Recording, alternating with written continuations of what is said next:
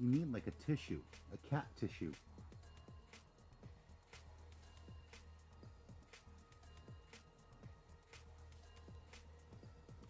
I wish I could get you to like clear your throat, because you just got something like right there, right there.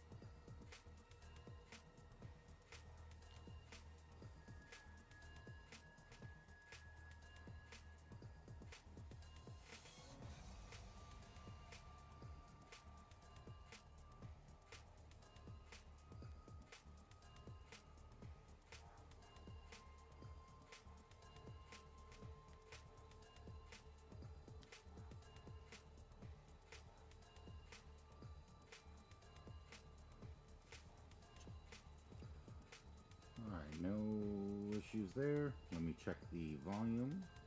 Please, Venom. Please, Scoot.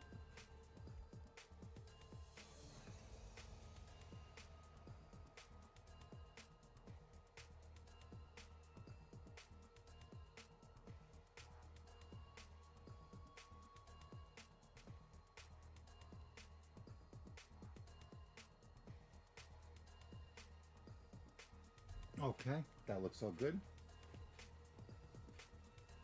Hey, you wanna... Come here. Right here. Come here.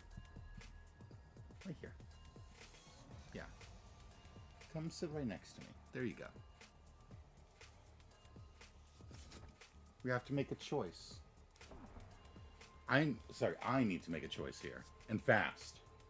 What do I do? Hello, Crunchy.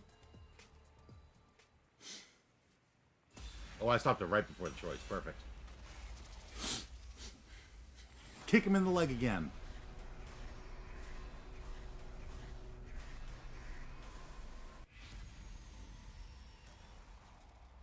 Jump out of the window. Dodge the attack again.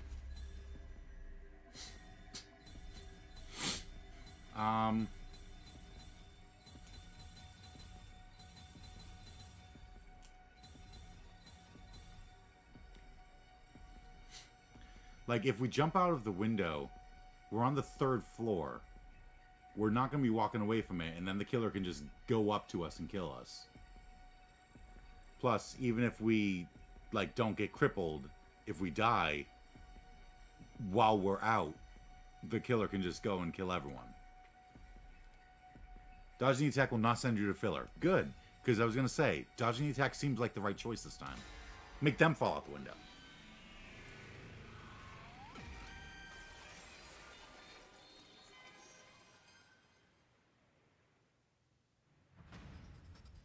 We have to dodge this attack first. Nozomi, stand back! Takumi! I steeled myself and braced to face the killer. Going up against the same path as you still? Jeez. Going up against a power saw barehanded meant the odds were against me, but I still had to try. I punched the killer in the face with a tightly clenched fist. This is not a dodge. What? The killer recoiled for a moment, but quickly recovered and swung the power saw at me. Watch out, Takumi!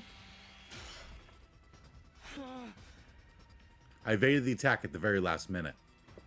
The power saw struck the wall, the momentum making a deep cut in it. Stay down! I immediately struck back, but with the power saw in the way, my punches couldn't land properly. Damn it! After some tussling against the killer, I found myself backed against the window. I refused to go without a fight and decided to try a final suicide attack. I faced the killer, fully prepared to die with my next move. However... the killer took advantage of that brief moment of hesitation to kick me violently in the stomach. I was forced to my knees by the intense pain, holding my stomach. Takumi! Yeah, choosing anything with Takumi is a monkey paw moment, right? It's like, yeah, you'll dodge the attack, but... Stay back, Nozomi! I tried to get to my feet and stop Nozomi from coming closer.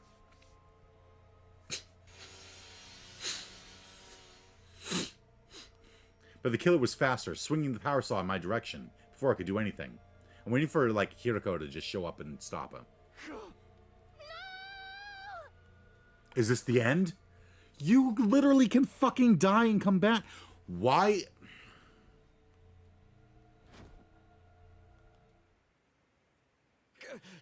What?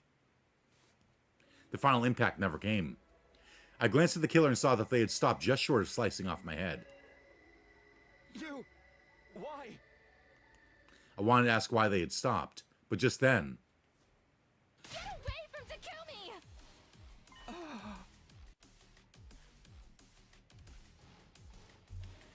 Nozomi? Nozomi slipped around behind the killer's back without either of us noticing. Next moment, she kicked the killer with all of her might.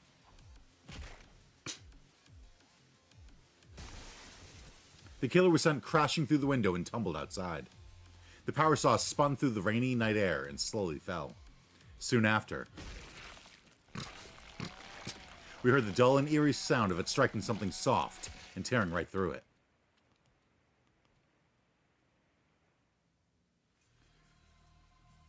Bullshit. Power saws have a safety feature where if you're not literally holding the button down, it turns off.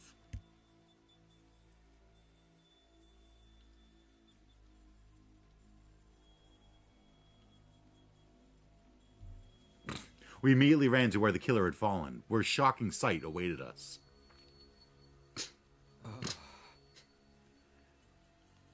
The squashed and motionless body of the killer lay mired in a pool of their own gushing blood. The power saw was deeply embedded in their upper body. The engine stopped.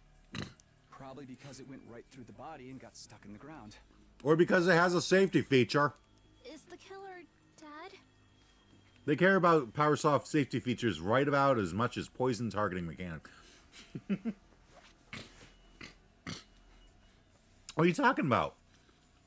The poison? The poison that they use for the invaders? I don't know, but... by the looks of it...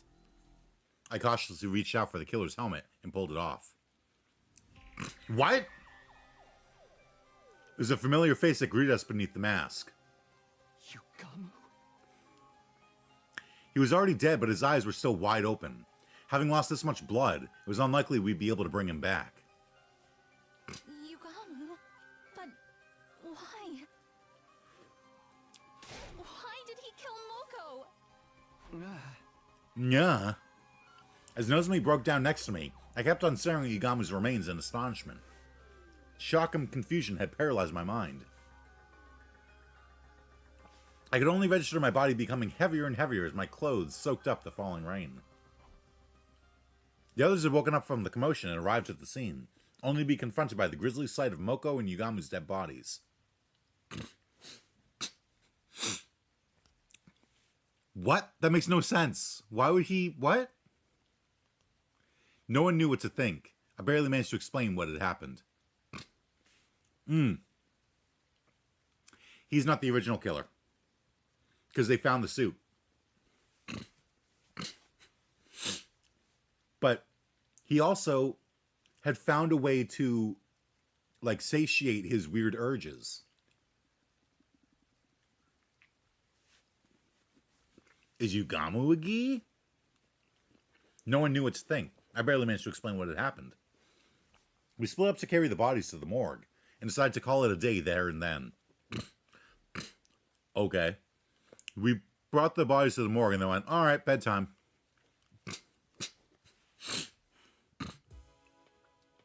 It's supposed to be Ato. Ow. Ugh, my head hurts. I woke up with a sluggish body and a pounding headache. I'd gone to sleep cold all over from being soaked in the rain, and it hadn't done me any good. Don't want to do anything today. The only images in my mind were of the murdered Moko and the killer's true identity. My mind was faring worse than my body. I just don't want to think. To be fair, it's like 3 a.m. What are they going to do other than take them to the morgue and go back to bed? What else can they really do? You just fought, apparently, Yugamu with a power saw. And, like, doesn't matter what time it was. You should be, like, hopped full of fucking adrenaline right now. I pulled the blanket over my head and completely shut down. Praying hard that everything would turn out to be a bad dream, I spent the whole day curled up in bed. That was how the curtain fell on my 43rd day at Last Defense Academy.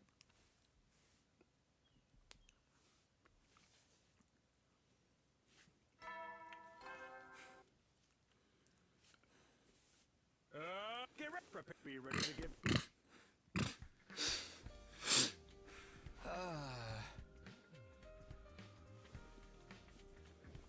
Already morning. I sighed deeply after being woken up by the usual morning announcement. It wasn't a dream. The events of the night before replayed in my mind vividly. My body had recovered because I slept through the whole of yesterday, but my mind remained in a daze. I should go show my face in the cafeteria at least. I got up from bed and started getting ready to go see the others.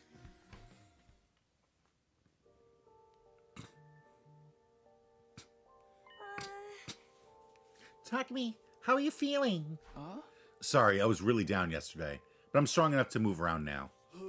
That's all fine and dandy, but it feels like none of us got much sleep last night, huh? Well, duh. How can we just get over the fact that Yugamu killed Moko? Gaku! Oh, I mean... The shock is real. The killer was Mr. Omikage all along, huh? Tsubasa, what's the current life sign total? Let's see. It says 13.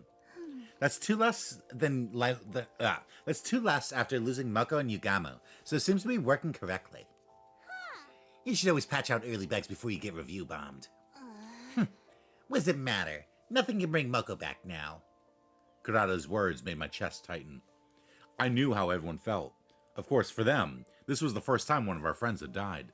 You might not believe me, but none of this happened in my future. I was so determined to save everyone this time. But I couldn't protect Moko. I'm sorry.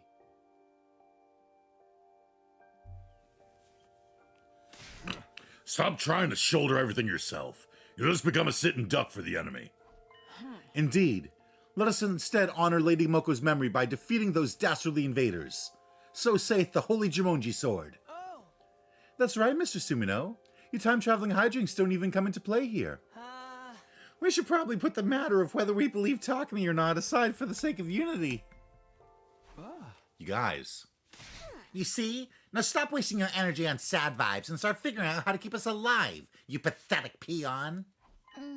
Right. I'm feeling better now. I'll be fine to fight too. I'm going to see Moko. I need to say my proper goodbyes. Then I'll go with you. Haven't done that yet myself. In that case, I shall accompany you as well. I was a little surprised that Kurata was being so nice. She's probably worried about us in her own way. After all, Nozomi's virtue will be in danger if I let a deviant like you go anywhere with her. I can already see it. You were thinking you'd pretend to comfort her and just casually brush your hand across her private parts, weren't you? Scratch that. I didn't even have the strength to rebut her ridiculous accusations anymore. That was how Nozomi, Kurata, and I ended up heading to the morgue together.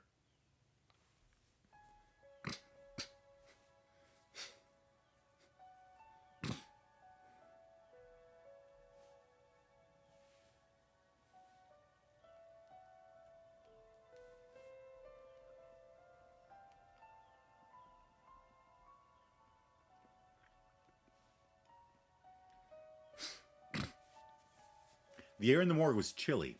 There were 4 bodies laid out there. Eito, Ava, Moko, and Yugamu. Each body had been covered with a sheet, so we couldn't tell at a glance who was who. Moko, thank you for everything. Why is that one bark of hers so much louder than everything else? After mumbling that, Nozomi put her hands together and offered a silent prayer. I put my hands together for Moko as well. When I opened my eyes, I inadvertently met Nozomi's gaze.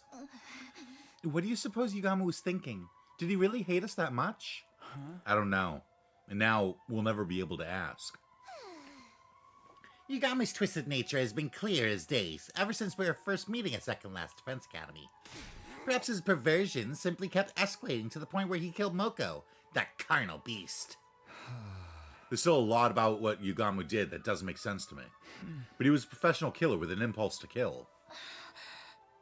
Maybe that's why he killed Ava and attacked Kiriko and Takumi. Save your brain cells.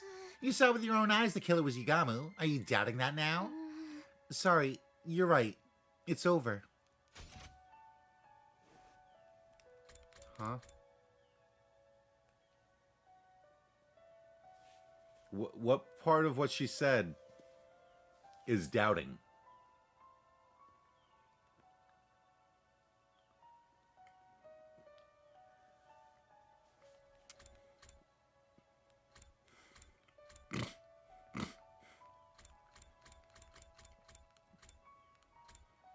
Who? What? No part of that was doubting. Takumi went, he is a professional killer. Sorry, was a professional killer. And Nozomi's like, yeah, maybe that's why he killed Ava and attacked Hiroko and Takumi. Because he's a professional killer. And Kurata's like, You saw the killer was Yugamu. Why are you doubting that? what? We were agreeing that he was... What? Translation error, maybe?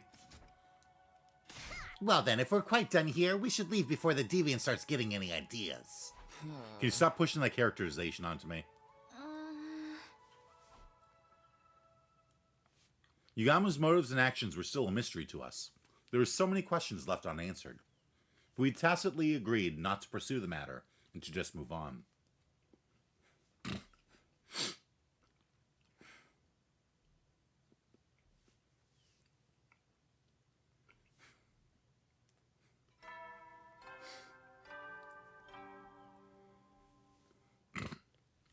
Up and at 'em, troops. Up and at 'em, troops! Time to rise and shine!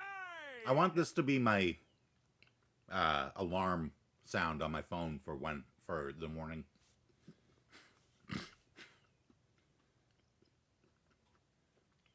Maybe the Nozomi's maybe he wanted to sounds like she was trying to find explanations to make things make sense. Maybe. That would explain why Kurata said save your brain cells. Yeah, maybe she was what it was trying to say was she was like, don't bother thinking about it. He was the killer. Leave it at that. Get ready for your 46th day of active service here at Last Defense Academy. Prepare to be ready to give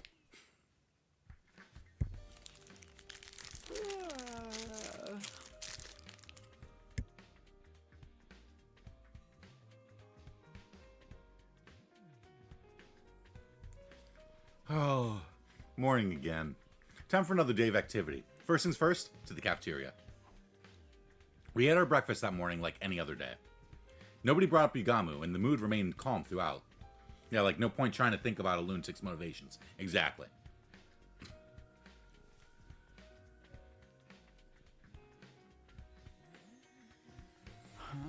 Okay, what should I do today? I thought about my plans for the day while walking down the hallway. Is that Darumi and Gaku? That's an unusual pair. Hey, they're gonna be okay, right? I don't know, man.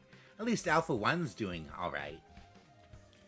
They were talking between just the two of them, but something seemed off. Hey, what are you guys up to? Whoa! Oh, it's only you, Takumi. Couldn't you have just said hi like a normal person? I think I was being pretty normal. Anyway, we're not to anything. Okay? All good? Bye!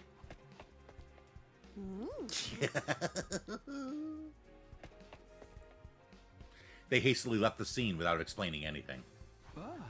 Huh. That's really weird. Not that it matters, I guess. Dude, they smuggled some weird creature onto the school grounds. Takumi is a fucking moron sometimes. Nothing much else happened after that. Day 46 drew to an uneventful close.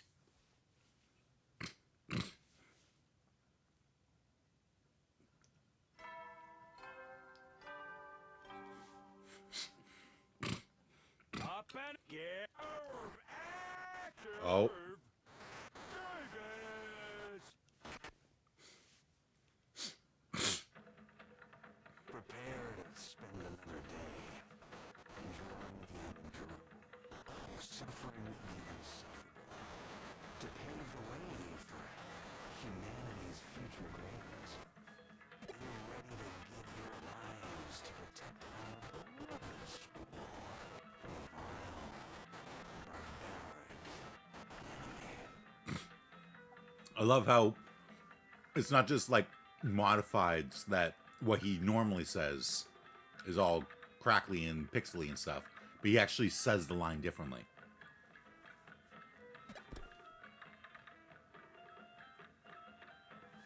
What the? That wasn't normal. Did the announcement bug out?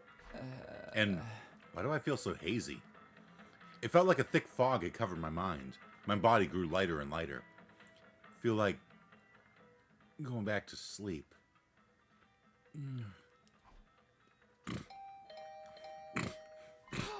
What is it? I was brought back to the land of the living by the unrelenting ringing of my doorbell. That was a close one. Almost went out like a light. I hurried over to open the door. Hiroko? Yep. Takumi. Good, you're safe. Hiroko, what happened? What do you mean safe? No time to explain. Use these to plug your ears for now. Hurry. Huh? Earplugs? Without knowing why, I inserted the earplugs Hiroko handed me. Then she pulled out a notepad, scratched something down, and showed it to me. We're under attack from an enemy who uses special sound frequencies to create illusions. What? So the announcement just now. Oh, you can't hear me. Give me a sec. I borrowed the pen and notepad from Hiroko and hurriedly wrote out a message. What about everybody else? We'll go help them now. Just then the alarm sounded. Hiroko was right. We were under attack. Intruder alert. Defense mode initiated. Let's go, Hiroko. She read the movement of my lips and nodded firmly. We split up to tell everyone about the situation and how to deal with it. Fortunately, no one had been completely entranced by the illusions yet. Because our ears were plugged, we were in the strange situation of needing to coordinate an attack without being able to hear each other.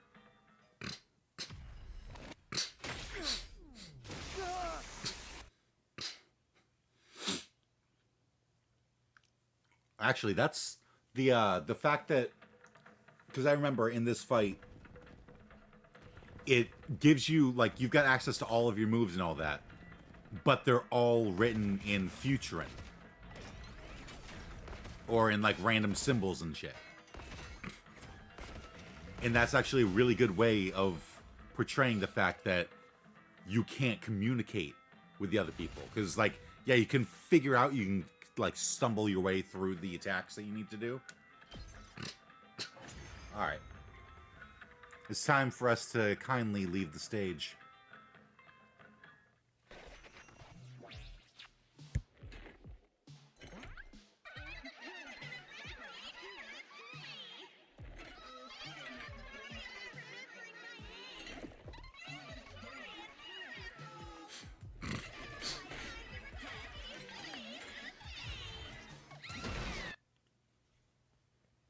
Yeah, they're just garbled up.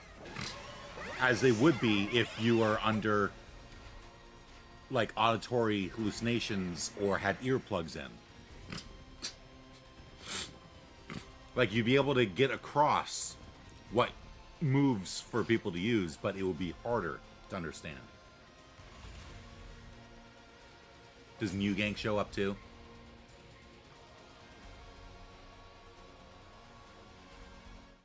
Yup. I swear New Gank always shows up here.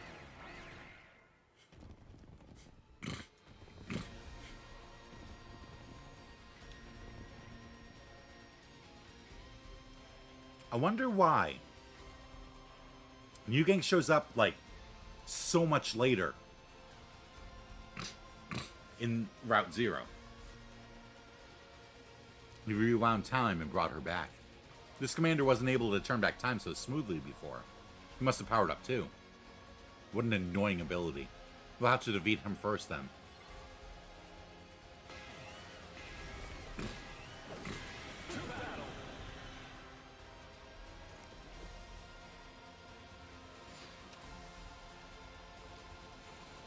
They didn't want to double up commanders in Route Zero.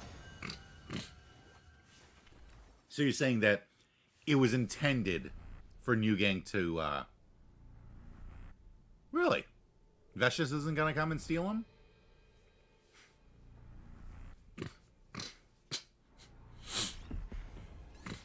Oh! He's Max.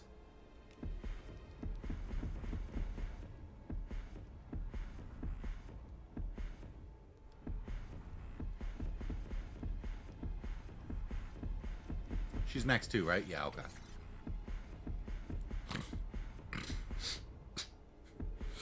I will claim this one. So you're saying the original intention was for them to be doubled up. And so they just had to make it easier for Route Zero.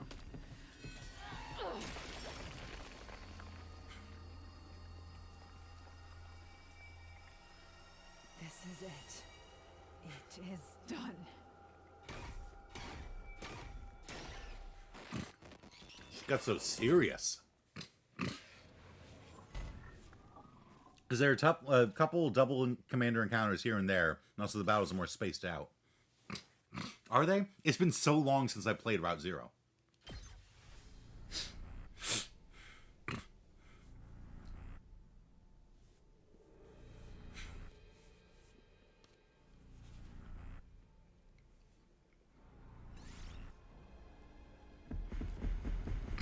I will claim this one.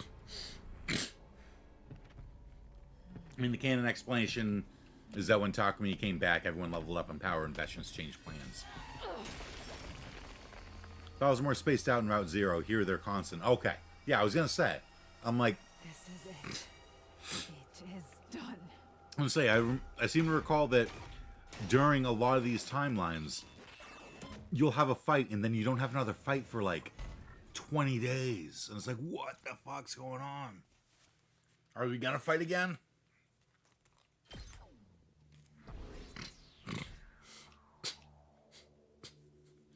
Two arms.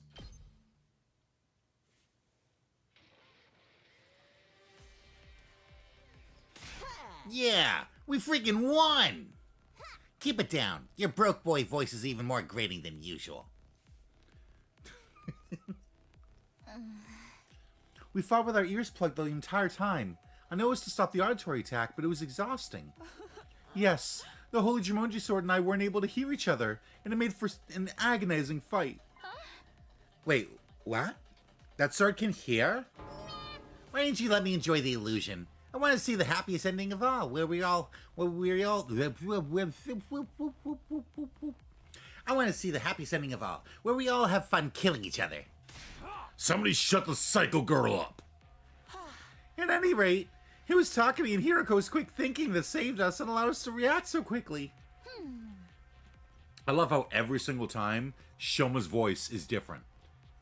And like Shoma's voice is the only one that I like. It changes every single time that I do a stream. I can't get my voice to be the same amount of whiny.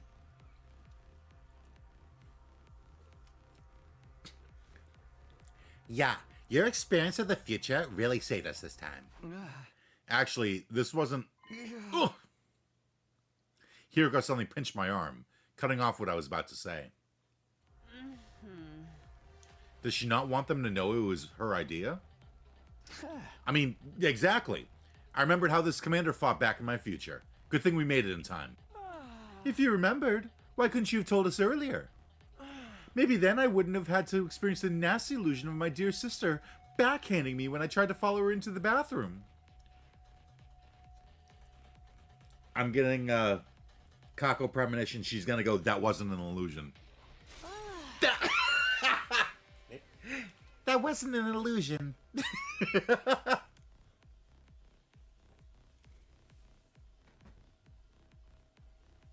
I called it.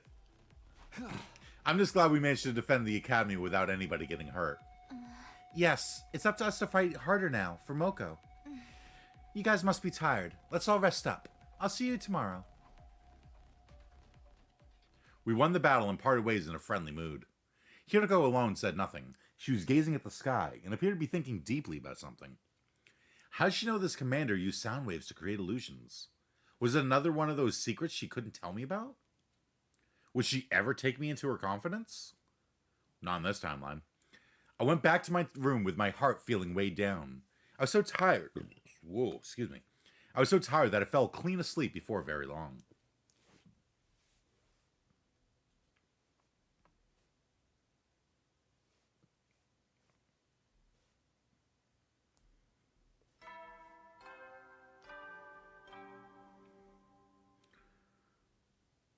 Up and Atom troops, time to rise and shine! Get ready for your 49th day of active service here at Last Defense Academy. Prepare to spend another day enduring the unendurable and suffering the insufferable to pave the way for humanity's future greatness. Be ready to give your lives to protect our beloved school from the vile and barbaric enemy.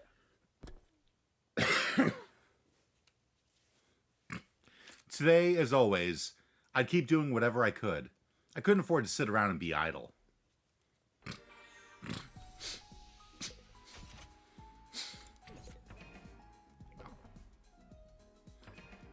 Right, I was going to check and see. Okay. 10, 2, 2, 5, 10. Wait, 5. Is it counting the ones that he does on his own that I don't pick him for? Or did I really give him 5 before?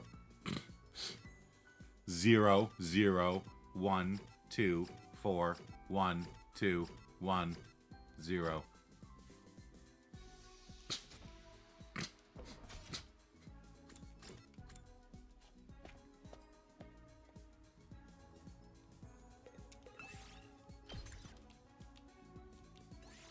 Move out!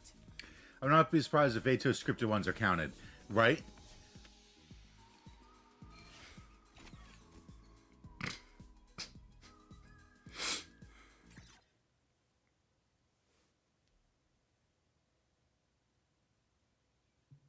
I'm so tired.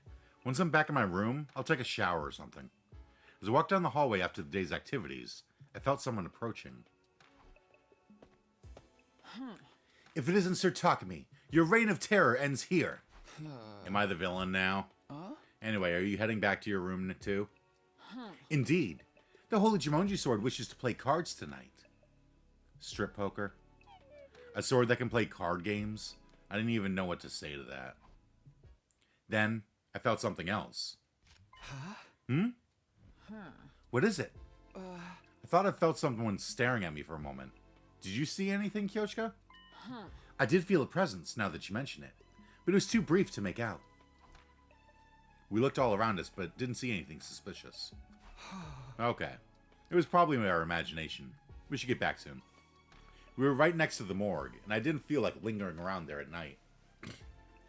Yugamu was a gi. Kyoshika and I headed to the roof together and went to our rooms. Day 49 in my school life flew by, just like that.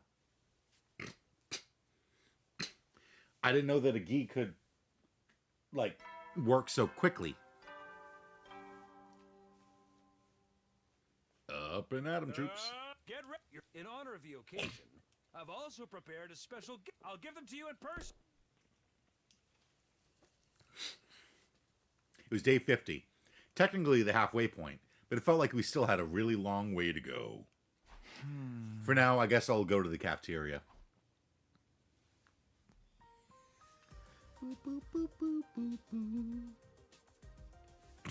When I reached the cafeteria, everyone else was there too, having breakfast. Despite what the announcement said, the courtyard was already unlocked a long time ago. And where's the present he promised to give us? Are you saying there's no gift? No! Everything is lies! Everything is lies! Any gift from a piece of scrap metal like that wouldn't be worth a second glance anyway. Darn it. Not getting something we were supposed to get makes me feel I've lost out. Can't we at least get a better breakfast than usual? You can use the Rationomatic for that. I'm not talking about the actual food. More like the vibe, you know? So, a breakfast party? You're the type of party animal with an idealized image of Christmas, aren't you? Who said anything about Christmas? And even if I was, what's wrong with that? I grew up dirt poor and never got to enjoy any special events before. Party people of the world should just drop dead, but parties themselves should live on forever. It's such a classy move for someone to die at a party during a blackout. Like, say, a party at a beach house?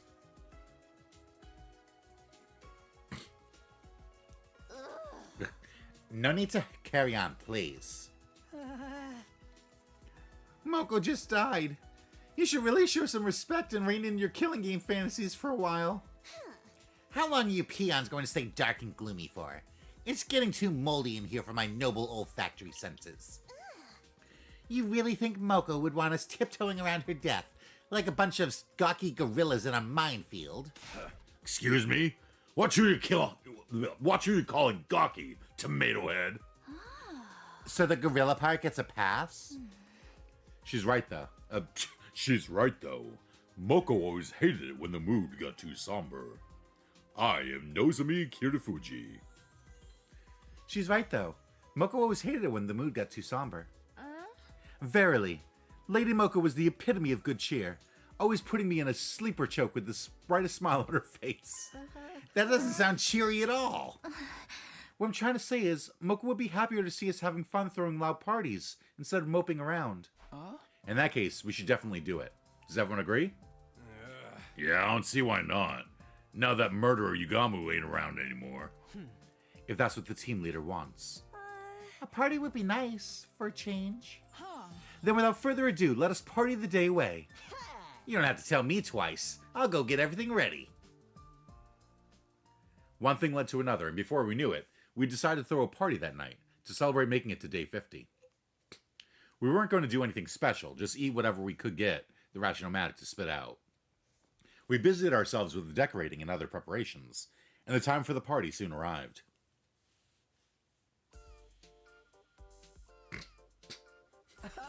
Wow, this is unexpectedly nice.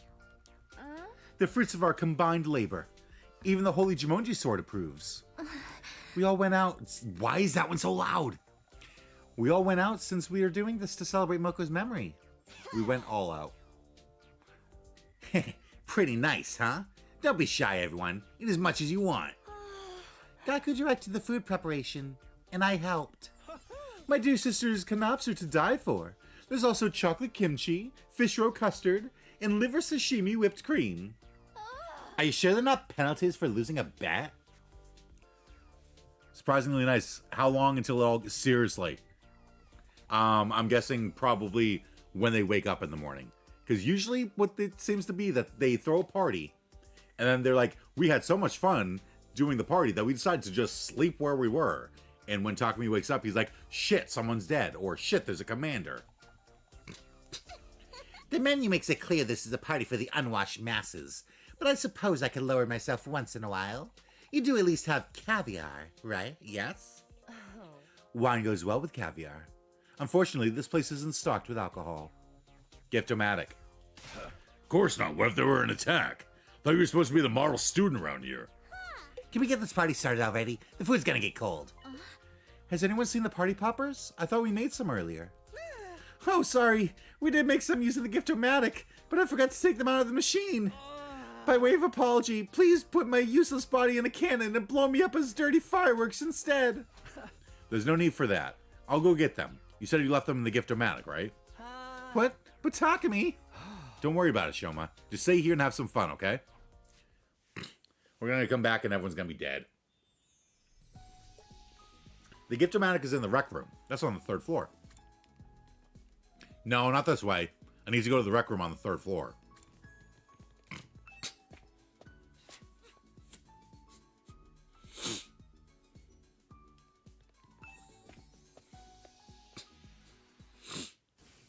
Oh, hi! Oh, hi!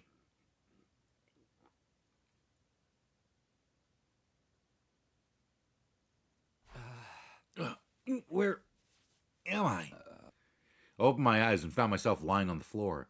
I quickly looked around. It's oh hi. Huh? Isn't this the metal shop? At that realization, I frantically retraced my memories. The last I remembered, I was heading to the rec room to retrieve some party poppers. But on the way, two figures dressed in black suddenly appeared. One of them hit me hard and I passed out. Just like that time. This happened on the night of day 16 as well, when Hiriko was attacked. When I woke up, I was lying on the floor of the biolab for some reason. Wait, more importantly, the people who had attacked me were wearing the same kind of strange black suit as the killer. But Yugamu was already dead. Why had they been dressed up in the same way? Could it be Yugamu had accomplices? But who were those two? My breathing quickened as my mind swirled in confusion. Calm down. Calm down. I had to go back to the cafeteria and let the others know about this. I was trying to steel myself when suddenly it happened. Shit. All of a sudden I could hear screaming. Did they get to them already? Had the figures in black gone on to attack the others after they knocked me out? I dashed out of the metal shop and ran toward the cafeteria at full speed.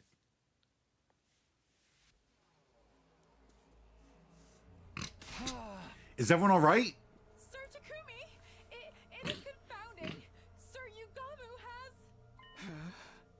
What? Yugamu? I looked over where Kyoshiko was pointing, sheer terror on her face. The fuck? Right there was Yugamu, who we'd all thought was dead until now. I don't know, he still kind of looks dead. He just showed up all of a sudden. What the heck's he doing here? Who revived Mr. Omikage without telling us? That's impossible. His body was in no condition to be revived. Then how can he be back? How would I know? But he was the killer, right? We should take him out before he gets a chance to backstab us again. Wait, there's something I need to tell you about that. Is he a fucking zombie? Hey, is it me or is something off about this, dude? If you're dead for a while, you will be too. I'm the resident expert in undead games here, so let me handle this. The resident expert? Yugamu! Hey, tell us what it felt like to be dead. Darmy, no! Darmy bounced over to Yugamu. The moment she got close enough, he bit her. Hey, let her go! I lunged at Yugamu, who had pounced on Darmy, and gave him a flying kick. But he'd already bitten down on Darmy's neck. His head reared back, tearing out a chunk of flesh and spraying blood everywhere.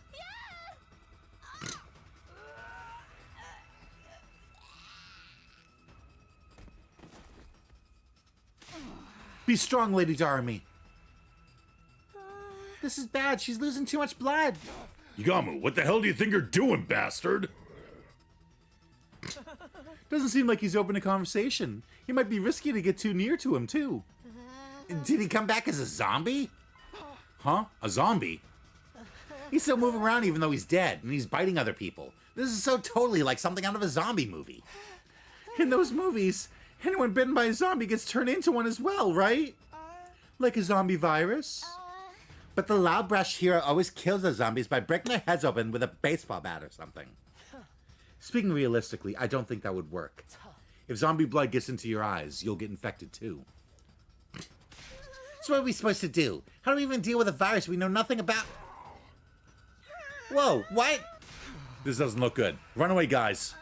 What about Darmy? I'll carry Cycle Girl. You just think about running as far as you can. What? No! Ah!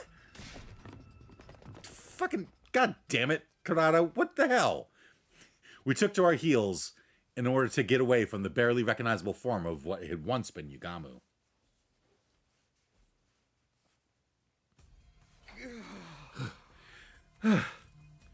We were all in such a rush that we got separated from each other. Did everyone manage to get away?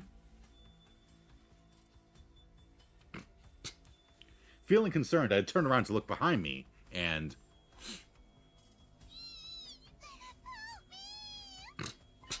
Karada.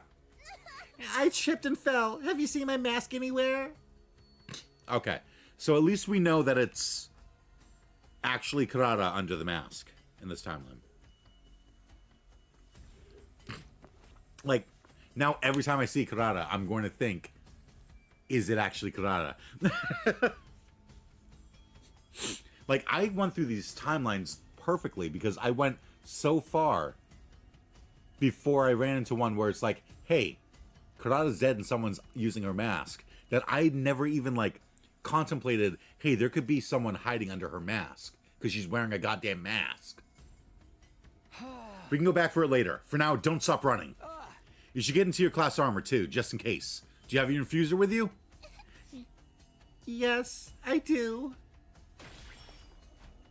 We both drove our infusers into our hearts at the same time and transformed into our class armor. Good. Well, let's go. Stay close to me. I'm too scared to stand. I grabbed the deflated Karada's hand so we could continue running, but just as I did...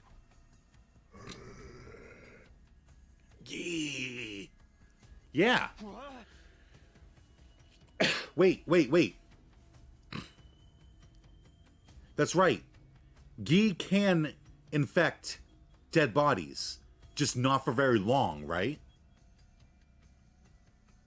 Like, it works better in a living host, but they can go into a dead body. It just rapidly, decays. So I guess this is more a case of zombie and not zombie. Oh, shoot. Come on, Karada. Oh, shit! He moves fast.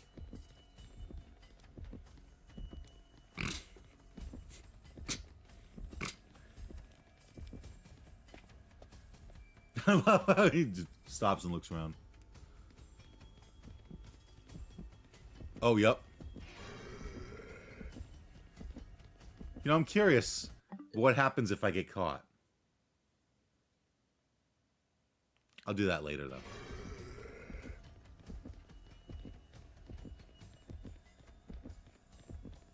I think you're confusing the two Gi types there?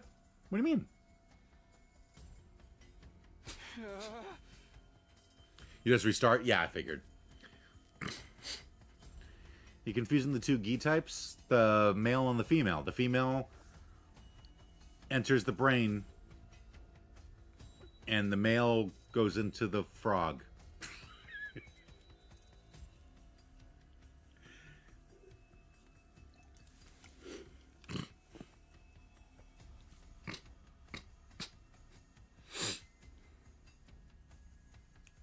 I'm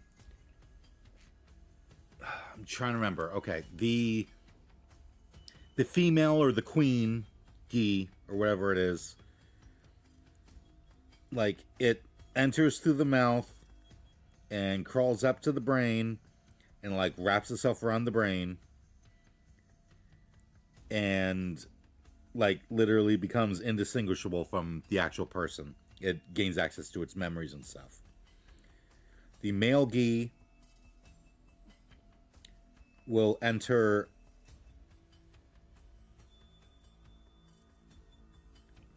Is it only the male Gi that can enter dead bodies? Because I remember there was a thing about the Gi can enter a dead body, but not for very long. Like, the body can't sustain it.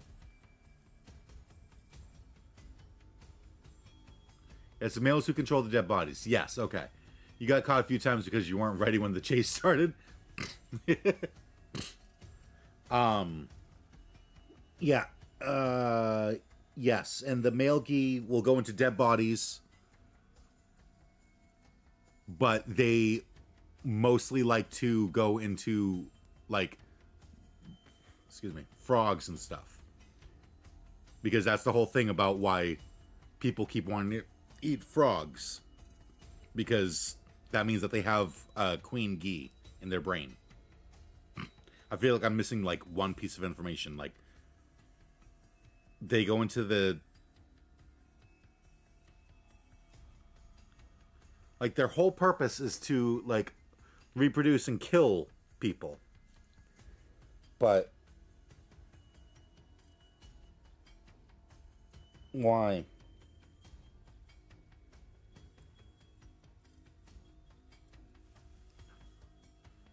Like, they obviously, like, it makes them want to kill people, and they kill people, the dead bodies, they kill more people so that there's more bodies.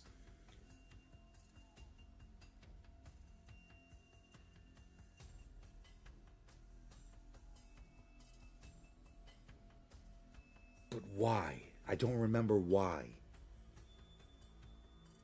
Like, why do they want more dead bodies?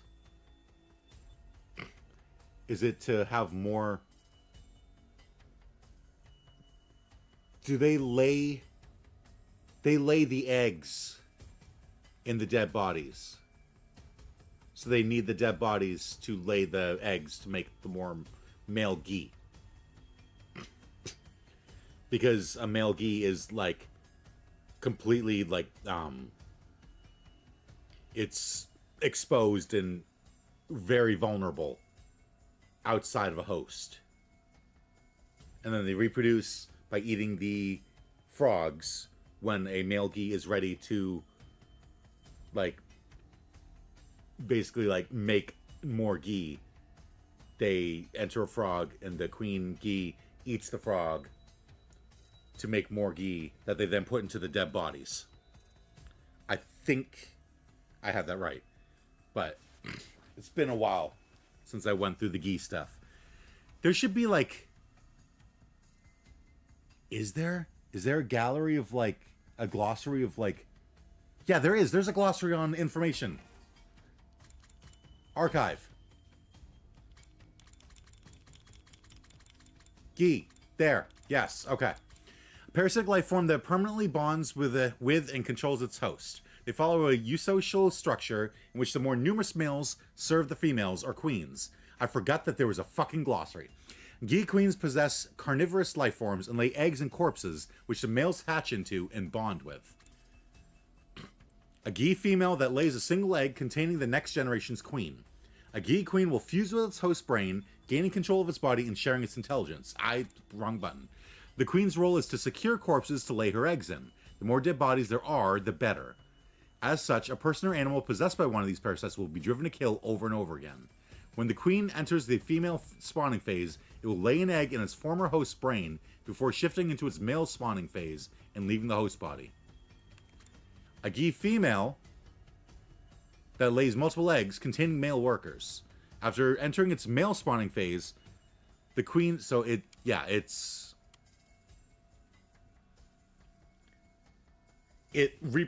makes males, like, it is the queen. And then when it's like, okay, it's time to go, and so it lays an egg in the brain. It lays like another female ghee egg in the host's brain, and then pops out. And then it goes into the male spawning phase, and it lays multiple eggs in the dead bodies. The queen leaves its host body and begins laying eggs, and the corpse is prepared for it. It will continue to put all its energy into this act until it dies. The eggs laid in this way hatch and bond with their host's brains, changing them into zombie-like creatures. Zombie-like creatures! The males then start creating corpses for the next generation, and the cycle of death repeats itself. Oh, I'm so glad they put a fucking archive in here. I'm like sitting there going, isn't there a glossary? There's a glossary, because I remember seeing that there was something like it popped up. And yeah, oh look, the old book's in there. Or no, that's a different old book. That's the one about the boxes of blessings. That's not the one about... Is there not a thing for the QB liquid? Is there not a thing for the old diary? And like the killer that doesn't die?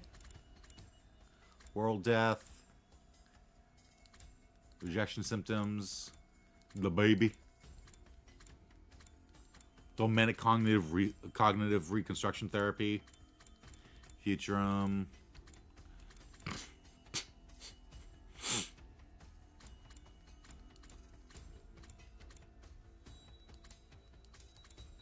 Yeah, no, I guess not.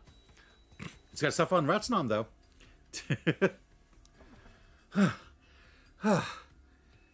Karada's just sitting there going, did you really have to spend like 5 fucking minutes reading through your, like, memory books? We managed to shake off Yugamu and found refuge in the biolab. It was pitch black inside. We sat on the floor together and I held Karada in a protective embrace. Shh, quiet. The door to the biolab was still busted after what happened on day 16. If Yugamu found us here, we'd be done for.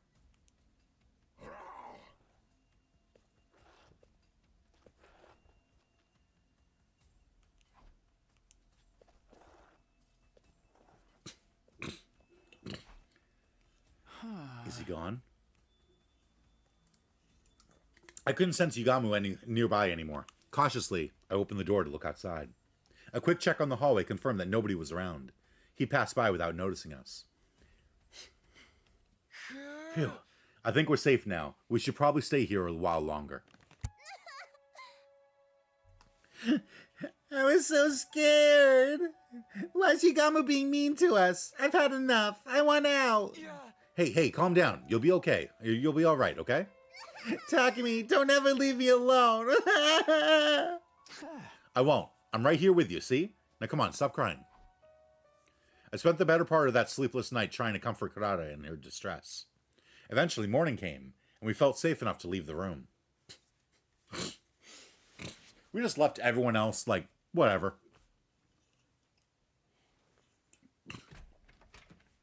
Karada and I went to the cafeteria and saw that everyone else had also returned. Takumi, Karada, oh, thank goodness you're both all right. Yeah, glad to see you guys are safe, too. Does anyone know where Yugamu went after that? Well, not really. We were discussing it, but nobody saw where he disappeared to. How could we? We were all holed up in our own hiding places. Incompetent maggots, a lot of you. Why didn't one of you make yourself useful by sacrificing yourself for the greater good? The greater good. I'd gladly do that, even if it involves sealing up an immortal nine-tailed fox within me. Kyoshika, you do whatever you want, just so long as you keep your dumb ass to yourself. As you wish. Tsubasa, has the reading on your device changed? I kind of dropped it when I ran out of the cafeteria, and now it's broken. Sorry. It's not your fault. Staying alive is more important than any machine. Oh. Do you think when the male Gi enters the dead body, does it count as a large life form? I patrolled the area a little just now. There's no sign of Yugamu. Okay, so Yugamu's back to being missing. What about Darmi? She's a goner. We stuffed her in the revivomatic, but it didn't do any good. I see. Thanks for trying anyway. Awfully blasé about that. I more or less expected that when I saw how much blood was spurting out when she got bitten. But I was still holding out hope that maybe, just maybe. We took Darmi's body to the morgue and I put her into her class armor. What? How? Oh, it's just a replica I made with the Giftomatic. Her whole body was covered in blood. I wanted her to look clean in her final slumber, at least. Did you see how he tore into her neck back there? Even I had to take a step back. You doubt it?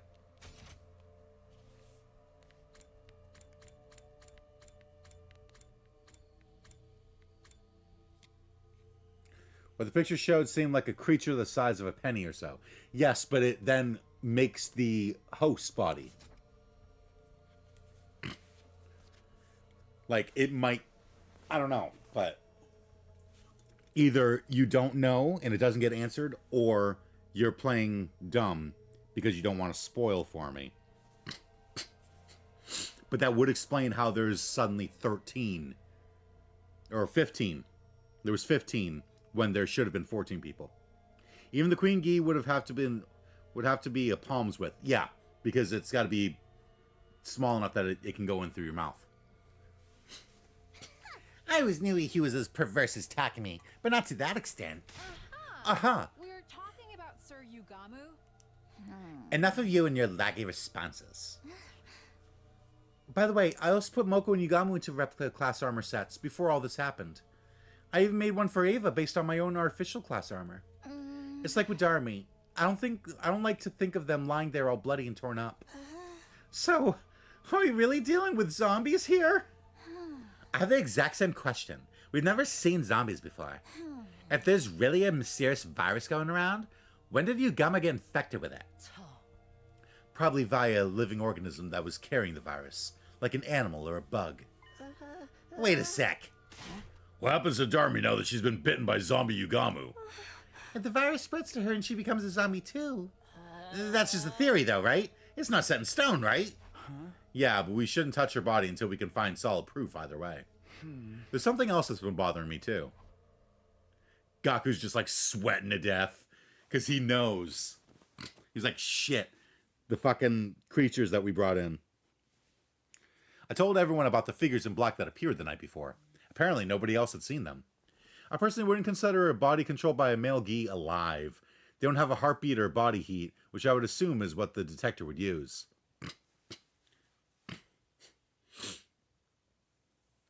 I suppose so, yeah. But then again, 100 line is 100 line in its logic. Exactly. Exactly. Who were those people? Where'd they come from? And where'd they gone? Where'd they come from, Cotton Eye Joe?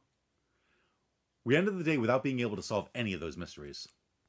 We decided that we'd all sleep in the gym from now on as an extra precaution.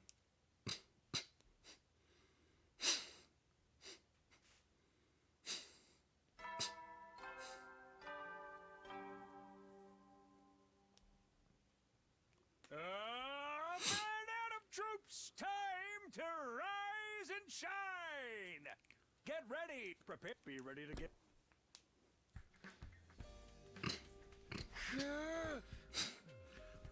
Morning again. Wait a second. Where am I? Why am I in my class armor? The ceiling seemed unfamiliar. I panicked for a brief moment, and then I remembered. We'd all slept in the gym last night for safety. I'd also proposed that we kept our class armor on so we could react quickly to any emergencies. How the fuck does the class armor work? Like, wouldn't it deactivate if you fall asleep? Good morning, Takumi. Did you sleep well? Morning, Nozomi. Yeah, after being up all night that first night, I slept like a log. Lies. How about you been up all night ogling Nozomi's refined figure as she slept, thinking about all the wicked things you could do to her limp, defenseless body? That's slander. Don't think you can hide anything from me. Putting up with Kyoshika's nightly obscenities with her sword have made my senses highly attuned. They are not nightly. We didn't do anything last night, at least. 100 line is 100 line in this logic. Yeah. You guys are such morning people. I barely slept a wink. Me neither. The sudden crisis and move to the gym was hardly conducive to a good night's rest. I guess the change of environment made some of you too uncomfortable to sleep, huh? I stayed up the whole night to ensure no one would gaze upon my dear sister's adorable sleeping face. You don't need to do that. I wish you'd knock it off. Gaku, you don't look too well. Could you not sleep either? Huh? Oh, yeah, something like that. Hey! Why the hell are we hiding like scared rabbits anyway? We should be out there tracking down Yugamu. Have you learned nothing from zombie movies? The guy who does stuff like that always comes back infected himself. This ain't the movies, dumbass! Do zombies even move around during the day? Don't they melt in sunlight or something? That's vampires. I've seen movies where the zombies moved around in the day without any problems. Absolutely ridiculous. Now you're really mixing up fiction and reality. Hey! Like I said, we should just get out there and catch him before... No, that won't work. It's too risky to take action before we figure out what's causing the problem in the first place. If only Gaku would speak up. Until things settle down, we all have to stick together. Whatever.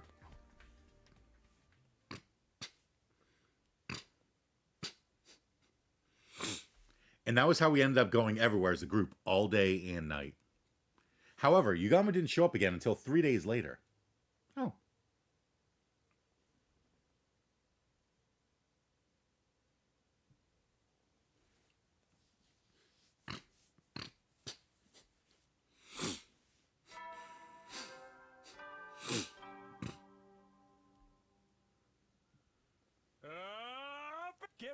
prepare. Be ready to get.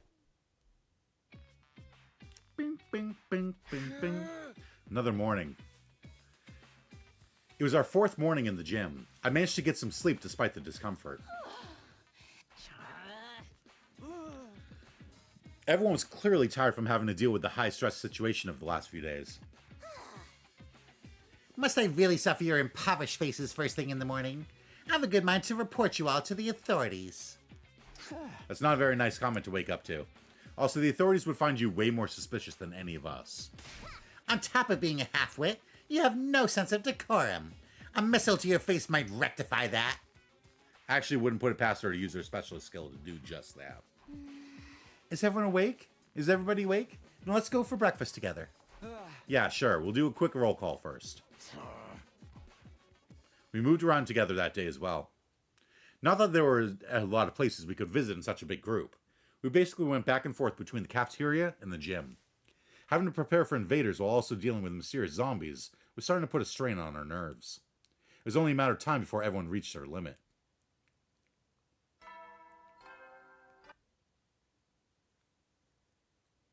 You never will then.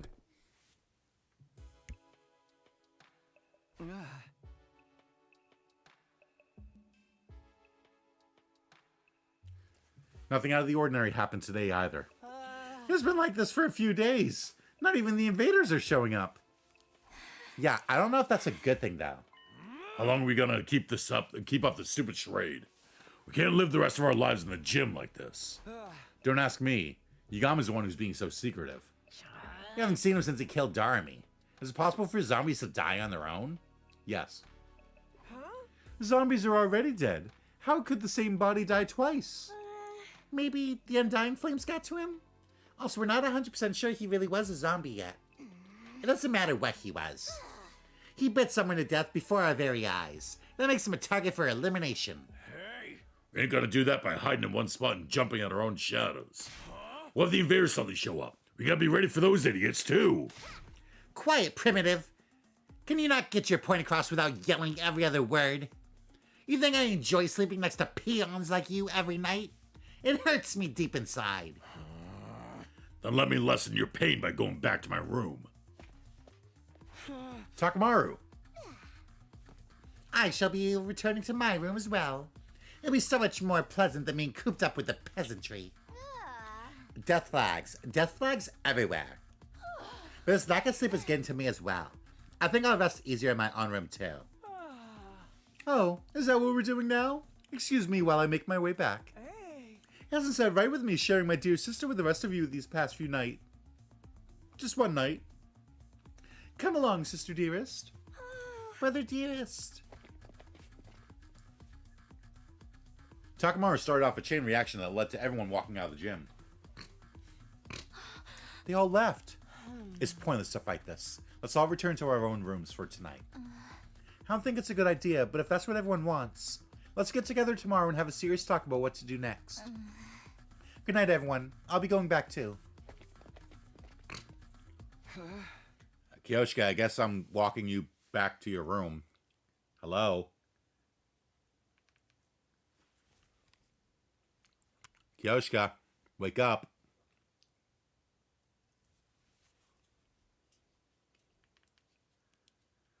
I groaned and held my head, tortured by the tension in the air. Did I make a mistake? But I don't know what else we could have done. I think you did well, Sir Takumi. Kyoshka, I didn't see you there. The restless atmosphere is causing even my holy Jumonji sword to feel uneasy. We have been watching from the back with our arms folded in great concern. I see. Thanks for that, I guess. It's getting late. You should probably be heading back to your room. Indeed we shall, for the holy Jumonji sword wishes to have an early night. My old familiar chamber awaits. So tired, I don't even know why. I should go back too. She's dreaming of the holy Jumonji sword flexing with its 2 arms.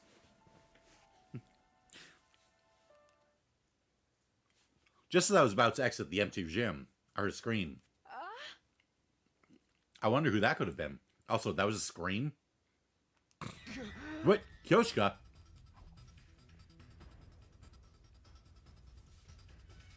I dashed out of the gym and saw a horrifying sight. No, stay away from me. Koshka, over here. Yeah. Ah, let's get out of here.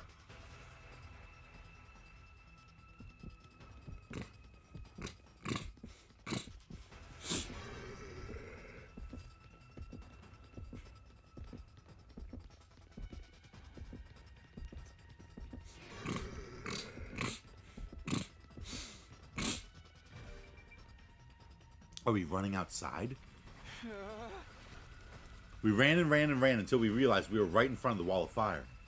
Damn, it's a dead end. Yee. Now you've angered me, Sir Yugamu. Meet your demise by the blade of my holy Jumonji sword. No, I'll handle this. You stay behind me. What? Where's Sir Takumi? Yeah.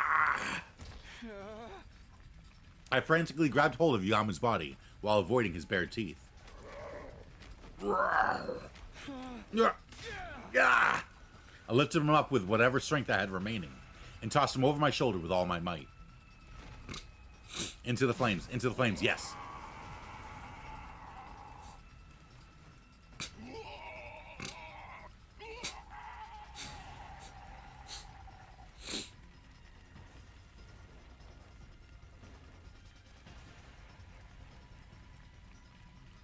Didn't they reuse the CG?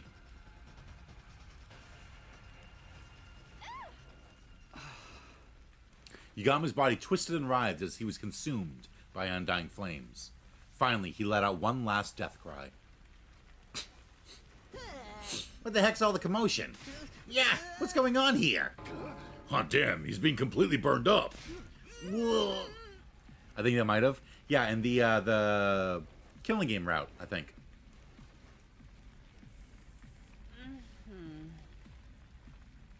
The sounds of our scuffle had summoned everyone else to the spot. With the grisly sight unfolding before us, we were all shocked into silence. We watched helplessly as Yugamu was slowly eaten up by flames till he finally collapsed onto the ground. I remember where they would have, but some CGs do get reused. Yeah. Before long, whatever had remained of the body vanished, and Yugamu Omokage was gone from this world.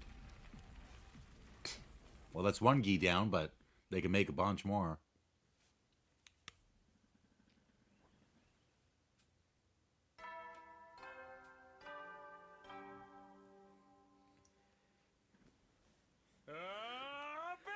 Get prepared. Be ready to give your lives to protect our beloved school.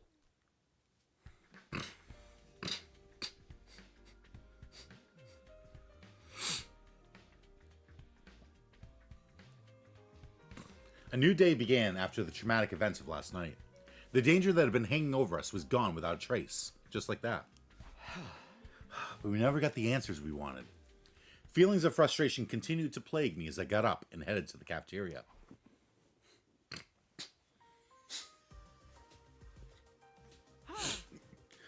Good morning, Mr. Sumino. Why the long face so early in the morning? Here, you can have some of my mayonnaise cola if you promise to cheer up. Are you trying to cram your entire week's calorie intake into one day? They're mixed together very well, but the lumpy texture enhances the flavor. Ooh, like juice with lumpy fruit bits? I simply adore that texture. Maybe you could add lumpy bits to your sword as well. The perfect sword texture for your partner in crime. Or should I say, in bed. You always have the best suggestions, Lady Kurata. Is that really what you should be responding to? So we can just live our lives like normal now, right? It's about damn time. Guys, aren't you concerned about the whole zombie thing? We are, but nobody knows what Yugamu's objective was, or if he had really become a zombie. And now that he's been burned up, we'll never know for sure. I mean, the guy was an assassin. Maybe he had a taste for human flesh because of that. He never showed any interest in cannibalism before his return from the dead. Everyone's just throwing out pointless guesses now. But doesn't the whole thing creep you out? Yugamu was clearly not in his right mind. I feel like we can never truly relax until we find out what made him act that way. It was the gi. In my opinion, Mr. Omokage wasn't your run-of-the-mill zombie. Yes, I agree. In movies and games, anyone bitten by a zombie turns into one themselves, but Darmy didn't. Yes, and there's no sign that she's going to turn into one now. That only tells us he wasn't the usual kind of zombie we see on TV. Just knowing that much is good enough for me. It means he doesn't go around making more zombies, right? So now he's gone. It's all over. Jarmy had to die for us to learn that. This is not a happy ending. I know, but we can't let that hold us back from moving on. We need to go back to focusing on the invaders. I agree, but still. How about anyone who's still wearing can wear their class armor when they're walking around the school? Good suggestion. Those who want to can definitely do that. Come on, Takumi. You're the leader here. Quit acting like a spineless chicken. That put a damper on any further protests I could make, and the discussion came to an end. It was clear that everyone wanted to go back to their regular life, and not think too deeply about what caused Yugama's strange transformation.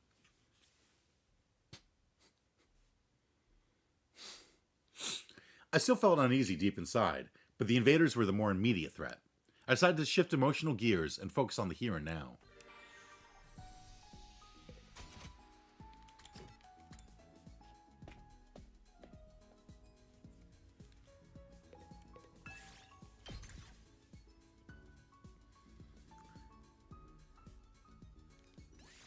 Move out!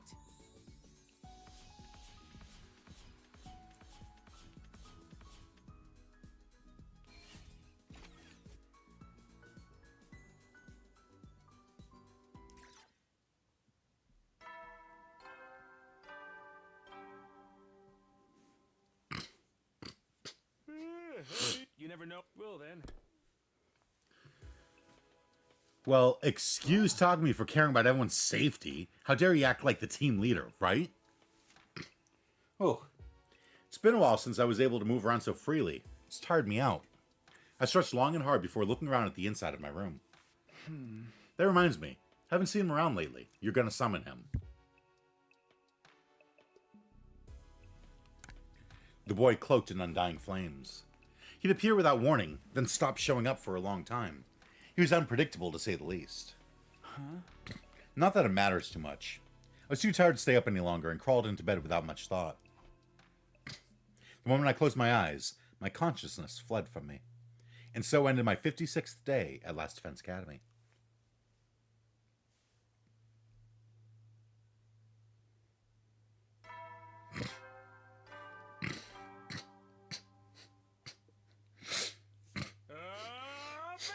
Get prepared. Be ready to get.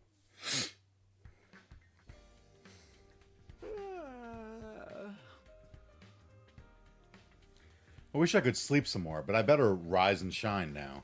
I sat up and stretched a little. That's when I heard it. Oh. What? The alarm? Intruder defense.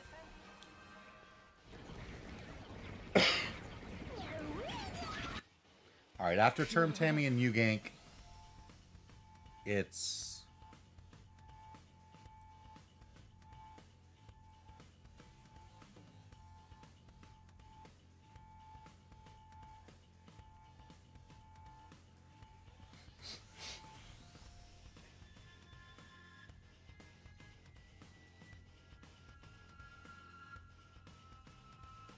Zenta?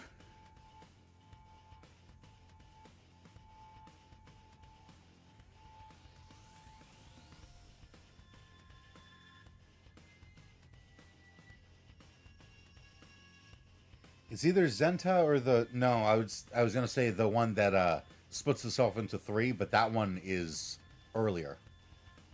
So yeah, I think it's Zenta. The invaders are here. I was flooded with a sense of urgency and tension that I hadn't felt in a long time. The whole zombie affair had made me lose my edge. I need to get to the war room, now.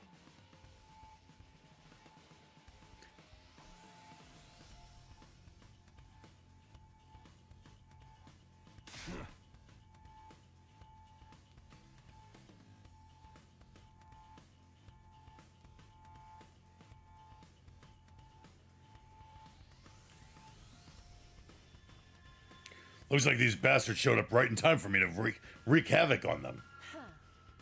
We're moving out, Takumi. Are you ready? Ready as can be. I'm focused now. All right, everyone. Let's protect the school. No, it's defensive battle initiate.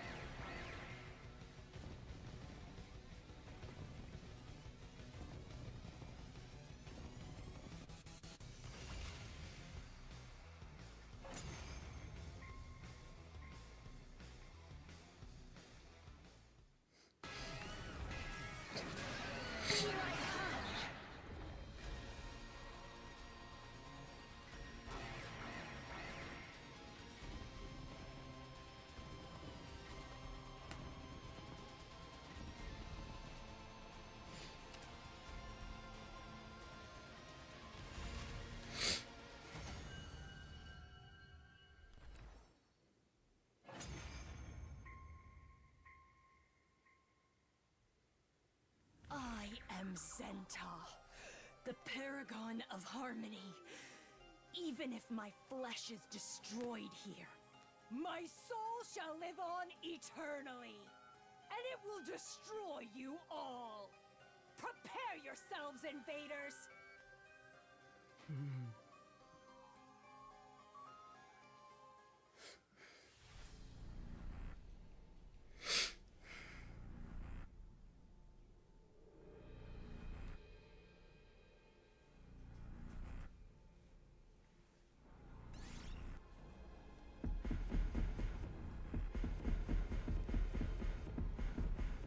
I will claim this one.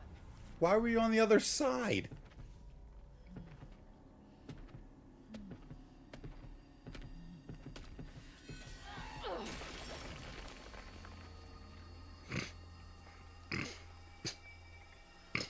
This is it.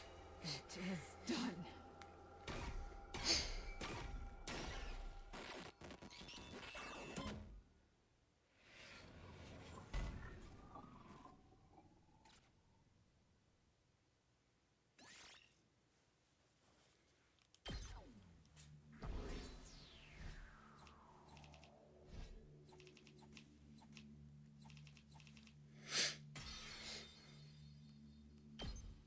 I'm gonna hit 1,000,000 BP by the end of this. And so we managed to clinch another victory in the day's battle. It was already late by the time everything was said and done. Kyoshiko was on that side because last time Yugamu was alive. So because Yugamu wasn't there, she decided to take his place. We decided to rest early, bringing an end to our 57th day at Last Defense Academy.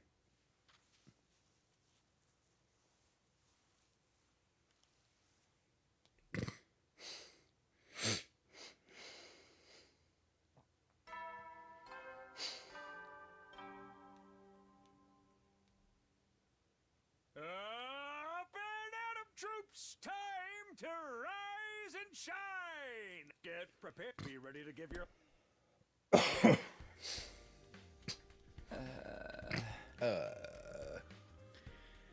They want to keep both sides of Takumi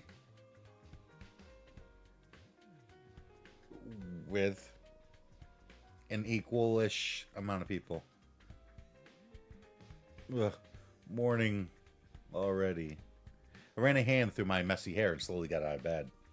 I got to bed early, so I no longer felt tired from yesterday's defensive battle. Now then, how should I spend the day today?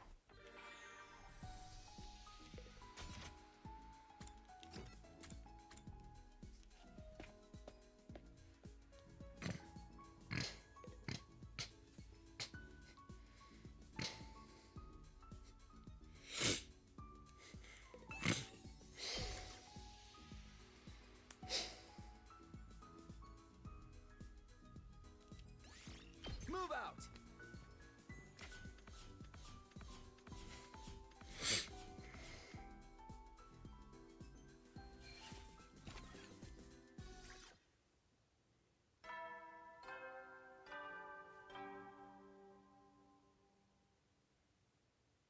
At ease, soldiers. It's time to hit the hay. You never know when the invaders might attack, so rest up while you still can. Well then,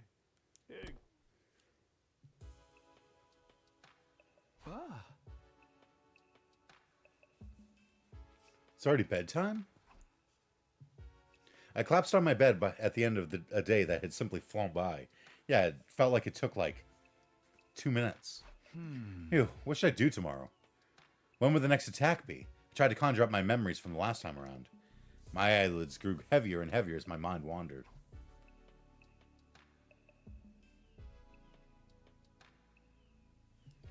Before long, I had fallen into a light and relaxed sleep.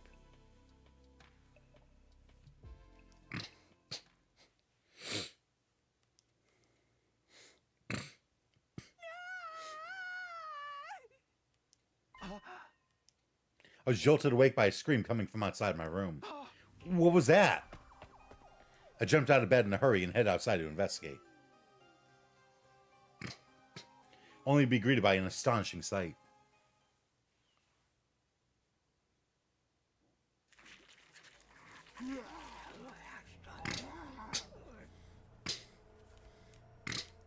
Well then. Brother dearest. An indiscernible figure had their mouth latched onto Kako's neck. She was losing a lot of blood and on the verge of fainting, and her attacker wasn't letting up.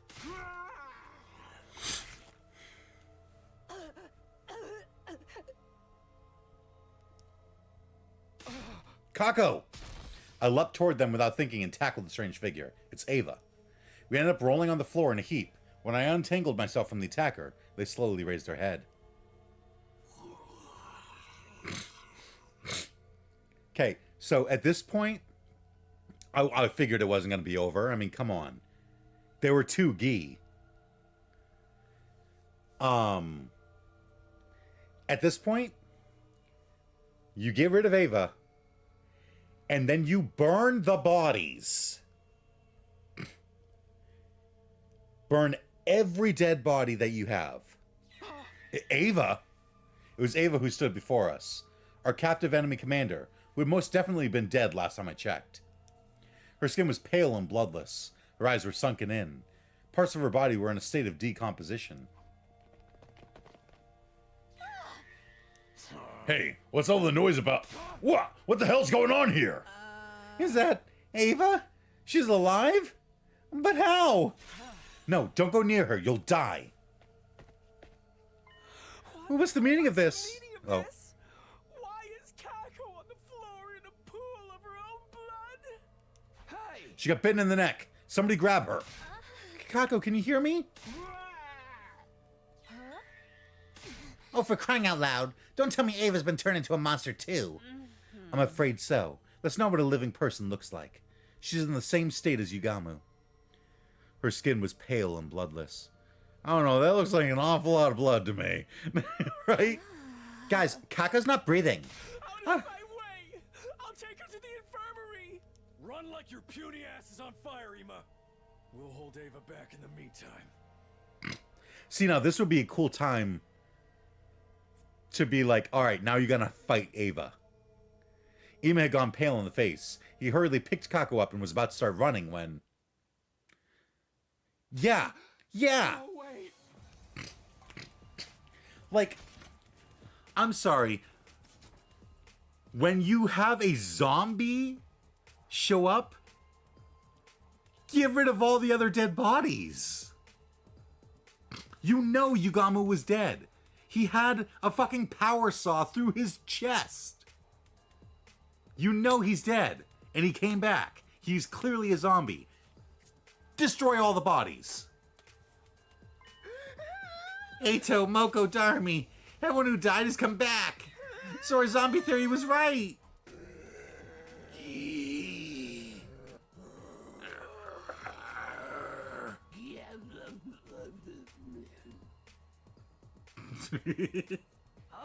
We've been surrounded. We have no choice but to hack and slash our way out.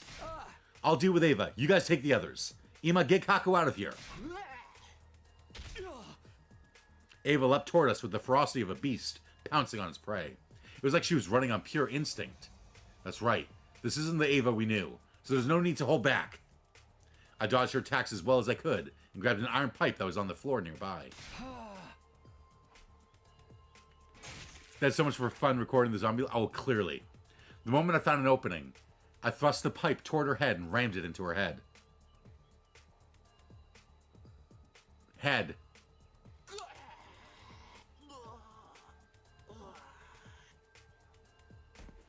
After letting out a brief roar, she stopped moving completely and fell forward. I pulled the pipe out of Ava's head and lifted her body up. And then,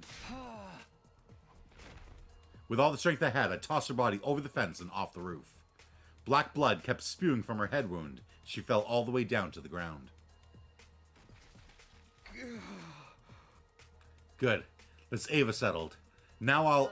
Takumi, behind you. What?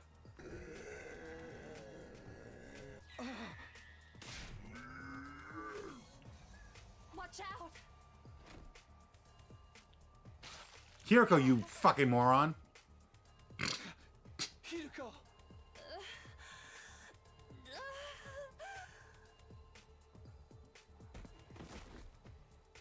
I had trouble wrapping my head around what had just happened. All of a sudden, Hiroko was losing blood from the hole that had opened in her back. Hiruko! Hiruko, stay with me!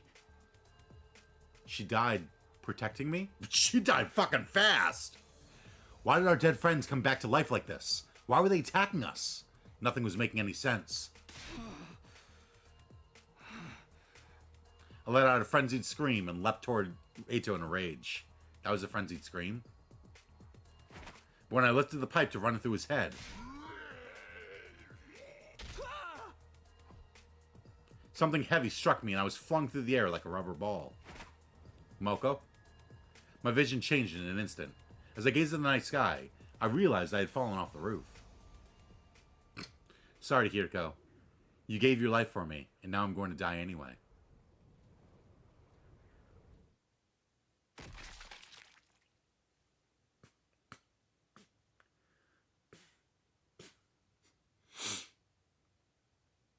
Oh, God. And because he died, now he's gonna, like, take forever to fucking wake up.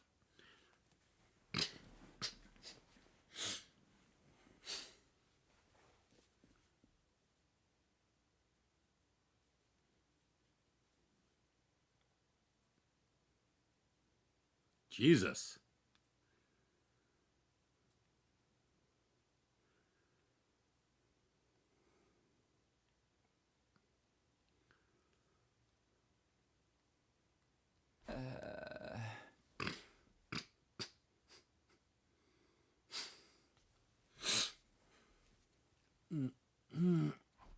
I woke up feeling like my consciousness had floated to the surface from a very deep place. Otherwise, you'll have like 10 nothing happened days. Yeah, that's true. Where am I? Takumi, you're awake. I heard somebody's voice nearby. I turned toward it and found Nozomi's eyes peering into mine. Oh, thank goodness. We were all so worried you just wouldn't wake up. Finally decided to get up, Takumi? It's been 10 days, dude. That's gotta be a new record. What? I was up for 10 days? I remember being thrown off the roof by Eito. Why didn't I die? You did, but we managed to salvage you and put you in the Revive-O-Matic before it was too late. What happened after that? Kako and Hiroko, are they...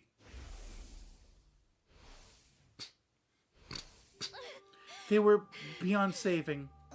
After you and Hiroko were killed, we were being pushed back, so we had to retreat. Unfortunately, we weren't able to take their bodies with us. Then, they're still... Yeah, they're still up there. We want to retrieve the bodies, but those zombies wouldn't let us get near them. For now, the roof is locked and off limits. That's not right. The fact that Hiroko sacrificed herself to save me weighed heavily on my heart. But I knew I wasn't the only one in pain over the deaths of our friends. I glanced at Ima, who was standing quietly in a corner of the room. He's just been standing there for the last 10 days. He won't respond to anyone and hasn't eaten anything. He wasn't in any state to join us for the battle either. There was a defensive battle? Yes, on day 63 while you were out like a light. We only had to deal with minions this time, so I took the liberty to clear them out with one shot. I must be rewarded for this. To prove that you're grateful, I want to a victory parade. What? I want a victory parade held in my honor, with you leading the way sitting on a spiky medieval torture device. That sounds more painful than the battle. Actually, shouldn't we be doing something about Ima? It's really concerning to see him like this. Can he blame him? The guy worshipped the ground his sister walked on. He's not going to be able to deal with it right away. We should just leave him be. He got real violent trying to go back to save Kaku before. Had to restrain him physically. Then he stabbed me in the stomach. During that time, the others went out to get your body. Oh, okay. Thanks for saving me. Because the drones don't fucking exist. What about Ava? Did you find her body next to mine? We've already disposed of that prisoner in the Wall of Fire. You mean like we did with Yugamu? She wasn't moving, so she was probably well and truly dead. But you can never be too careful. This is just a guess of mine, but I think these zombies' weak points are their heads. And that would make sense, too, because the ghee goes into their brain. When I put that iron pipe through Ava's head, she suddenly stopped moving. So we either have to do a headshot, or burn them in undying flames to permanently kill them? Indeed. Unfortunately, Hemoanima appears to have no effect on them. They almost killed me when we last fought them. They moved so quickly I barely had a chance to deal damage. We've also discovered some other things while you were asleep. First of all, the zombies can move around normally during the day. They're zombies, not vampires! They don't have the usual undead weaknesses. We can't count on sunlight to make them weaker. The second thing is about their senses. They can't see very well. On the other hand, their sense of hearing is super sensitive. They can pinpoint our locations by sound alone. By sound alone. That's not good. There's something even worse. It seems that the zombies have incredibly superhuman strength. Okay, but what if they're like Minecraft zombies? Is that what they're fucking comparing them to? Is goddamn Minecraft? Yeah. All it took was one punch for Eito to send me flying over the fence. And he pierced right through Hiroko's back like it was a piece of paper. We've been through our fair share of tough situations, too. So, becoming zombies must have made them even stronger. It means our bodies still remember the strength they had when they were alive. Anyway, we don't stand a chance against them. Since we can't go back to the roof, we decided to make the metal shop our base from now on. We've got all the tools we need to fight here, and it's near the cafeteria as well. We don't have to worry about starving, at least. I see. So that's why I was placed here? Come to think of it, is that power saw Yugama was using still around? Yep, right here.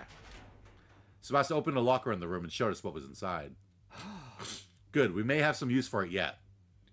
The power saw that once struck fear into our hearts was now a shining beacon of hope. So anyway, those were the 3 things we discovered while you were out. But we still don't know what's turning the dead bodies into zombies. We considered the possibility of a viral infection, but some things didn't quite match up. Wait. Are we going back into fantasy territory again? I guess so. Everything is pure supposition at this point, after all. If Jarmi turned because she had been bitten by Yugamu, who or what turned Ava, Moko, and Eito? Their deaths had nothing to do with zombies. They died before a zombie Yugamu showed up. It doesn't seem like any of them are interested in biting dead bodies either. When you reach Yugamu's state of perversion, anything goes, right? He totally seems like the sort that'd be into necrophilia. The zombies don't retain any of the body's original character traits, though. We can't talk to them, so we don't even know that for sure. I have an idea. We'll all learn zombie language so we can solve these mysteries and resolve the matter peacefully. What? Do zombies have a language? Not that I know of.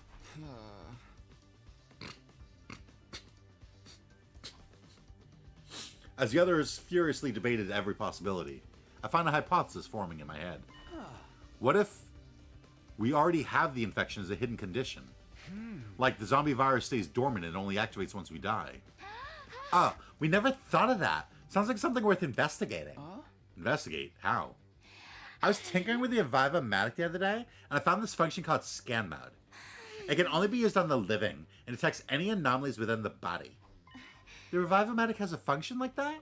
We should try it out right away. Yeah, let's go to the infirmary now. We immediately set off for the infirmary, dragging the dazed Ima along with us. But even after scanning everybody with the Revive-O-Matic, the conclusion was the same. No abnormalities detected.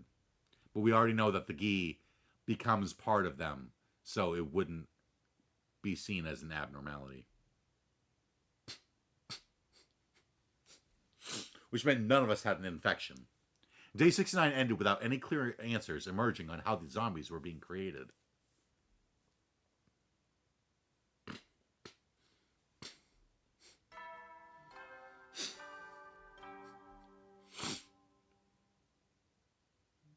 What? Wait, just a bit long?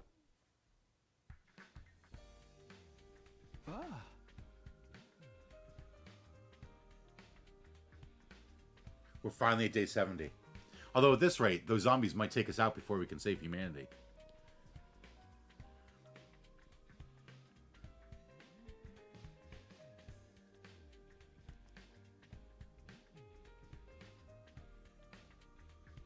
We continued puzzling over how to solve our new problem that morning, until we heard shouting.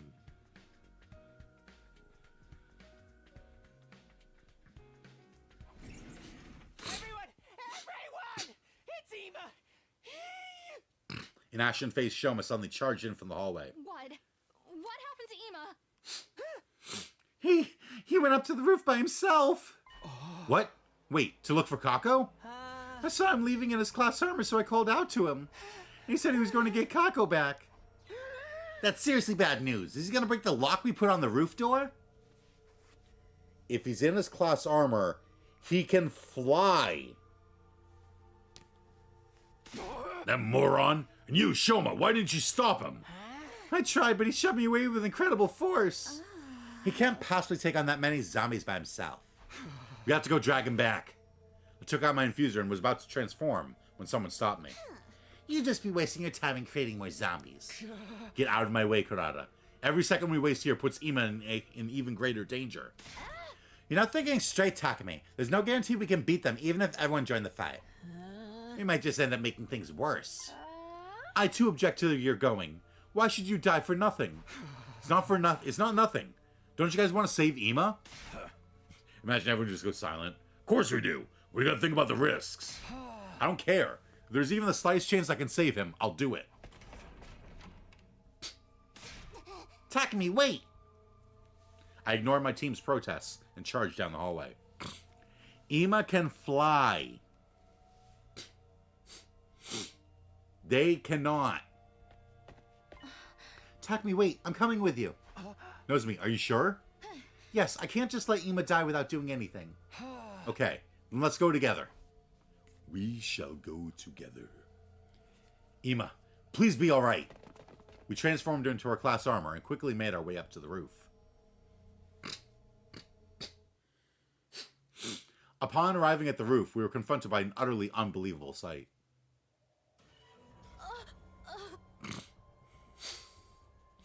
Ima was lying on his back in a pool of crimson blood. It was pouring out of what seemed to be a bite wound on his neck. Ima! He didn't react to my call. He was too far gone to be revived.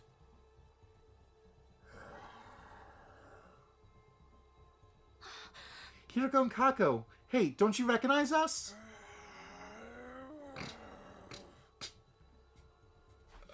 I don't think they do.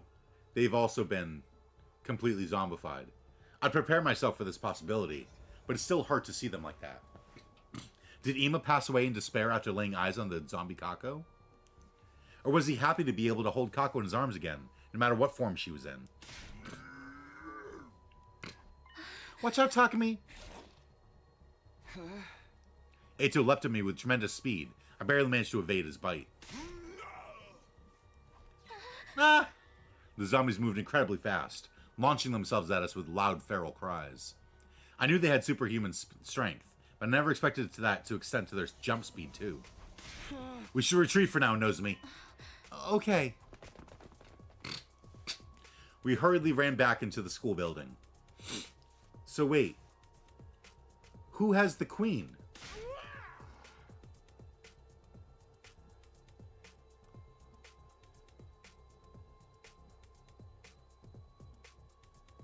Because the queen has to exist. And be planting the males in the dead bodies. It's fair, while Ima does have wings, he's not going to accept that Kaku isn't alive. He just let her bite him. Yes. But he could have, like, I don't know why he didn't do it to begin with. But he could have, like, swooped down and grabbed her. Because then, at the very least, he would be in the air, and when she bit him, he would fall. And possibly, like, damage the bodies to the point where they can't, you know, be turned. Oh no, the zombies! Our former friends had broken down the unlocked door to the roof. We're now chasing us further into the building. Just keep running. Oh, shit.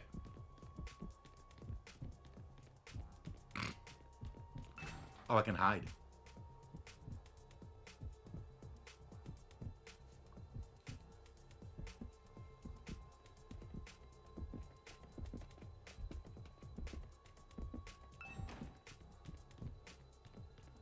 I don't know where I'm supposed to be going, but... Shit, Moko.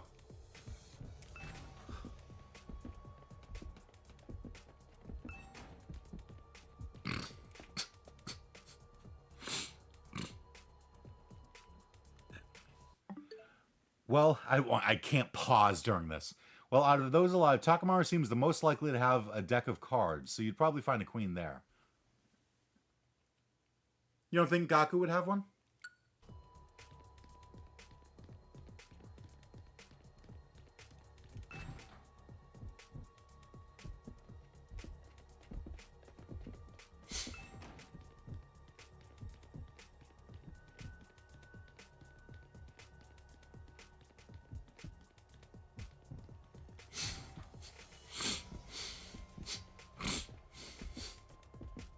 Gaku would know how to play cards. I don't think he'd have a deck on hand. Ah, true. Can I make it? Can I make it? Can I make it? No!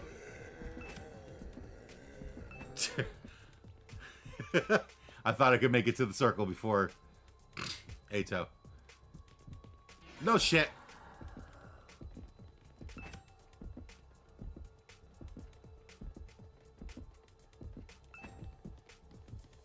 What?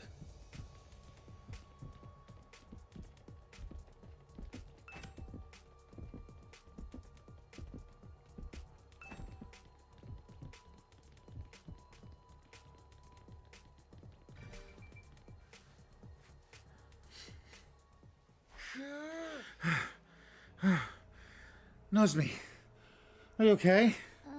Yeah, more or less. Our frenzied running brought us to the hallway of the first floor. But there's no time to even take a breather. Oh no, Nozomi!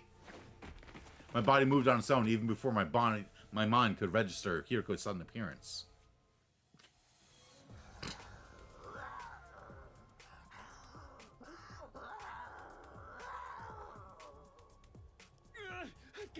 Get away! Takumi! Stay away, Nozomi! Just keep running!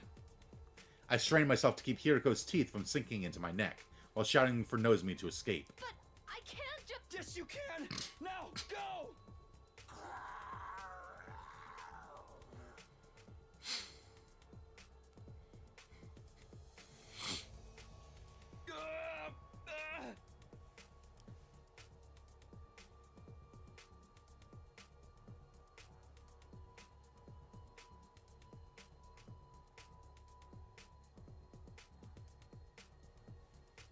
Can't hold her back. She's gonna bite me.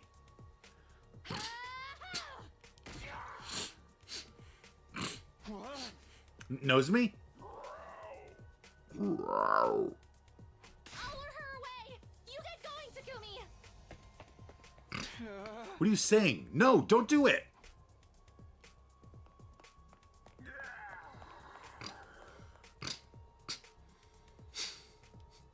Can't leave Nozomi on her own. Have to go after her.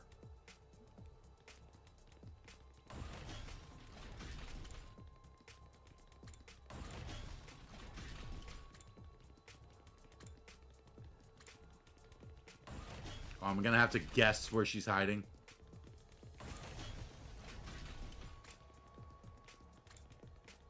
Alright, I'm going to guess entrance hall.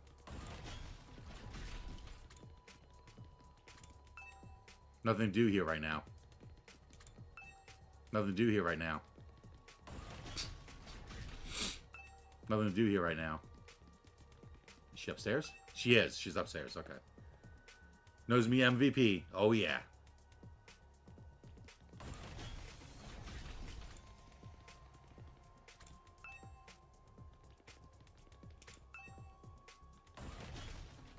Did she go up to the roof?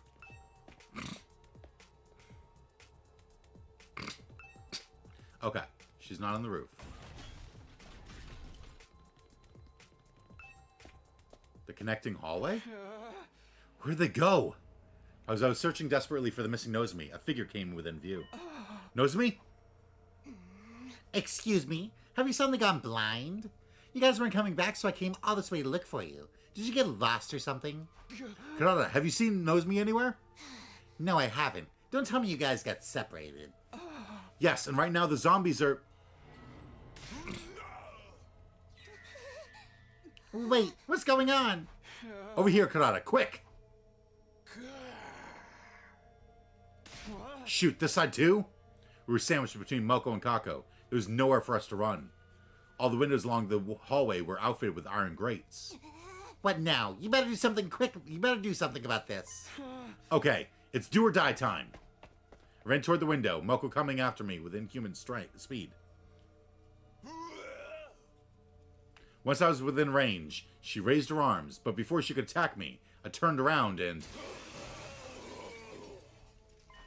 Now's my chance. I broke the window along with the iron grate, causing Moko to stagger. Once she did, I took the opportunity to kick her on the back with every ounce of strength I could muster.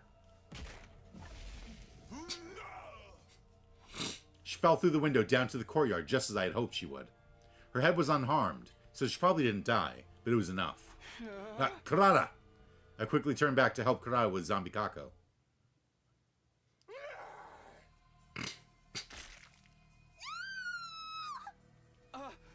Kurata! Get away from her! Grab my hand and start running. I bolted, half dragging Kurata along with me. This is bad. She's been bitten. We have to hurry and get her treated.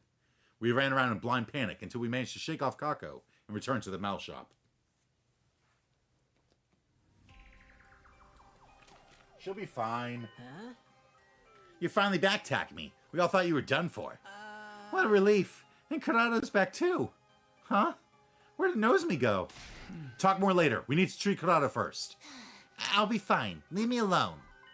Are you injured? Let me see. I told you I'm fine. Don't touch me with your contemptible hands. She's hiding something. Hey, did you? No, stop! Lady Kurata, is this? It's a bite mark. You were bitten by a zombie? This isn't funny, man. Now you're infected with the zombie virus. Wait, Kurata's not dead. If we just treat her injury... For now, yeah. But you can't guarantee she's gonna stay sane forever. Sorry, but I ain't letting you keep her here. It is with great bitterness of heart that I must declare the holy Jumonji sword and I are in agreement. Come on, we're her friends. We'll treat her injury, of course. But without an antidote, we can't let her stay here. Didn't they already prove that it wasn't transmitted through bites? 2 punctures from the top row.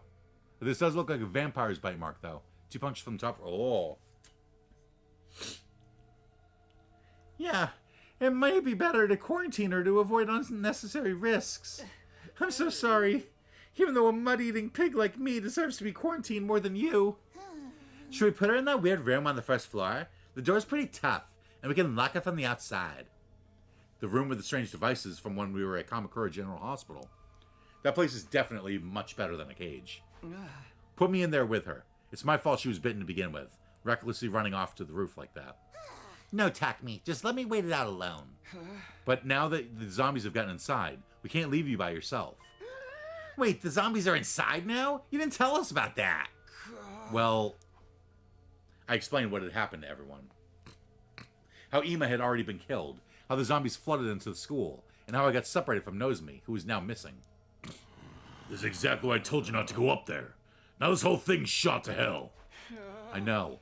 What happened to Nozomi and Kurata is my fault.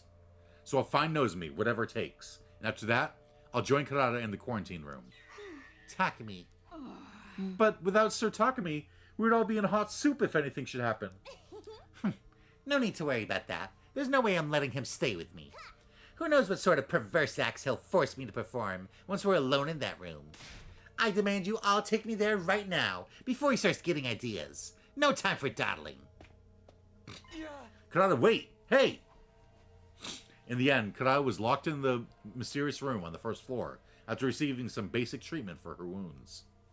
She kept talking tough as usual, but nobody knew what kind of face she was making underneath her mask. I'm so sorry this had to happen, Kurata. I'll come check on you again. I spoke to Kurata through the door while making sure it was properly locked. She didn't say a word in response. She did that on purpose. She's like, no, they're going to need Takumi. So I'm going to play it up that he would be a pervert. Sir Takumi, you have returned. Yeah, I put her in the room like you all wanted. Now I'm going to go look for Nozomi. Huh? You mean now? By yourself? Now's the best time. I didn't sense any zombies nearby when I was in the halls. But what if you run into them while you're out there? It might be safe if you're only going out for a short time, but it's too dangerous to wander around for very long. Lady Tsubasa speaks truth. Do not forget what happened to Sir Ima. Yeah, it really feels like she wanted to be locked away alone, too. Yeah.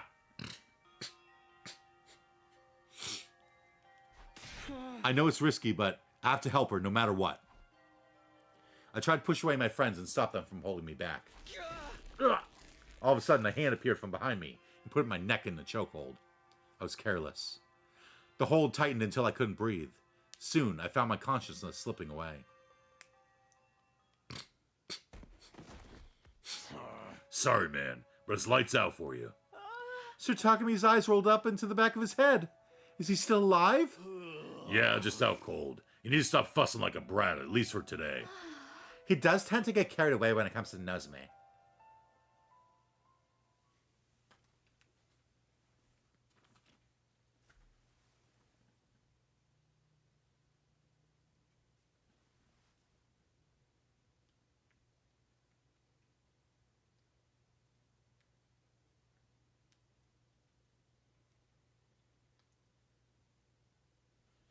It was early morning the next day when I opened my eyes. I slipped out to look for Nozomi while the others were still sleeping, but time just went by fruitlessly. I couldn't find her anywhere.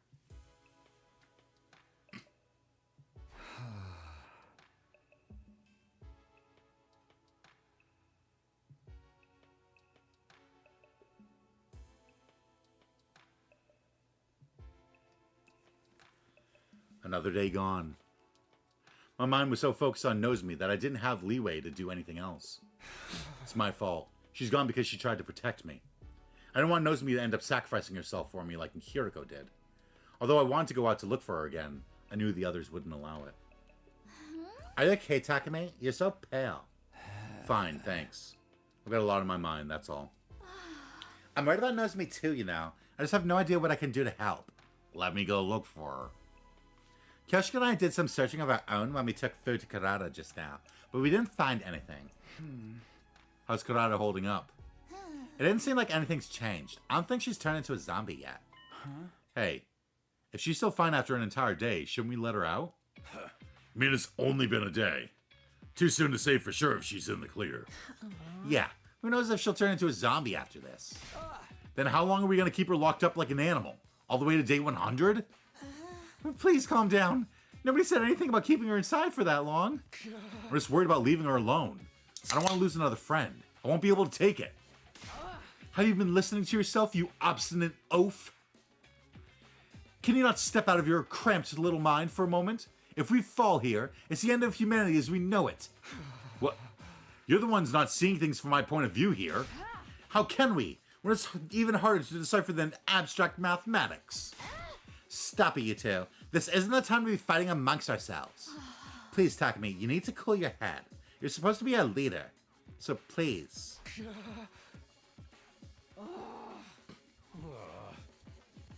If you ask me, you both need cooler heads. So just go catch some Z's or something. We all went to bed in a tense, unpleasant atmosphere. But I didn't sleep. I simply held my breath and lay in bed, waiting. I waited until I could tell everyone else had fallen asleep before quietly sneaking out. Love, it sounds like Takami popping open a cold one in the middle of crash out. Yeah, he needs to calm down. He's like, all right, listen.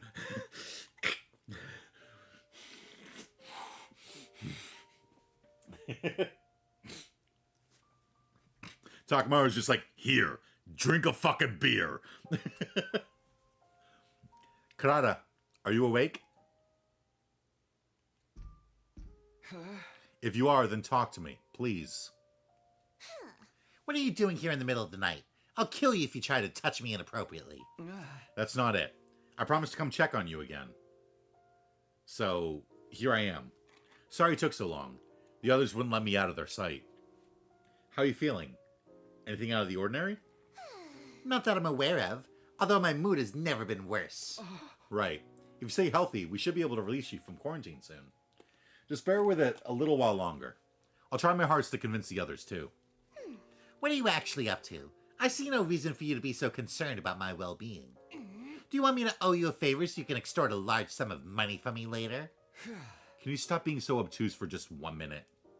You came out looking for Nozomi and me because you were worried about us, right? It's the same feeling that keeps me coming back here. I never truly knew stupidity until I saw you. What? Hey, I'm trying to be nice here. Your voice is grating on my nerves, so get lost already. You slipped out without telling anyone, right?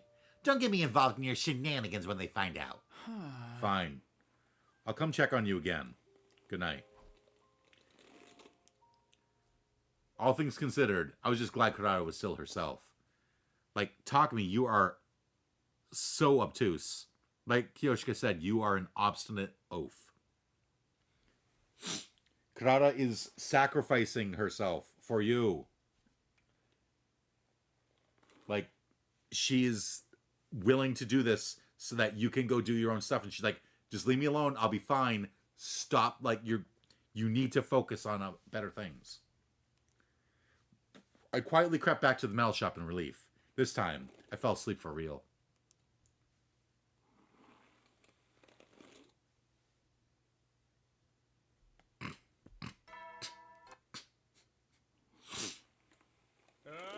Get ready, prepare, be ready to give you.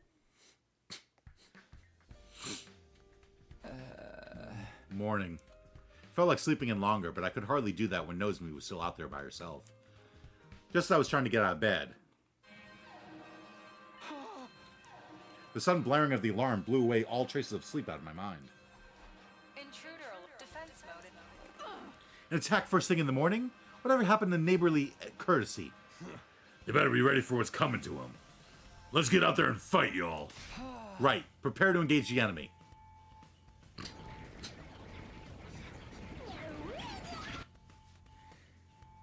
Are we just going to leave Kurata in the room? Can't we pit the zombies and invaders against each other or something? Wouldn't that be the dream? For now, though, let's face reality and get ready to fight. I'm ready. We'll stop them somehow. Okay, everyone. Here we go. Defensive battle, initiate.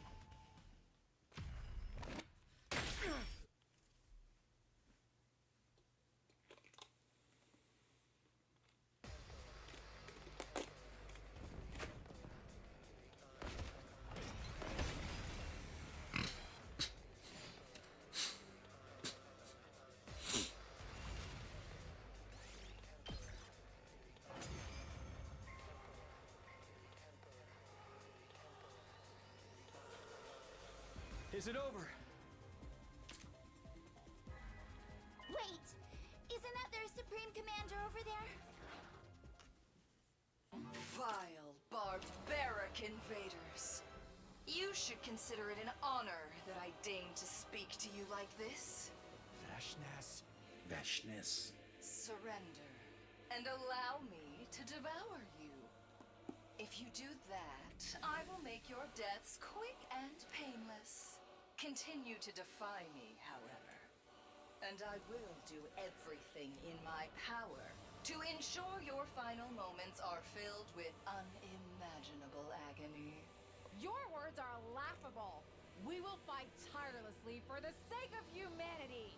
That's right! I ain't gonna let myself get eaten by the likes of you. I see.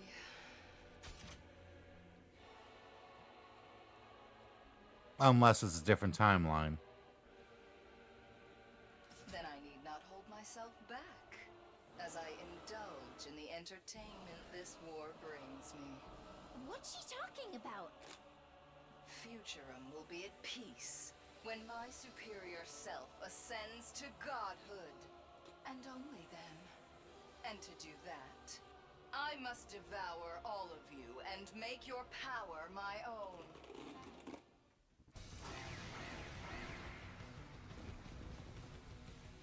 This war will only end when one side is completely annihilated.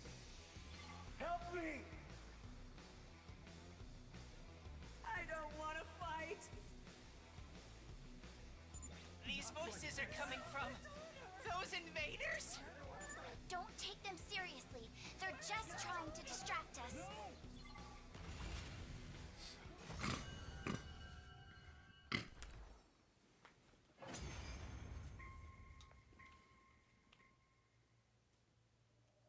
Yes, very finale is drawing near. Our next battle will be our last. Until next time, vile invaders.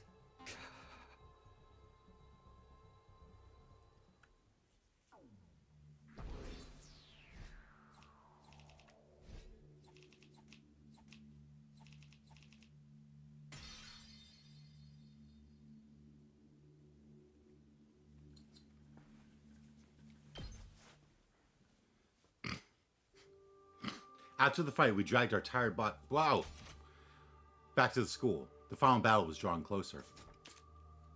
But there was something else we had to figure out before that. Namely, the cause of the zombification and how to prevent it. The school would be wiped out long before Veshness got to us, if we didn't resolve that first. The fact that Nozomi was still missing was making me more and more impatient, too.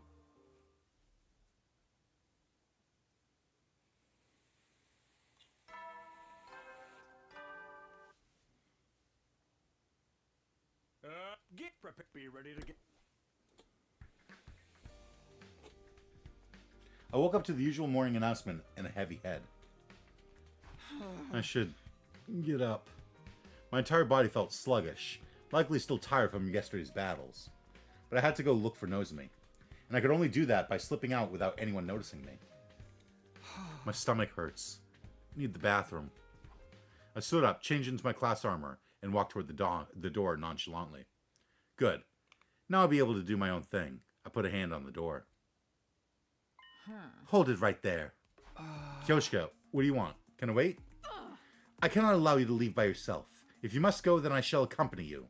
To the bathroom? To the boys' bathroom? Communal urination suits me just fine. You can't do that. Get out of my way. Then tell me why you're in your class armor. It's because you intend to search for Lady Nozomi, isn't it? Or maybe how about the fact that there's zombies all over the school? I'm not. Don't think for a moment that I worry any less for Lady Nozomi than you. We must also consider the enemy before us. Think about Veshness. We cannot lose more men if we wish to best her. Surely you understand that. I do. I completely understand. We can't just ask me to give up. And we're not going to resolve the zombie problem by holding up in this place. Hey. Cool it, you two. You're gonna attract all the zombies in hearing range. Oh, right. Sorry for yelling. Look, I get what you're feeling, but Kyoshka's right. We can't lose any more soldiers. If you really have to go out looking for Nozomi, take someone with you. We'll be keeping a lookout here as well. How's that sound? I got to the library after delivering breakfast to Karada.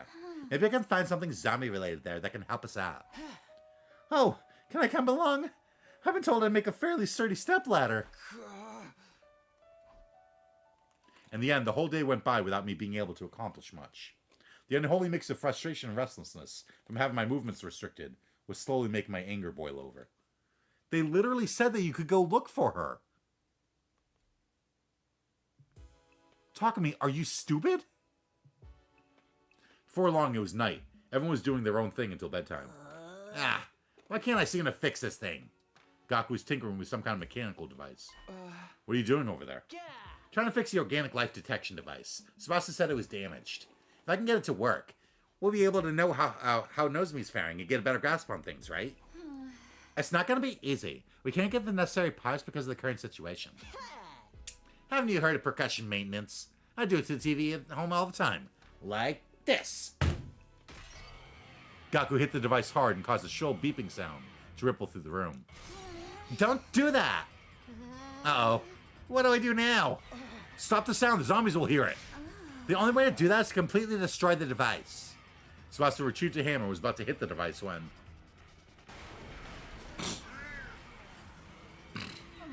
Eek! The zombies are here! 6 zombies suddenly appeared.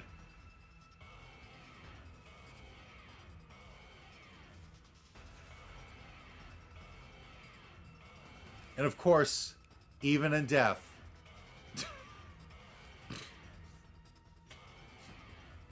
including one that was once Ima. Yeah, run everyone, run! Run where? Cover your eyes and ears. A few seconds after Tsubasa said that. Flashbang. Yikes! Why is it so bright? Run while you can. Everyone fled from the room while the zombies were recoiling. Kyoshka, run. I was about to run out as well when I noticed a figure curled up in front of the door. Kyoshka, are you okay? I tripped and fell, that is all. Get outside quickly, Sir Takumi. Not without you. Come on, let's go together. We've been surrounded. Fortunately, the locker was right behind me. I immediately took the power saw out of it.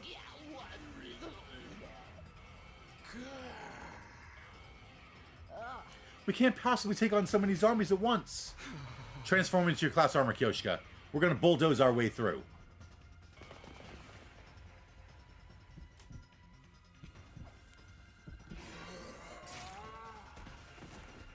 Not like this. I have the power saw!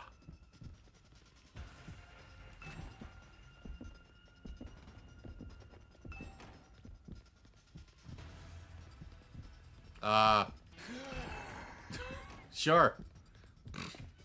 I have the power saw. Why? Really? I thought this was my chance to fight back.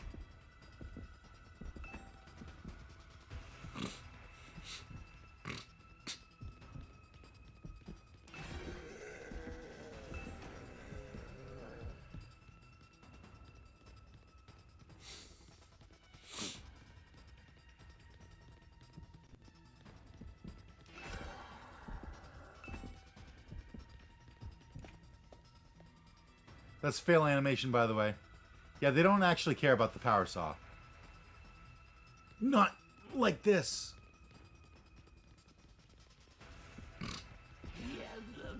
Shit. Damn. It's too bad we didn't have some kind of weapon to fight against them. Shit, he's gonna have to chop up Darmy. Good. I can handle just one. Sorry, Darmy. I'm really sorry. I braced myself and pointed the power saw at the approaching Darmy.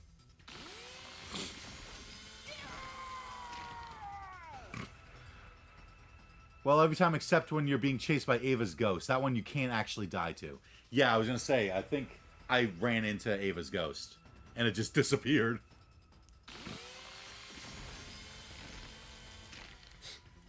The blade of the power saw went right through her body, and I felt it hit bone.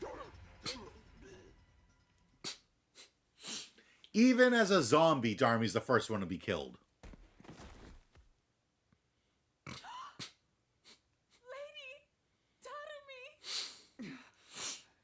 We were stunned and stood before the motionless Darmy for a while.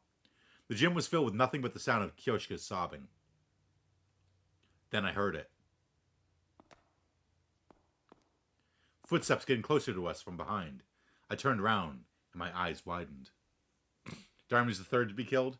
Alright, sorry. The first to be killed, like, in this section.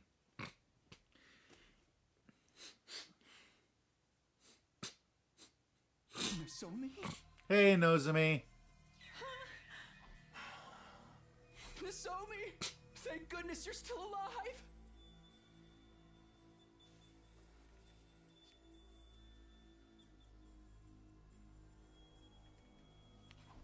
Tears welled up in my eyes and distorted my vision. Wait, Sir Takumi! That's not Lady Nozomi. It was very much killed in a zombie disposal way. Ah, yeah, that's true. I'm like, Yugamu was not. Yugamu was, like, just kind of thrown into the fire. But yeah, Ava was killed in a zombie way. Kyoshka grabbed hold of my arm just before I broke out into a run toward Nozomi. Oh, God, don't be silly. Nozomi can't be dead. Not Nozomi. No way. Get a hold of yourself, Sir Takumi. Lady Nozomi has already been turned into a zombie. No, no! You're lying! Let go of me!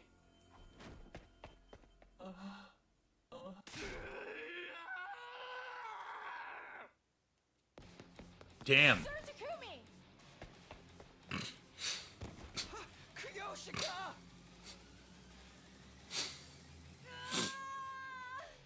Stop! Nozomi, please! Stop!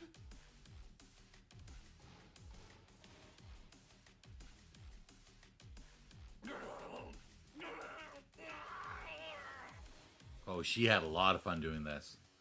Takumi's experiencing the first stage of grief, right?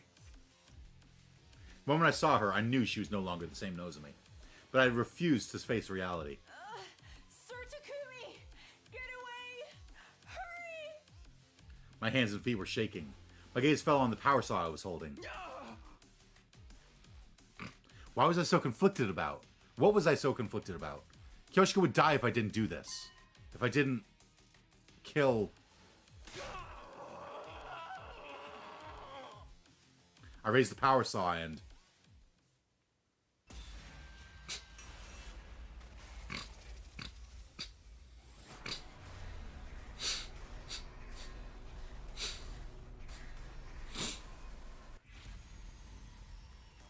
Takumi.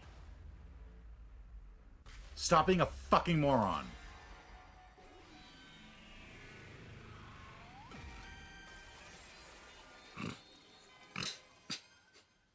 It's your future.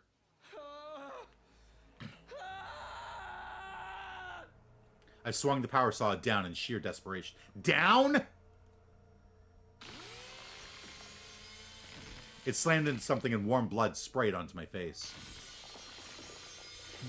Damn it, damn it, damn it!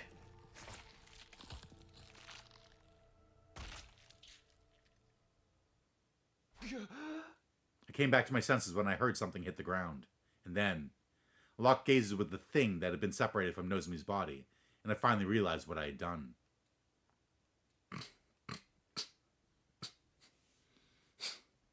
What other direction but down? Nozomi is on top of Kyoshika. You go down and you're gonna hit Kyoshika too. I don't quite remember what happened after that. Somehow we joined up with the other 4 survivors and shifted our base to the garage.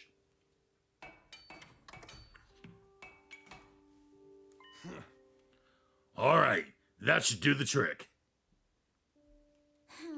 Finish reinforcing this side as well. Not that I think they'd be as much use against the zombies' inhuman strength. It's better than doing nothing. This should ward off some attacks at least. I watched distractedly as the others barricaded the exit. Yeah, but any other direction really isn't an option either. I figured he would swing it to the side and just, like, not chop her head off, but just put the power saw through her fucking head. Like, you cut her brain in half and she will be just as dead as if you cut her head off. I killed Nozomi. I sliced her head clean off. The scene of the killing flashed across my mind. I felt gastric fluid welling up through my throat, and I had to slap a hand over my mouth. I couldn't stop shaking. Oh, actually, yeah, that makes sense. Exactly! Like, my first thought was, alright, use the power saw and swing it horizontally across. As soon as you hit her head, that power saw is going to go through and damage the brain enough that she's not going to be doing any biting. And then you just go cleanly through the rest of the way. Then Kyoshika is safe. She's fucking covered in blood, but she's safe. And you're not swinging the fucking power saw down towards her. Sir Takumi, is everything all right? While I was trying to hold everything together, Kyoshika peered at my face in concern. I understand I'm sticking my nose into your business, and I apologize for that. But there's something that I must tell you. It is about yesterday. You snatched me from the jaws of death, so I just wanted to say... Takumi, I heard all about it, you madman. Chirigaku interrupted the stuttering Kyoshika before she could finish her sentence. You showed those zombies who's boss yesterday and saved Kyoshika, right? Sir Gaku. I always thought you were too shifty to be trusted before, but now I know you're more than just talk. By the way, just so you know, the bodies of the zombies have all been thrown into the fire, so we're safe now.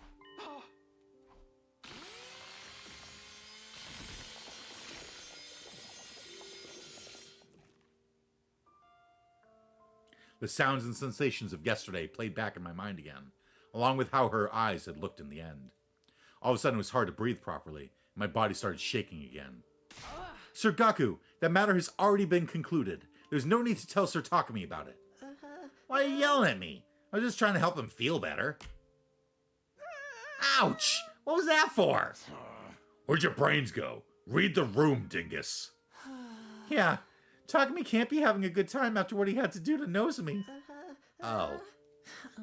Right. Sorry, I wasn't trying to stir up bad memories or anything. I said I'm sorry. I'll do anything you want. Just please forgive me. Enough about me. More importantly, can we release Kurata from quarantine now? Kurata? That is my earnest desire as well. If this wasn't a time loop, Takumi would end up with so much PTSD. Seriously. In view of the situation, it is too dangerous for Lady Kurata to be alone in that room. You've got a point. What do you guys say? If it doesn't seem like she might turn into a zombie, I think it's better to let her out. Yeah, the zombie infection theory was just a hypothesis anyway. I mean, I don't really mind if we've decided the risk is low enough. But I volunteer Takamaru for the mission to bring her back. Trying to play dirty with me, huh? You're coming along. No, I can't possibly drive back the zombies if they show up. But you'll be protected by your delinquent aura. The hell's a delinquent aura? You caused this problem by destroying that device in the first place. I can't refute that. So get your scrawny ass over here. Takamaru grabbed Gaku by the scruff of his neck and dragged him out of the garage.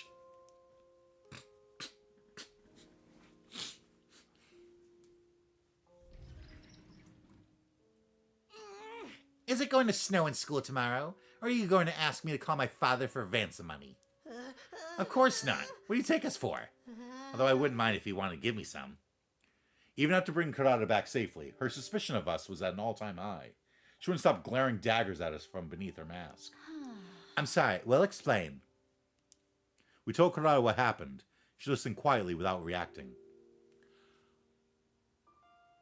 Shit, it's just her and Kyoshika from second to last now. Very well, I understand now. After mumbling those words, she turned to me. And then you still found time to show concern for me, you stupid bleeding heart. No, you're just stupid, that's all. I'm not stupid. But, thank you. You're most definitely stupid. But it's the good kind. The kind I approve of. I don't like owing anyone favors, though, so I'll repay you one day. I swear it on the Osuzuki name. Lady Kurata, Kyoshika must be feeling so relieved. She was pleading for your release along with Takumi. Kyoshika, I suppose I can measure out an ounce of gratitude to you as well. I will take it. A few more ounces and I will soon have, a pound? A pond? You mean a pond? Now you got me saying it. A pound. And that's not what we should be talking about. While still in a daze, I watched the others tease each other playfully like before, feeling like I was an unrelated bystander. To be fair, Kurata and Kyoshika being the only ones from second to the last is still a 40% survival rate. That is true. But it's like, all they've ever known, like, of real time, were, like, they bonded with these other three people. And all three of them turned into a zombie. And two of them have been killed.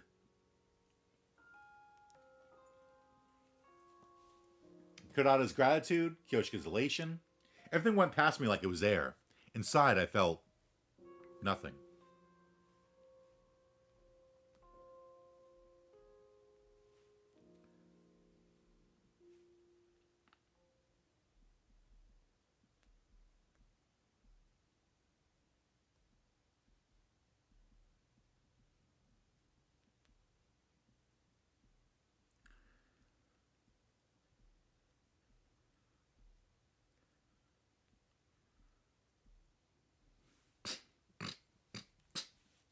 Three days went by after I seemed to have lost touch with my sense of reality.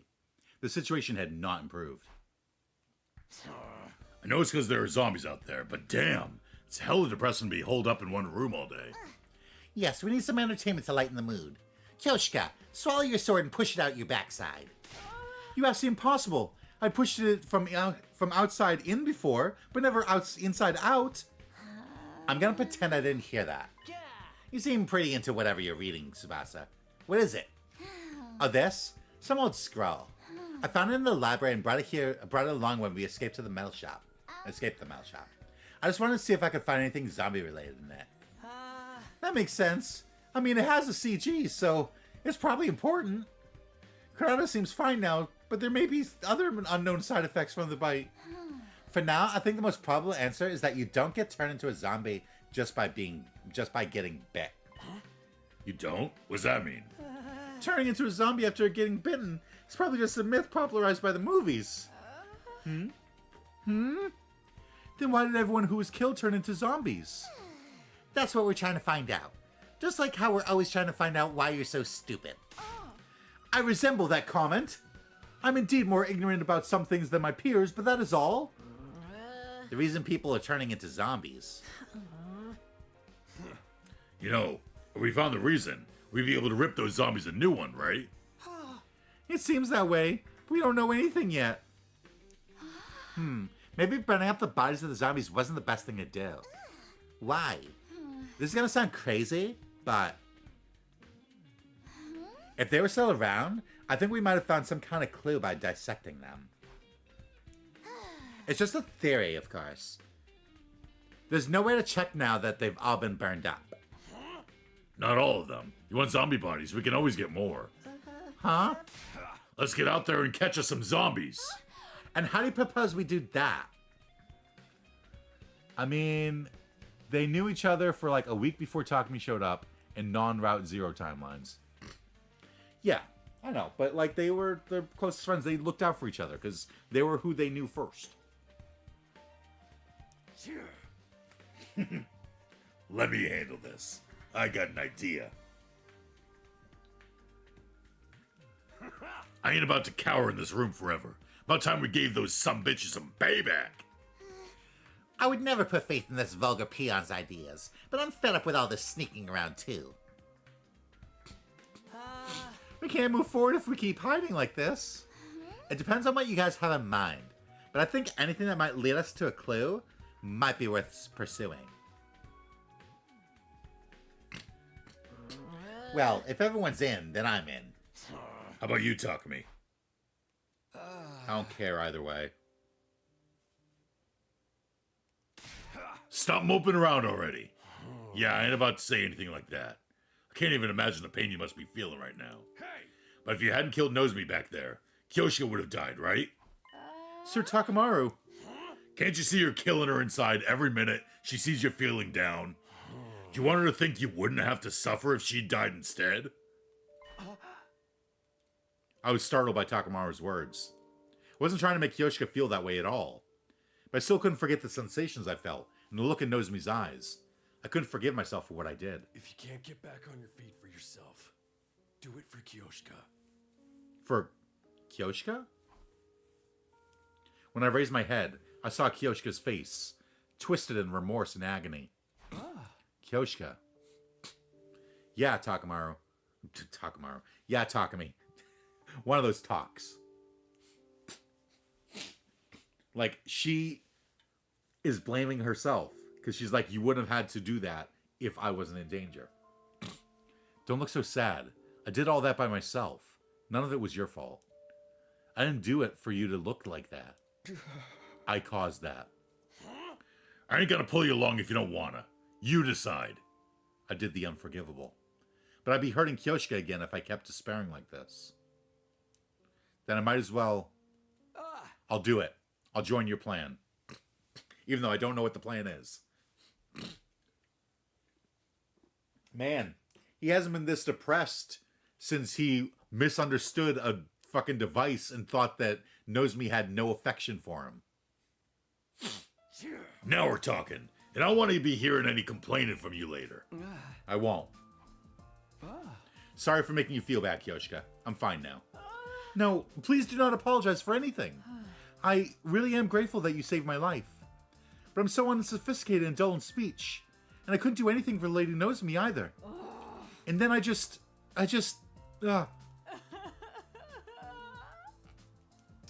Don't cry. What happened wasn't your fault at all.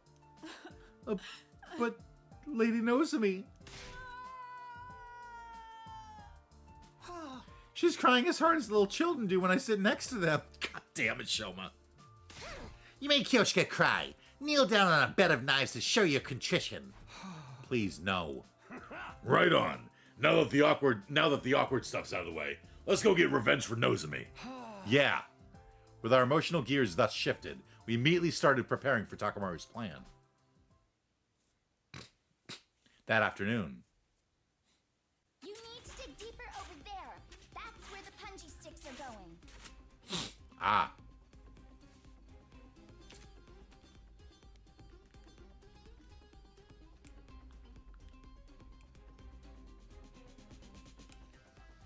What is she doing? Uh-oh.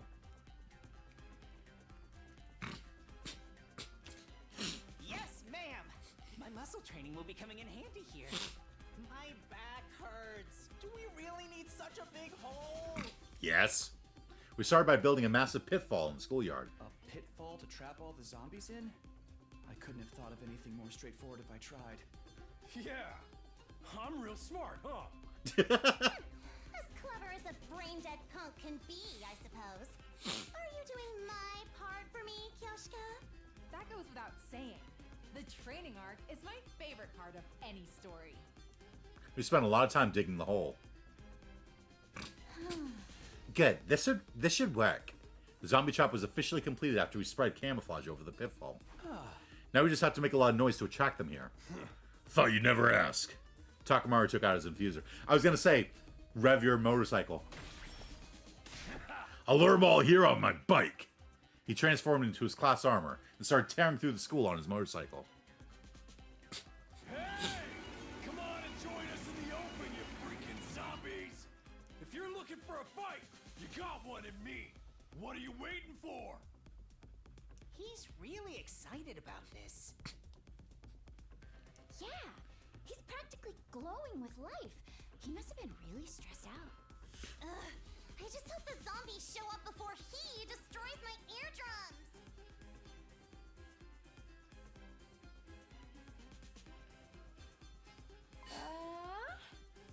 Look over there, everyone! At Kyoshka's shrill cry, we all turned to look at where she was pointing. One zombie? Is that all? Yeah, I don't see the vest anywhere. Only one comes out after all that running around? Guess it wasn't loud enough. Would have been easier if we could get them all at once. But one's good enough. Now we just have to lure him over. I barely finished the sentence when...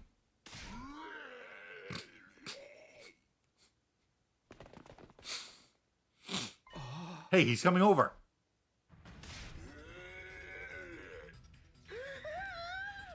Is this really gonna work? Don't panic. Our pitfall design is perfect. Come on, keep coming. Zombie Ato kept getting closer and closer at an alarming speed until finally...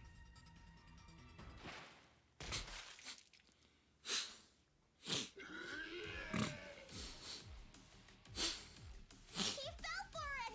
That'll show him! Did the trap work? I peered cautiously over the edge of the pit. I could see Ato lying at the bottom, pierced through by the sharpened sticks we'd put down there. One of the sticks has gone through his head. He stopped moving. I made the trap and all, but this is just too gross.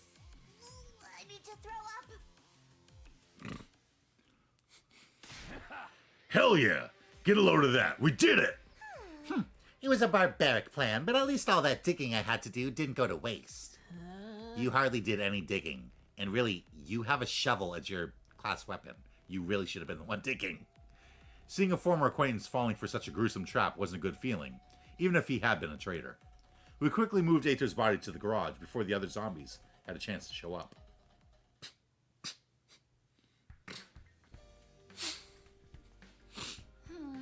I'll start the examination right away, but I'm not an expert or anything. It might take a while. If all goes well, it should be done by tomorrow. Can you guys wait until then? Of course. Thanks for doing this.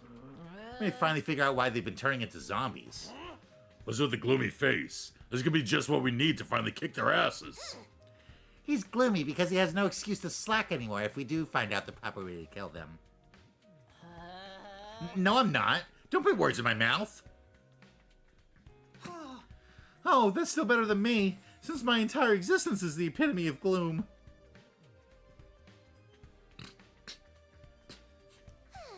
You've already gone straight past gloom to doom. Yes, I was born doomed. How did you know? Sorry, but can you guys take us outside? I'm trying to concentrate here.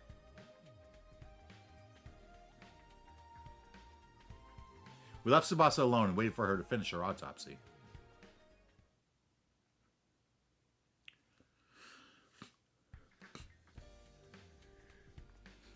The next morning, at around the time the usual morning announcement played, Tsubasa informed us she had finished her examination of Eito's body. This should be okay. Thanks again, Tsubasa. Did you stay up all night? Are you feeling all right? I was rushing to finish because there was something I wanted to look into. And you found the answer? Yep, I finished the dissection. Everyone, come over here. Look at this. What the hell is that? Is that a worm? I've never seen one this shape before. I found it inside Eito's body. To be precise, in his brain. His brain? Yes, it's similar to a parasite. You see these super thin tentacles? That looks disgusting. What even are those? They stretched out from his brain and ran through every corner of his body. I think these tentacles were spliced with all the Eito's nerves to make his dead body move around. It's probably the same for the other zombies. So those slimy little things the reason dead people are turning into zombies?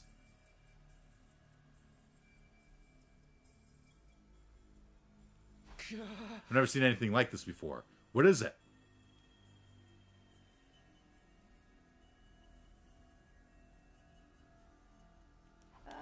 Neither have I.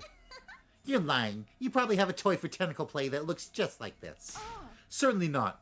I'm unfailingly loyal to the Holy Jumonji sword. Yeah, back to the topic at hand. So, I actually have an idea what this thing may be. Was it in the scroll?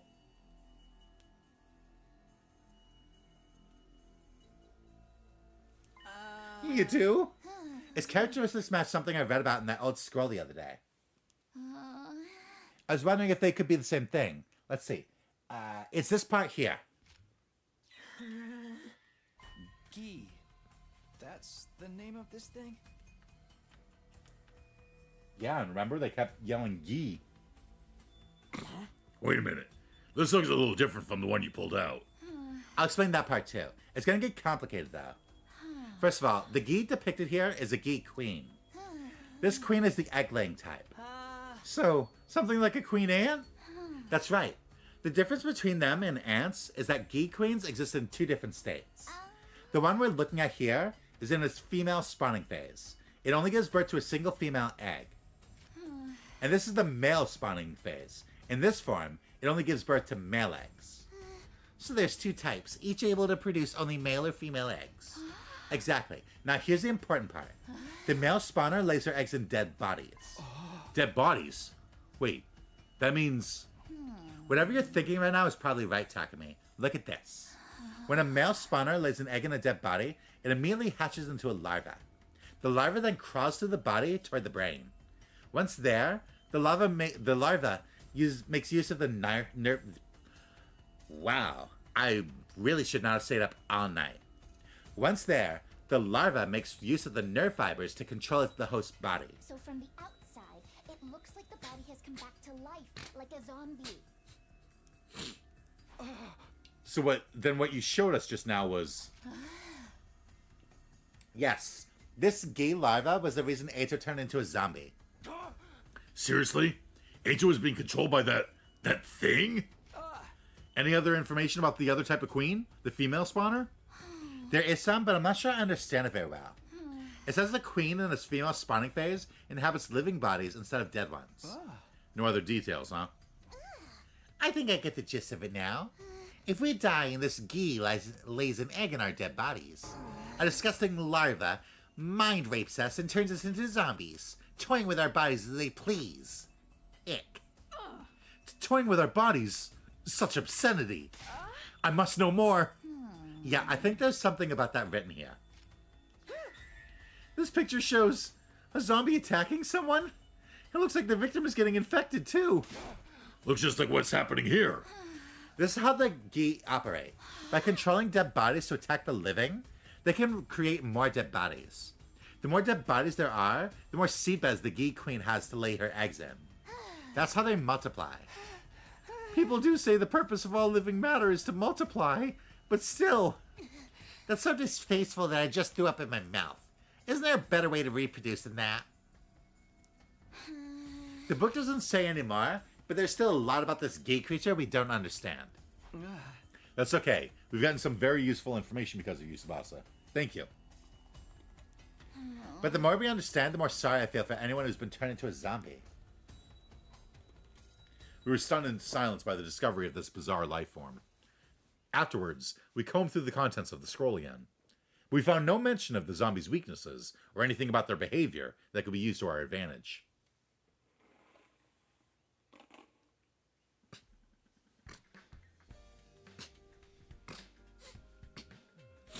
It happened that afternoon, amidst the tension that was still lingering from the Gi revelation.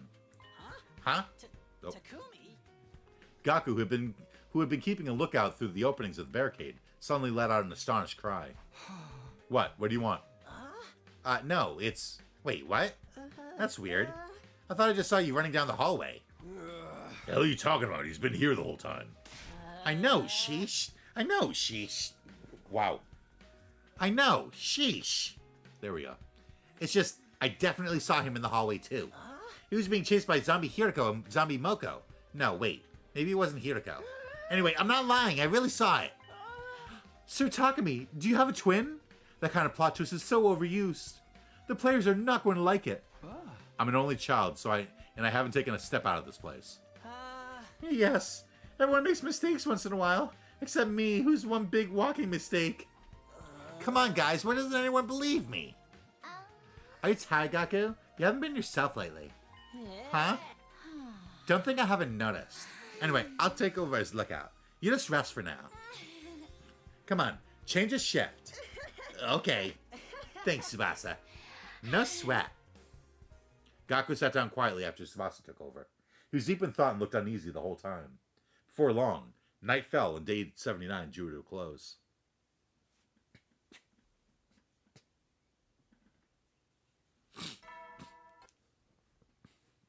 Dalsha's gonna show up soon. Get free stack glory to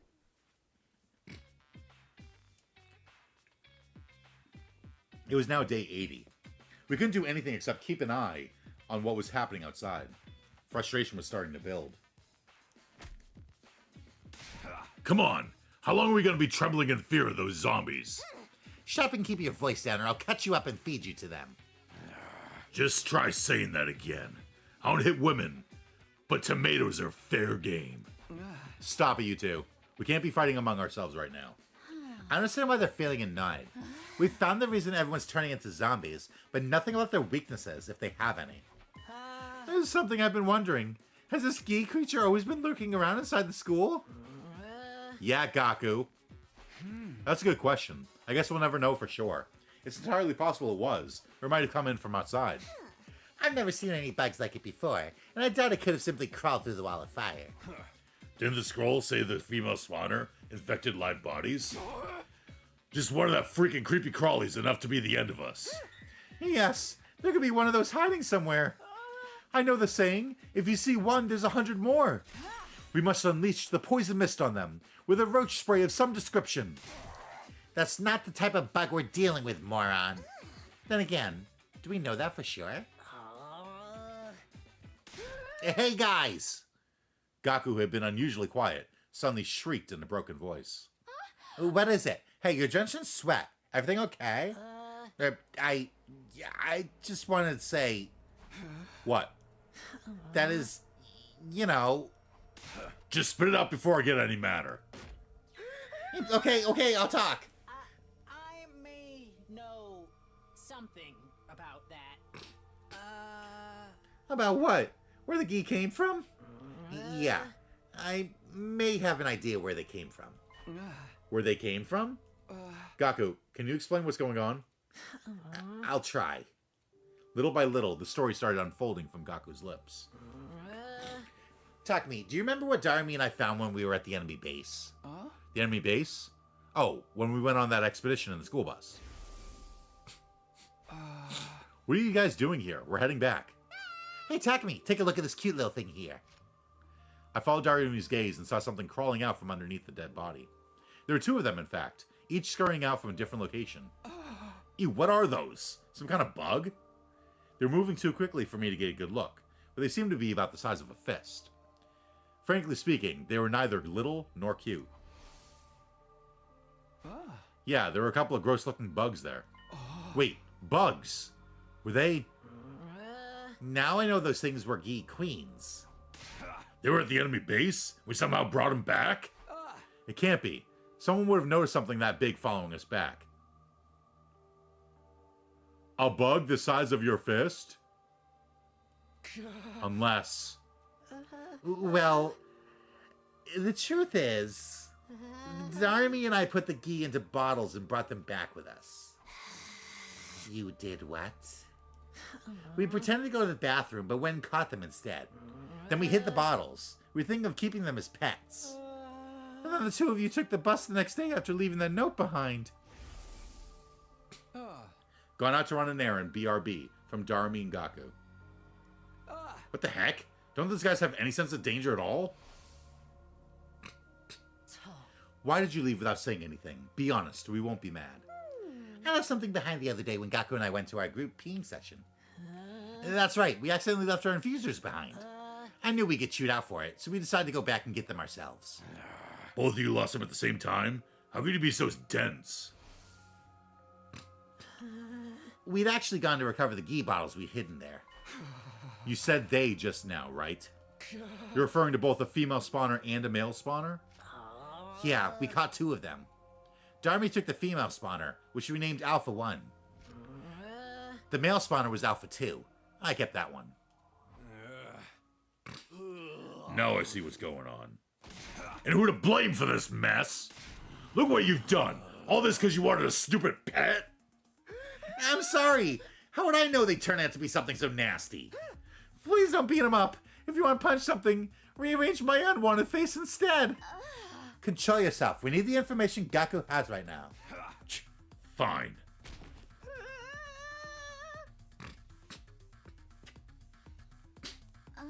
You okay, Gaku? Yeah, thanks. This war criminal ought to be tried and torn asunder right away, but I'll let you at least explain yourself first. Why did you do it?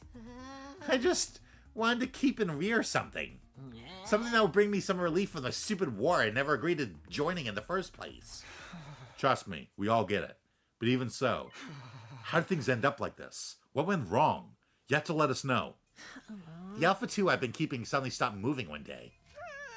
I thought she was dead and opened the bottle to check, but then she suddenly woke up and jumped out. She disappeared before I could catch her again. So she got away from you. What'd you do after that? You think you're gonna sleep now? Alright, we'll slurp well. Right at the revelation that I figured out as soon as I saw it? I knew I was in hot water, so I went to tell Darmy. You saw us talking about it in the hallway that day too, Takumi. Is that Darmy and Gaku? That's an unusual pair. Hey, they're gonna be okay, right? I don't know, man. At least Alpha 1's doing alright. I remember now. That Alpha 1 was referring to the Gi, huh? You little shit. Why didn't you tell us this the day she ran away? Because she was my pet. I was already attached to her. If you found Alpha 2, you would have killed her because she looked gross or whatever. I didn't know she'd end up turning people into zombies.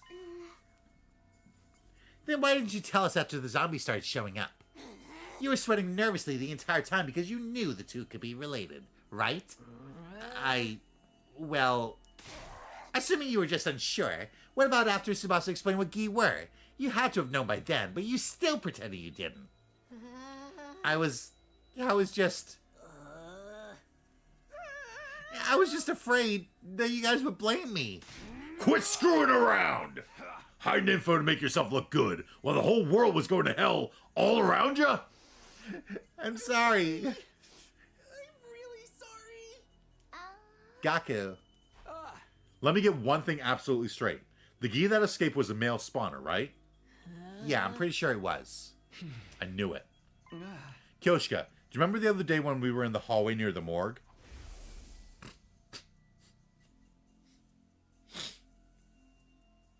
Okay. What is it? I thought I felt someone staring at me for a moment. Did you see anything, Kyoshka? I did feel a presence now that you mention it, but it was too brief to make out.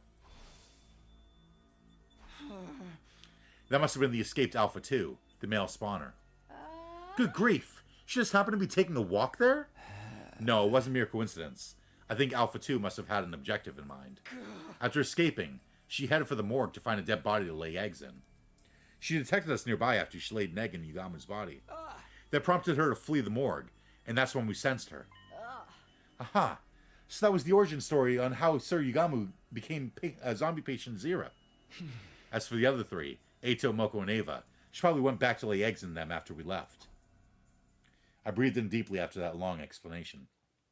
The others reacted to my speech with a mixture of uneasiness and acceptance. That makes a few things a lot clearer. So there was never a zombie virus in the first place. That's why I didn't turn after getting bitten. The zombie outbreak was caused by a male-spawning Gi queen that Gaku and Darmi brought back from outside. She escaped and laid her eggs in the dead bodies. Every time the zombies killed someone, the queen laid another egg in the body, which produced more zombies, who attacked more humans. That cycle is why more and more zombies kept popping up. Seriously, what the hell? It was all you and that psycho girl's fault. Now what you gonna do about it, huh? My feelings on the matter are complicated when I think about what Sir Takumi had to go through. If there were no zombies, Sir Takumi would have had to do that to Lady Nozomi. No point crying over spilt milk, if you ask me. It's not like Gaku wanted this to happen. As if I'd be so nice. You can go cry about being lonely and wanting stupid pet in front of their gravestones. But I just... Gotta stop it already. Gaku may have started this chain of events, but we won't solve anything by blaming him. Tsubasa! Pretty words won't fix anything either. Ain't you even the least bit mad at him? I'm just saying, hammering him out of anger won't get us anywhere. And he told us everything knowing full well we're gonna chew him out for it. Won't we spare a thought for his feelings too? Tsubasa, thank you. She's right. Instead of fighting, we should be focusing on what we can still do. I just need to confirm something important. We know Alpha 2 got away, but what about Darumi's Alpha 1? Now that you mention it, since Alpha 1 is a female spawner, that means she can take over living things. We can't have something like that running around. What happened to Alpha 1, Gaku? Darumi never mentioned her escaping, so I'm guessing she's still in her room? We have to find her now. We can't let these Gi keep running around unchecked. Verily. Come on, Gaku. You're coming along. Pull yourself together. Right. We quietly set off from the garage to look for Alpha 1. Zombies almost detected us halfway through. We managed to move ahead cautiously without incident.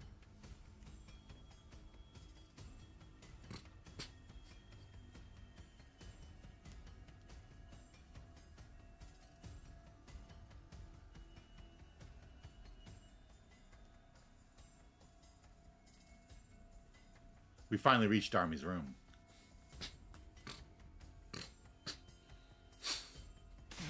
Where's the bottle with Alpha 1 in it? It should be here somewhere. Somewhere here. I know Darmi was keeping it here. We may be looking in the wrong places. Let's all calm down and search again. We went through the room with a fine-tooth comb. But no matter how hard we looked, we couldn't find Alpha 1 anywhere. The female spawner was too dangerous to leave alone. We had to find and exterminate it, one way or the other. Everyone agreed on that, so we decided to split up to search the school for it. However, days went by and the female spawner never turned up.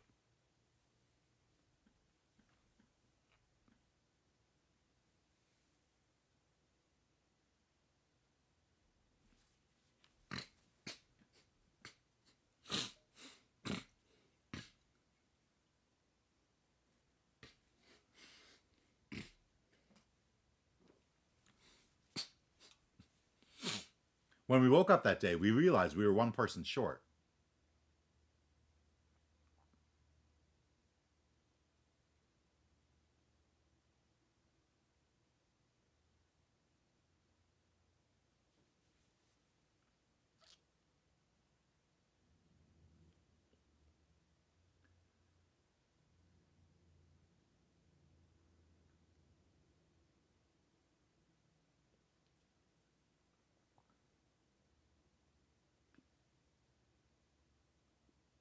My brain is just not working. All right, let me just go through the fucking list one by one.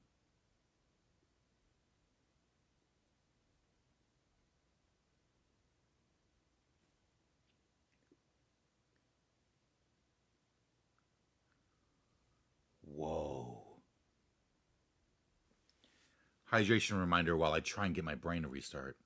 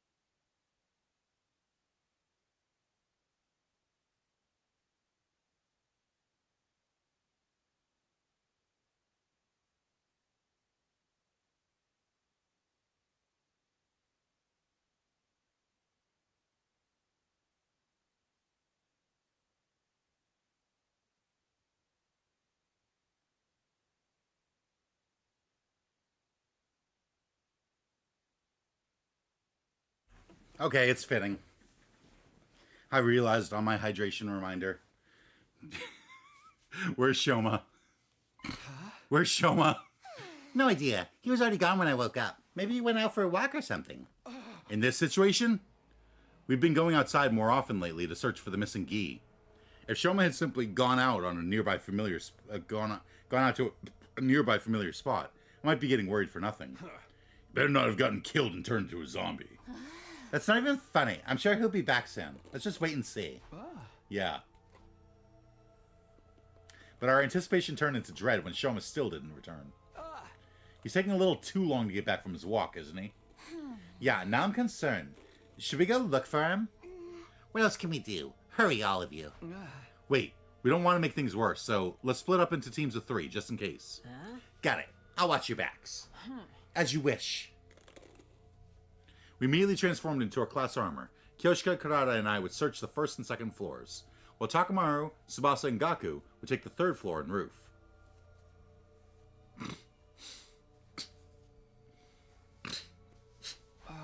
He's not here either. Not being able to shout the name of the person we're looking for is just pure torture. Yeah, and we have to move around carefully, too. Then allow me to use my aura to search for signs of a person's presence. I can detect a whole slew of activities within a 13-feet radius with this aura. What aura? You're just doing a visual sweep of the surroundings. Talk about useless. Regardless of the method, I've grown stronger. My previous record was 6.5 feet. Let's just do it the old-fashioned way, please. We continued with our search after that, but couldn't find Shoma. Maybe the other team was having more luck. With that hope in mind, we headed to the meeting point at the hallway of the third floor. Are they here yet? We continued looking around for the other team. And then suddenly we saw them running toward us with panicked looks on their faces. We're in trouble. Deep trouble. Shut up. Keep your voice down. You keep your voice down. What's wrong? Calm down first, then talk. Okay, so we found Shoma in the war room. Oh, truly? That is reassuring news. You imbecile. They found him but didn't bring him along. That can only mean one thing. Yeah, you should probably come see for yourselves. They led us to the war room, where we saw the most unpleasant sight. Lying on the table was a body, covered in so much blood, you could tell at a glance revival was going to be impossible. It was the dead body of Shoma. Sir Shoma! When we first came in here, we saw him collapse on the floor with blood all over, but he was still breathing. Did he say anything? Yeah, we got his last words, too. Just before he gasped his last, Shoma said, "I was sad to see everyone in such a bad mood. I thought some tasty food might cheer you up." He was trying to sneak into the cafeteria, but the zombies found and attacked him before he got there. As he fled for his life, he managed to jump into the war room, but the injuries he sustained were fatal. Just before he died, he said, "Everyone, please live on." Those were his last words. The dumb bastard was just trying to help us. Damn it! This may have given us a chance to end things. How do you mean? The zombies are killing people to create spawning grounds for the Gi Queen Alpha 2, right? In other words, if the queen dies, the zombies won't have to kill anymore. Does that make sense? It does. There's no need to make spawning grounds if the spawner no longer exists. Precisely. So the only way to end this is to kill Alpha 2. Oh! They're gonna use him as bait! Sounds logical, but how? We'll lure her to us, using Shoma's corpse as bait. Using our friend's body to lure out the parasite that was creating all these zombies. Everyone had an immediate adverse reaction to Kurata's blasphemous suggestion, but she didn't back down. Shoma's last wish was for us to survive, right? We should honor that. This is how we're going to mourn his death, by killing the Gi and living on. She was right. Shoma's efforts would go down the drain if we died now. Kurata's rallying evidently strengthened everyone's resolve. The plan we then drew up would go something like this. We would lure Alpha 2 out using Shoma's body, and, while she was laying her egg in it, shoot a net down from the ceiling to capture her. There wasn't much preparation needed for such a simple plan. Tsubasa retrieved some tools from the garage and finished building the trap in about an hour. Alright. Now we just have to wait for Alpha 2 to show up. We hid ourselves from sight and quietly watched over Shoma's remains. Hey, do you really think we can catch the Gi like this? The simpler the trap, the more effective it is. Not that I expect a dunderhead like you to understand. Ouch. Everyone quiet! There it is. She's here. To be honest, she is too revolting for me to even lay my eyes upon. Gaku, can you confirm if that's Alpha 2? Yep, that's her all right. The same Alpha 2 I was keeping. She's already trying to lay an egg in Shoma's dead body. Tsubasa, we only have one chance. Don't mess it up. I know that. Tsubasa was staring hard at Alpha 2, her hand trembling with nerves, but still ready to activate the switch and trigger the trap. The moment the Gi stopped moving and began to lay the egg, she pressed it. Yes! We did it! We stopped her in her tracks! The holes in that net are way too big. Hell of a job there, Tsubasa. And too bad for you, squirming maggot. Now we just have to kill Alpha 2. Don't let her get away! We lowered Shoma's body down to the floor, net and all, but something was wrong. Wait, where'd she go? We looked around under the net, but couldn't find the Gi anywhere. Hey, we saw it get trapped inside, didn't we? Then where the hell is it now? No, did I miss? I was so sure I got her. What now? I messed up our only chance. It wasn't your fault, Tsubasa. Right, guys? Yeah, you were perfectly on time. We all saw the net come down over the Gi. I remember what Gaku had mentioned previously and gasped in realization. The Alpha 2 I'd been keeping suddenly stopped moving one day. I thought she was dead and opened the bottle to check, but then she suddenly woke up and jumped out. She disappeared before I could catch her again. Hey, I know this sounds ridiculous, but could she have done that on purpose? When Alpha 2 escaped from her bottle, it was because Gaku thought she was dead and let his guard down, right? Well, yeah, what are you getting at? If she was deliberately playing dead in order to escape from the bottle. Oh, I get it. You think the Gi may have noticed from the start that Shoma's body was bait? I'm just guessing here. But she might have already known how to escape from the net and done all this to toy with us. That sounds like a stretch. A mere insect wouldn't have that level of intelligence. It's as likely as Kyoshi suddenly growing fur. Am I lower than an insect to you? I'm with Kurata on this. Ain't no way a bug would be able to do all that. Right. Yeah, I'm probably overthinking this. Sorry for making things weird. Forget what I said. Although I tried to brush the matter off in front of the others, the idea still stuck with me.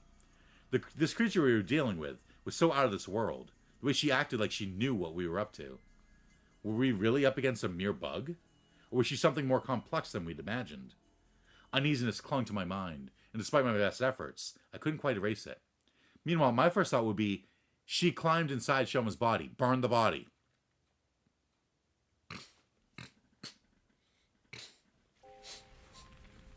After that, we cremated Shoma's body just to be safe.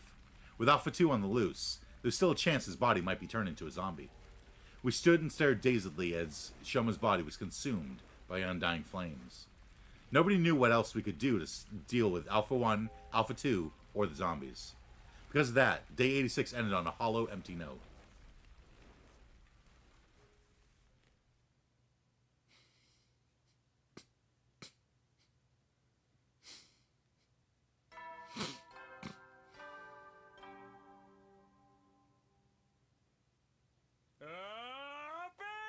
Troops, get prepared. Be ready to give your lives to protect our beloved school from the vile and barbaric enemy.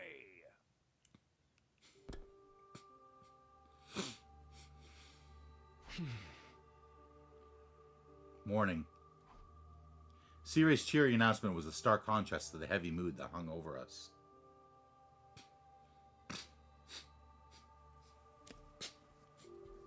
We started getting ready for the day without saying anything. Morning, Takumi. It's really tense atmosphere to be waking up to, huh? Well, we have practically nothing to be happy about. I actually have a suggestion. Why don't we make graves for those who died? Graves? Yeah, Ava has a grave marker, but none of the others do yet. I think we should do something for them. I mean, we even use Shoma's body as bait. Yeah, we shouldn't be in too much danger if we're only going to the schoolyard. Count me in for that. Some grave markers are the least we can do. Can I join you? I know I have no right to, after all things considered, but I want to apologize to them. Of course. Let's all go together. Tsubasa, thank you, really. I'll accompany you as well. There's safety in numbers, after all. True enough. Well then, what are you peasants waiting for? Okay. We'll get going once everyone's ready. We worked together to place grave markers for all our fallen friends and place some flowers we picked in front of them. Everyone fell silent for a while after that. The weather is so fine, isn't it? Yeah. Best kind of weather for a ride. Almost like everything that's happened, including the war, was just a bad dream. I am in full agreement. Hey, Dalsher, what's up? It happened so suddenly we didn't manage to wrap our heads around it in the moment. There he was, standing in our midst like he belonged there. He just wants to hang out with you guys, dude. He's just like, yes, it is a beautiful day. I quickly whirled around, only to see something that made me doubt my eyes. What? How? You Earthlings truly do resemble us in some ways. Another commander? What happened to the alarm? What's going on? My head was swirling in confusion, and I couldn't say a word. Takumi, get away from him! Those words finally brought me back to my senses, and I quickly leapt back. How'd the enemy get in without triggering the alarm? Alarm? What are you talking about? Don't tell me you went straight through the undying flames. You here by yourself? Don't you guys usually bring a bunch of minions with you? I don't like them. They go against my principles. That woman ordered me to destroy this place. What do you mean? What are you trying to say? I merely wish to know who all of you are. Now, prepare for battle. All will be understood when we cross weapons. With that, the commander turned away and put some distance between us. What is with this guy? He's clearly different from the others we faced. What now? Can anyone talk some sense into that old guy for us? Don't be stupid. Does he seem like the sort of enemy who would be open to discussion? Nah, we'll just have to fight him.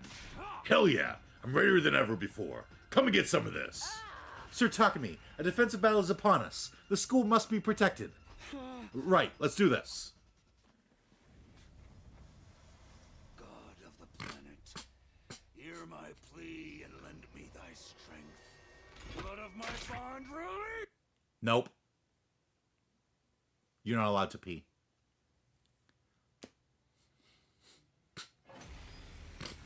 Why is the barrier up? Because he didn't set off the alarms. To battle.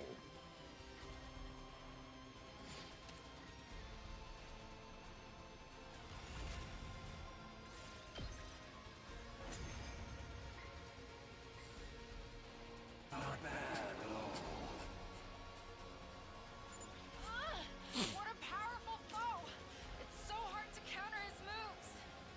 He packs a punch, I'll give him that. But why aren't any of our attacks working on him? Maybe that's his ability. It's probably what got him through the wall of fire, too. We can't give up now. Keep going, everyone.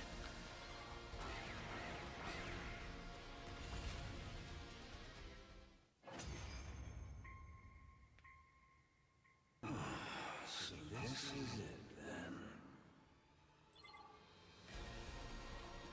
Poof.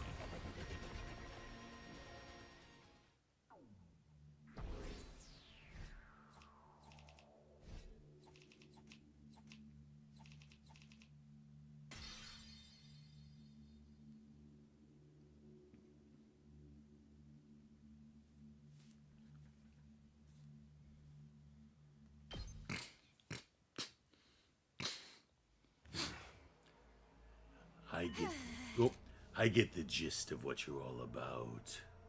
Huh? He detransformed? Why? Yeah? Hold on. Doesn't this give us an opening? We can get him now. No, hold on. Huh? What's the matter? Wasn't sure why myself. I think I was overwhelmed. As a mere ordinary human, I couldn't help but be intimidated by the dignified conduct of this lion of a man standing before us. What are you fighting for? That came out of nowhere. Are we playing 20 questions now? Coming back from death after death to fight again. Do you live solely to fight in this war? That would make you no different from those abominable combat organisms created by that woman. Do not compare us to that cannon fodder. So that's how you refer to them too. Cannon fodder, guinea pigs, slaves, playthings. Do you consider that sense of superiority to be something like wisdom? I suppose all living creatures reach the same endpoint eventually. Shut up and cut to the chase already. You trying to tell us to surrender? If we do, we'll all be killed, won't we? I doubt Vestians would let us live. Then shouldn't you simply accept death? Huh? Stop messing with us. We're not going to give up on life. Doesn't matter if it's zombies or invaders, we're... My vision lurched. There was a loud thump. When I saw the great blue sky unfurled overhead, I realized what had happened to me. I've been beheaded. Sir Takumi! I heard Kyoshika's voice in the distance, and then my vision turned red. And then from red to black. My whole world was enveloped in darkness.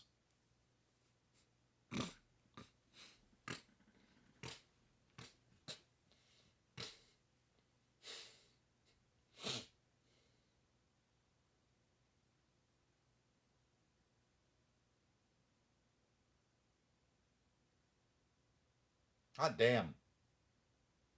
Okay, 94. After a long time in persistent darkness, finally I can think again. How much time has gone by? My head ached as if it was being bludgeoned by a blunt instrument, an endlessly drawn-out agony suffocating me. And then, it all suddenly eased off.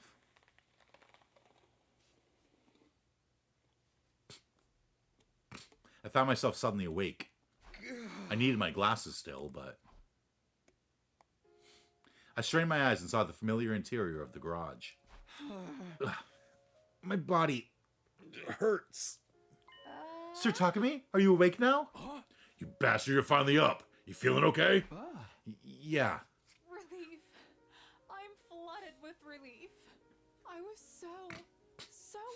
about you. What happened to me? Your confusion is quite understandable, considering how you've been out for nearly a week. A week? That old man sliced your head off all of a sudden. We took you to the Revive-O-Matic as quickly as we could, but the zombies found us. The revival was cut short halfway through as a result. Your physical injuries were already healed. We had no idea if you would ever wake up. That is why I am beyond the moon to see you awake.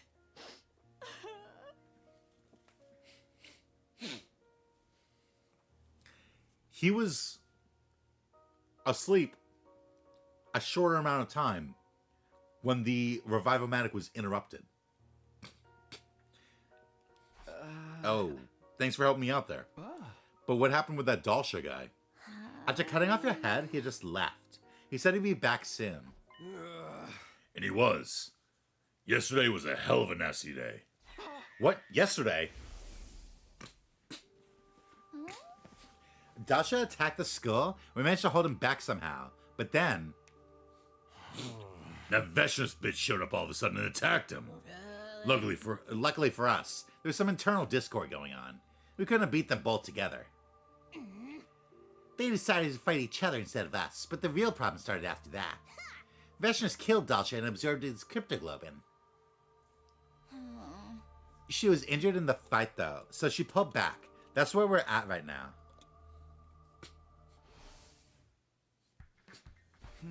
Okay, I'm just glad everyone is safe.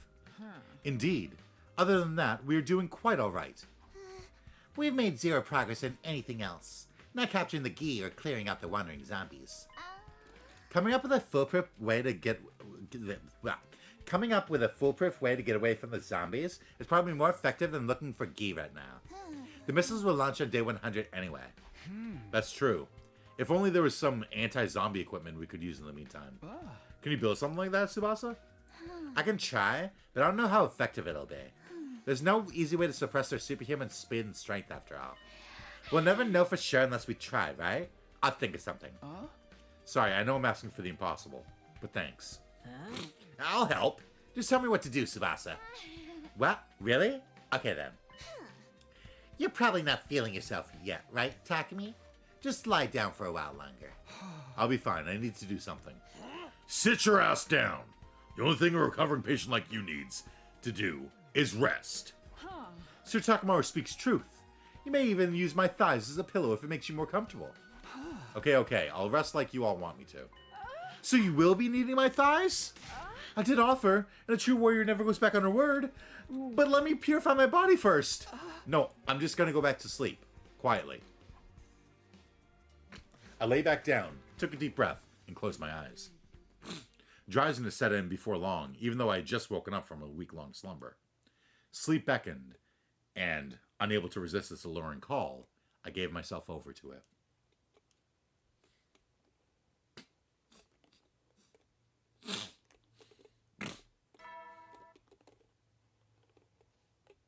Troop, it's Dana. The curtain will soon rise. Next morning, I woke up to the sight of Tsubasa tinkering with a few devices and Gaku waiting next to her. Morning, you two. Oh, morning, Takumi. You're awake. You guys are up early, or have you been working all night? Yeah. Which one? I've been trying to develop a tool we can use for the zombies, but it's not as easy as it sounds. I can't think of any material or structure that's strong enough to resist their strength. Just so you know, Tsubasa's been thinking about it non-stop since yesterday. It's not something you can just conjure up like magic, okay? You'll never understand the hard times she had to go through. I get that, I really do. I'm sorry for pushing this on you, Tsubasa. Oh, come on. You know, I don't mind one bit. Stop being so formal. But forget that and throw some ideas out at me, Takumi. We're kind of at a dead end here. Ideas. How about the fact that they haven't been able to break through a door? Tsubasa said just now she couldn't think of a good way to suppress the zombies. If suppression's no-go, maybe we should try something else. How about a device that attracts zombies? What? Attract them? Our objective isn't to defeat the zombies, but to survive until day 100, right? Then how about something that produces loud noises to attract them to a particular spot? Now that's just ridiculous. Of course, that could totally work. Why didn't I think of that? Our goal is just to run away from them, right? Huh? Yikes, this whole time, I was thinking about building something that could beat them. Me and my hard head. I gotta hand it to you, Takumi. Coming up with that fantastic idea just like that. Just a random thought that occurred to me, that's all. That's what's so amazing about you. Having a reliable leader around makes such a difference. Well, I better get cracking. If I can just find the best frequency for luring them out and make some adjustments... Is that even possible? I think that makes you a lot more amazing than me. It's nothing, really. Flattery will get you nowhere with me. The hell, man. What's that, Gaku? Did you say something? What? No, nothing. I'll help you with the device. I appreciate it, but don't push yourself too hard, alright? You can rest if you want. I'm not pushing myself. I'll do anything for you. Alright, here goes nothing. I'll try and get it ready by tonight.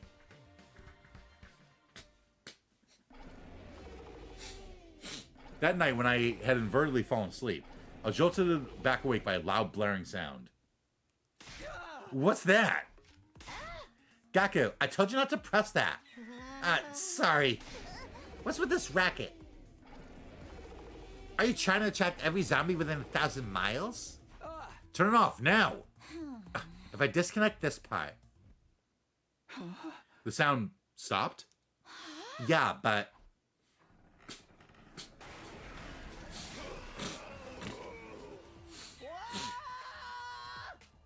Four zombies barged into the room in single file. Shit, they're already here. Let's see how they like the taste of a power saw blade. No, I won't let history repeat itself. Hey, Takumi.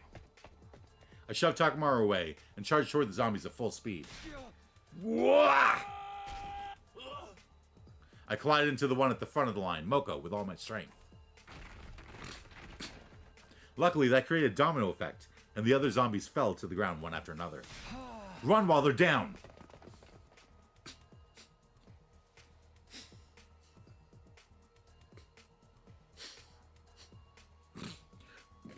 I kept running and running to get as far away from the zombies as possible. This should be far enough. Turning around, I saw that I was standing alone in the hallway without a single zombie in sight. Where'd everyone go? We'd scattered on our escape, and now I had no idea where the others were. It was dangerous to walk around alone. I had to find and regroup with them as soon as possible. Goddamn freaks in nature! That sounds like Takamaru.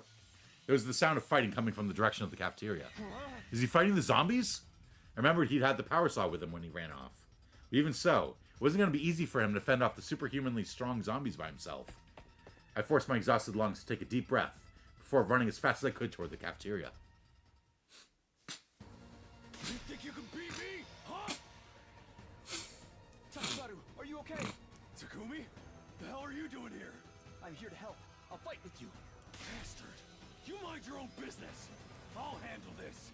You just run as far as your legs can carry you. Are you nuts? You can't handle 3 zombies by yourself. Get away from me!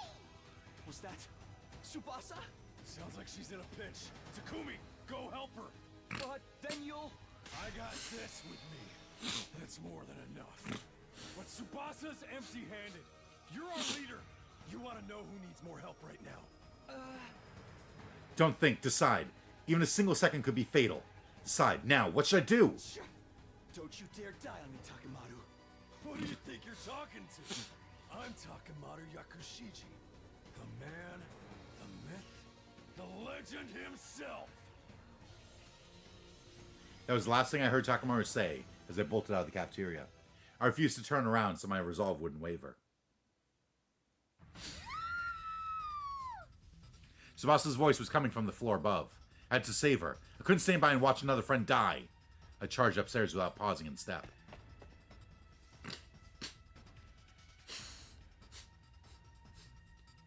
I ran and ran. I just kept running.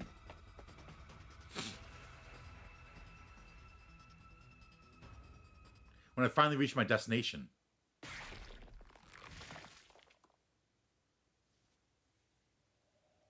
what greeted me was the worst possible scenario.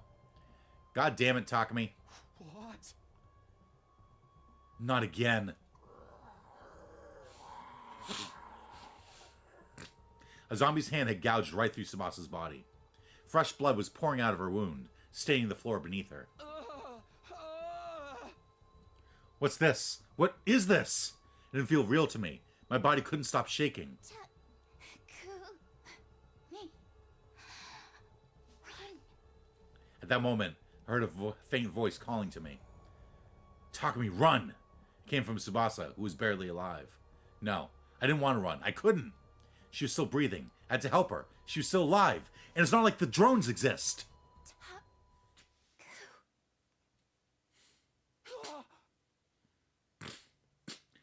Tsubasa's body crumpled like a puppet that had its strings cut. Her eyes glazed over. There's no longer any life in them. Tsubasa just died in front of me. She had lost too much blood to be revived. There's no hope for her. The moment I understood that, a searing hatred boiled up from within me, like magma waiting to erupt. This makes no sense. So the drones are just, like, on vacation, and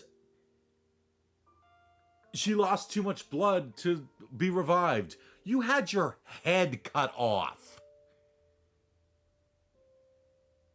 You had your head cut off, and you managed to make it back. And you're just like, oh no, she's dead. Damn you, zombies. Damn you, Guy. I clenched my shaking fist so tightly I could hear my nails digging into my palms. You bastards! Give them back! Give my friends back to me! Takumi, wait! Do not be so reckless!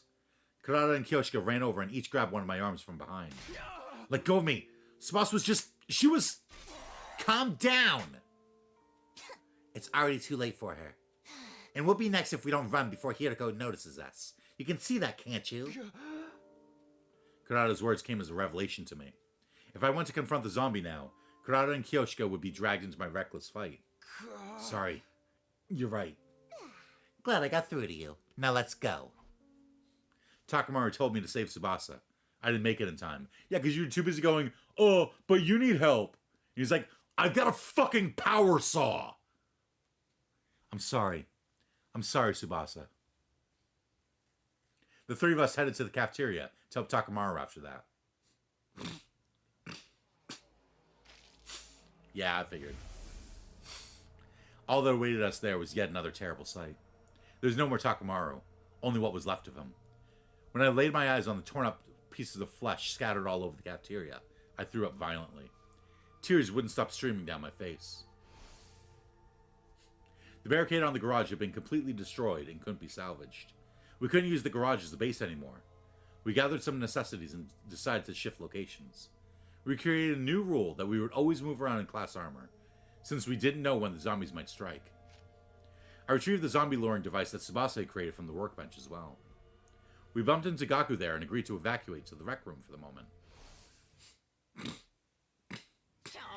Takamaru's been... No, you're kidding me, right? It's finally down to the four of us. Wait, what'd you just say? Didn't Tsubasa manage to get away? She's just hiding somewhere out there, right? Do you know where she is? We gotta go get her. Why aren't you saying anything? Hey, answer me. Tsubasa was killed by a zombie. We saw it. No way. This isn't funny. Hey. I ran to help her as soon as I heard her scream. No, what the fuck you didn't? But it was already too late. She died right in front of me.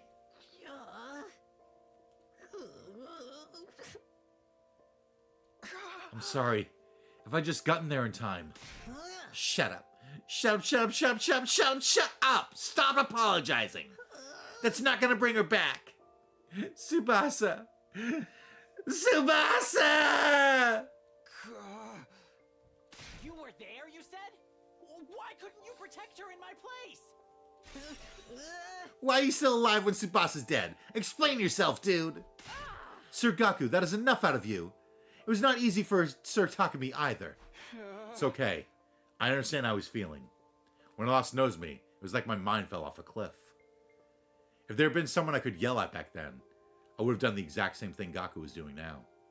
So I couldn't bring myself to stop him. You understand how I feel? That's the funniest thing I've heard in my life. What do you think you understand, huh? You think you're so high and mighty? Damn it. Damn it. Damn you! I simply stood there and silently endured Gaku's enraged venting.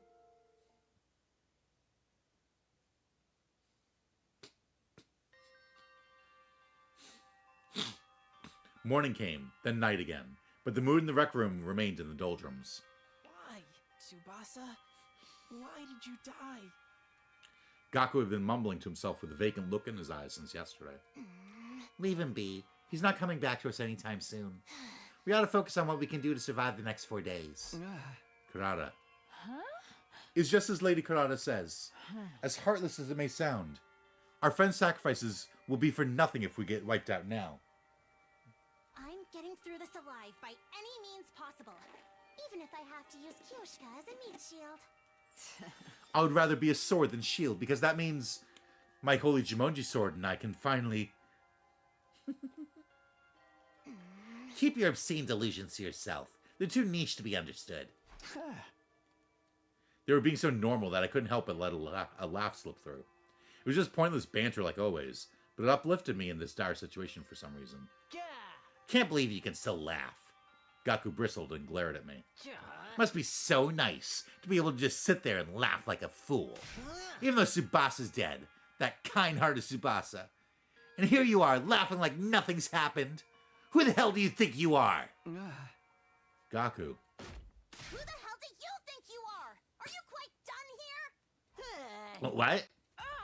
I've had it up to here with you as well. You were testing my patience to the limit. Have you not given consideration to the fact that the zombies would not have attacked the garage if you did not make that loud noise with the device? I was just trying to help Tsubasa. Enough with your excuses.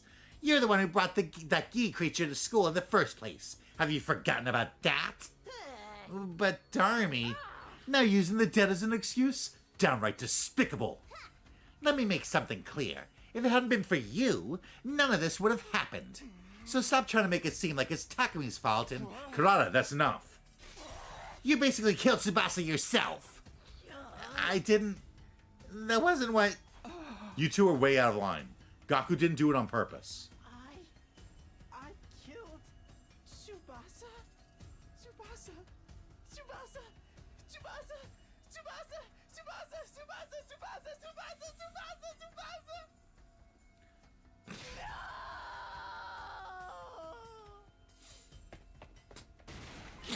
Gaku? Gaku let out an ear-piercing scream and flew out of the rec room. Seriously, what's his problem? He can't be out there by himself. We have to go after him.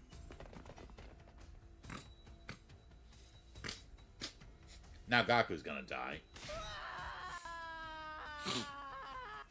Stop yelling, Gaku. You're gonna attract all the zombies. Sir Takumi, look! Up ahead!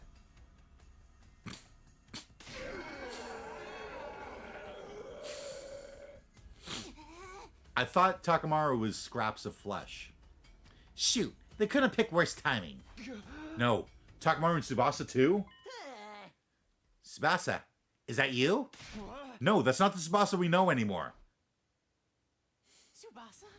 You're alive! You're still alive, Tsubasa! Fucking... Why is Moko running like that?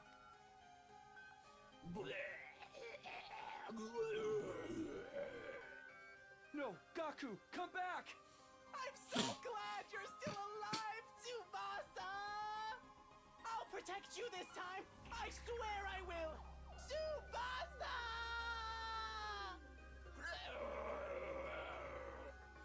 Sir Gaku! Tsubasa bit down on Gaku's neck and tore out a chunk of flesh. Blood started spurting out from the wound. Gaku collapsed into a heap on the floor with a satisfied smile on his face.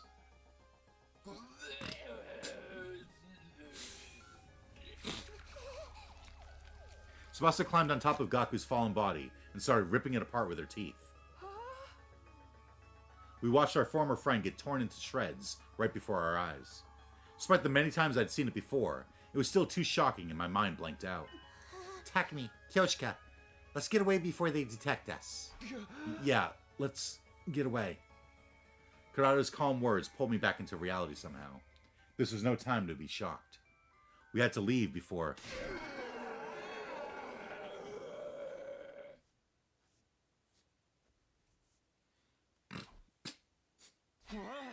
Oh no, they noticed us. Well, what shall we do now? First of all, we have to stay. Just run for... Ah! Kurata tripped and fell dramatically, knocking her tomato mask off her head. Kurata, are you alright? Where's my mask? Sir Takumi, take Lady Kurata and run as far as you can. I'll buy you some time.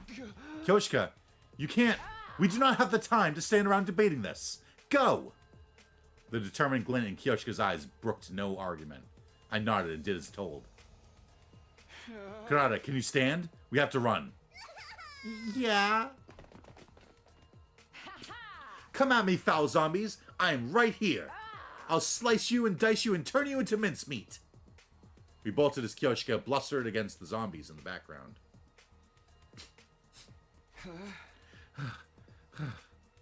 As I was running down the hallway while pulling the weakened Kurata along.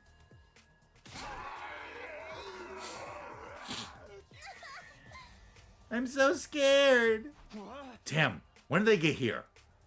I got worried for Kyoshika for a split second, then realized we had to worry about ourselves before we could think about anyone else. We're getting through this together, Kurata. Don't let go of my hand.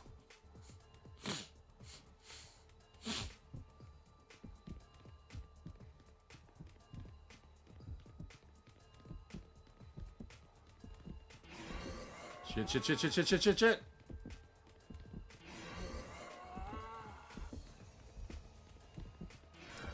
Oh.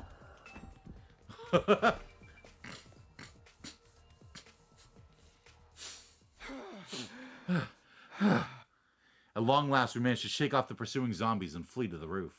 But there, we saw...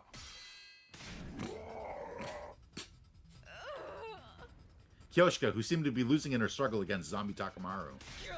Kyoshika! Don't come any closer! Get away!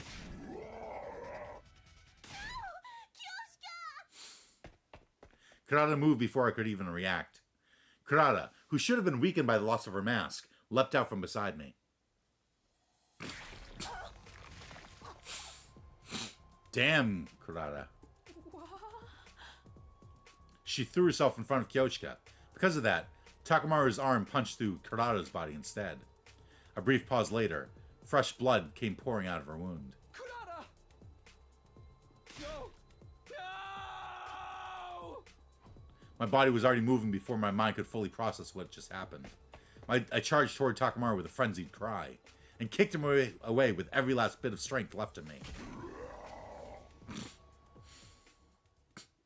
The force of my kick sent him over the fence and off the roof. 1 second of silence later, the unpleasant sound of human flesh hitting something with great force echoed from the ground to the roof. I tried to catch my breath shakily after managing to kick Takamaru off the roof and turned around. Lady Kurata! Lady Kurata! Don't try to speak. You are bleeding heavily.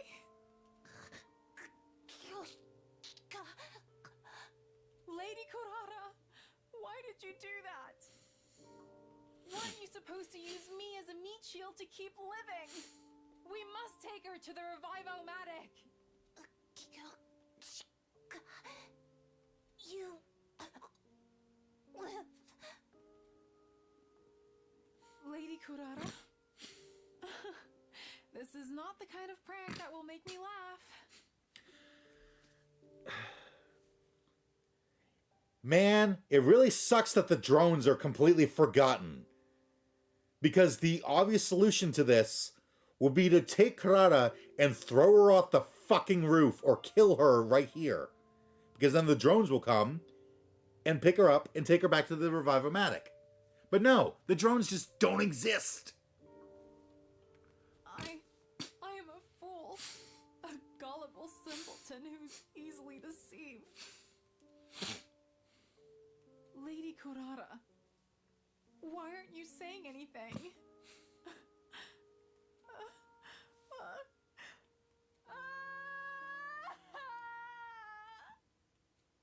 Kyoshka's anguished cry echoed into the night sky. It was clear we wouldn't be able to bring Kurata back. That's why I said nothing, and simply watched over her during her final moments.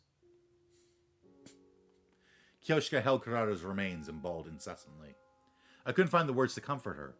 All I felt was an empty void swirling within me. We stayed on the roof for the longest time. At around the time Kyoshka's loud cries had died down to muffled sobs, something flashed across the corner of my eyes. Isn't that... It was a familiar-looking bottle, rolling around on the ground in the wind. I thought she was dead and opened the bottle to check, but then she suddenly woke up and jumped out. She disappeared before I could catch her again. Of course. It was the same kind of bottle I'd seen Gaku with before.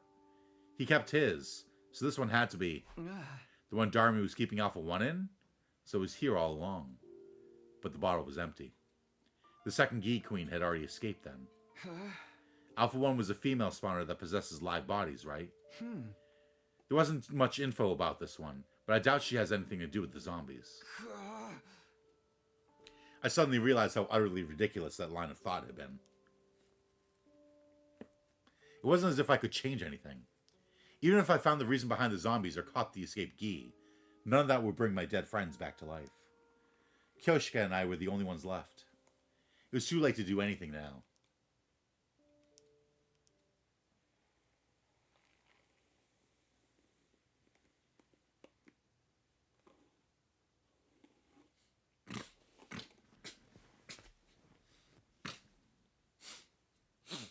Oh, now Veshnis is gonna fucking show up. Kyoshka and I kept our heads down and huddled together after that. Little by little, she started regaining her composure after the shock of Kurata's death. But that didn't change the fact that we were wading knee-deep in despair. Time passed uneventfully until day 99 was upon us.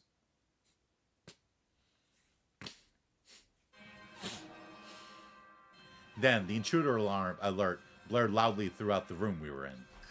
Yeah, I thought so. Intruder alert, defense mode. What could the two of us do on our own? Well, it wasn't like we could escape either. Let's go, Kyoshka. This will be our final battle. It certainly will. We decided to move out directly, without going to the war room, to avoid giving the zombies a chance to attack us on the way there.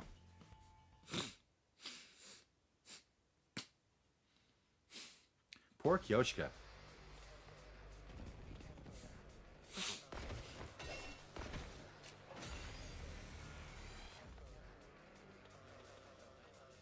It's finally time to settle things with Veshnis once and for all.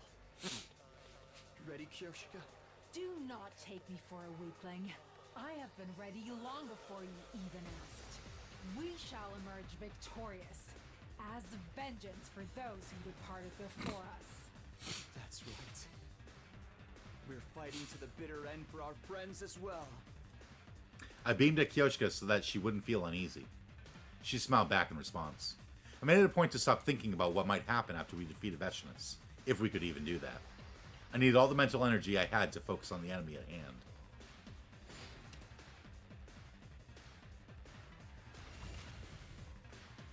Yeah, I thought as much.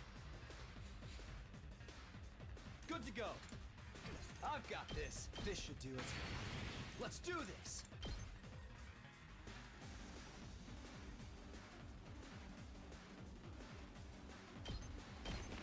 Yeah! My turn.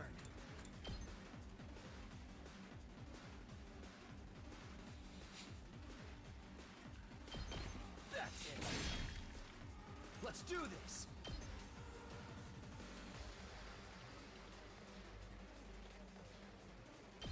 There! Got it! I've got this.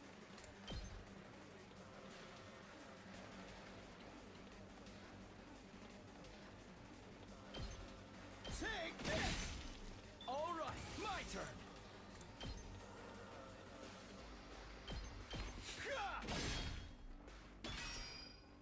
Ready when you are. Let us begin.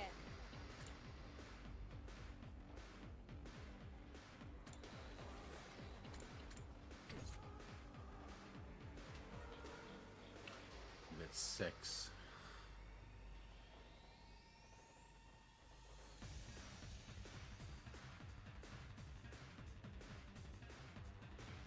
Good to go.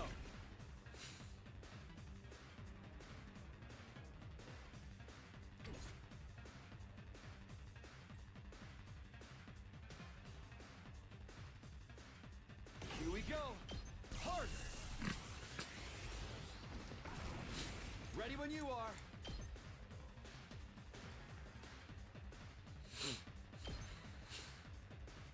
Here.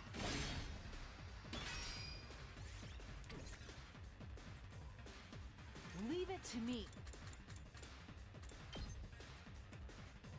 This should hinder them.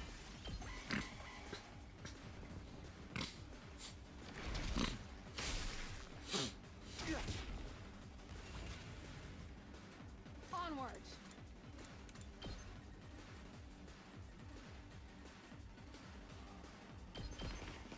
Nen! Leave it to me.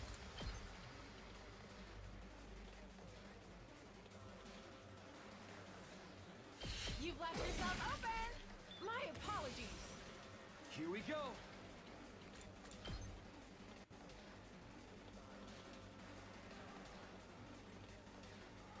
Take this! Got say when. Yeah!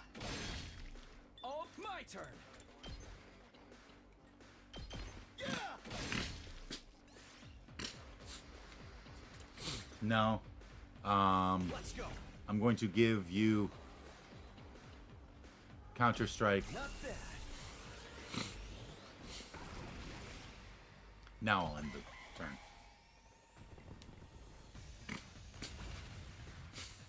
I've got this.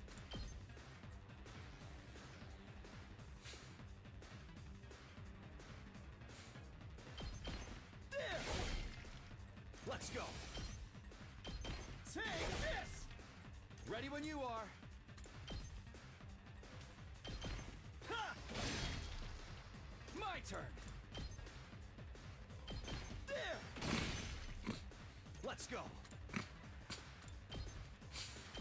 Take this. Oh shit, this fight's gonna be a little bit harder because I don't have Nozomi to keep bumping me back up. That's Vashnis was calmly walking towards us, as if she owned the place. The moment I saw her, my heart started to race like it had never raced before. It was as if the hemoanima, the cryptoglobin inside of my body, was responding to her as she approached. Then, she stopped right in front of us while we stood on guard. Just two? Did you think I would go easier on you like this? I won't let you die peacefully. Your power and the power of the Second Coming are mine. I shall devour all.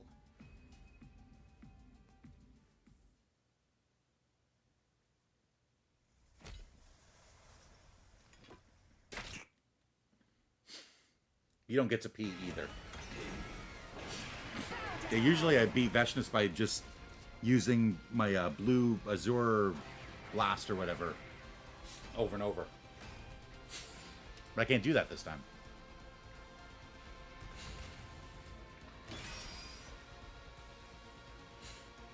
say when.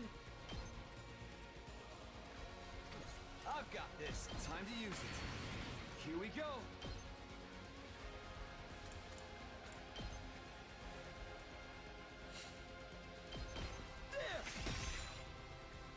My turn. Yeah. Got it. Ready when you are. Two arms!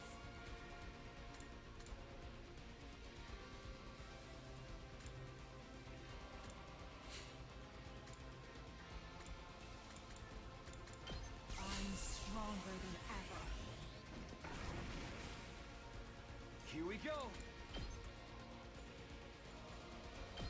Yeah. Good to go. That's it. All right. Ready when you are.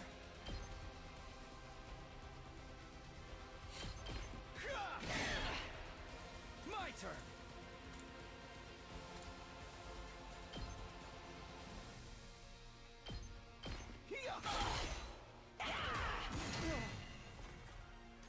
this.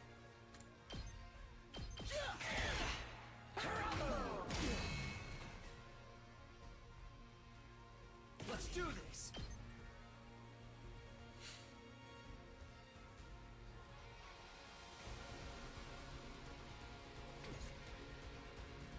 Good to go. Show your fighting spirit! I'm on it. Ha!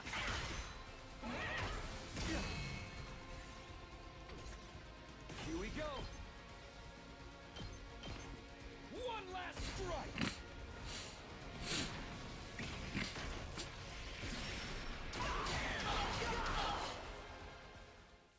Oh, okay. I thought he was gonna have to actually take out 99 with her health. Not bad for just 2 warriors.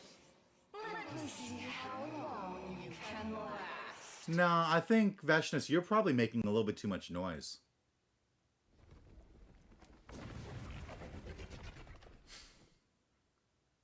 She's gonna die to a zombie. How pathetic. Coming back to life after getting killed again and again.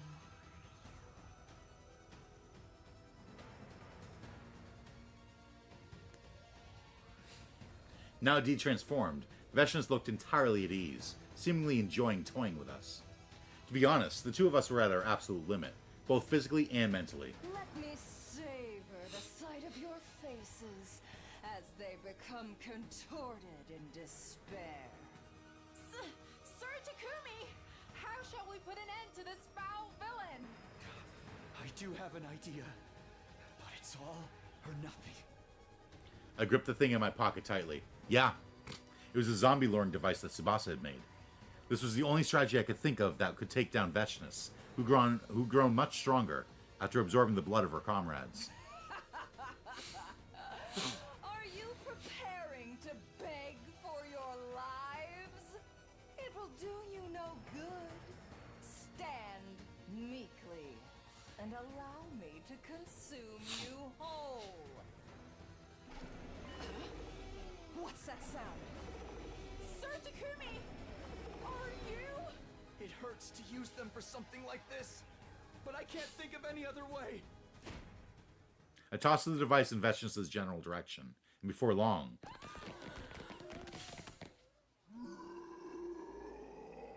Oh yeah, that's right, and they can't see very well, so they'll run right past Takumi and Kyoshika. What are you?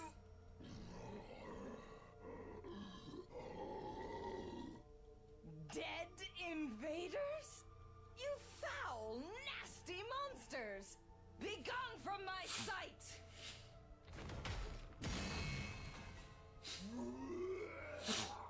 What? My attacks have no effect on them.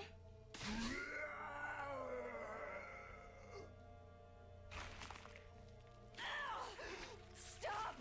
Stop!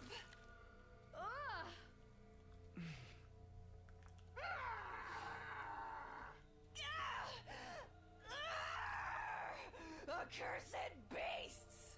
Impossible! A great god like me is being consumed!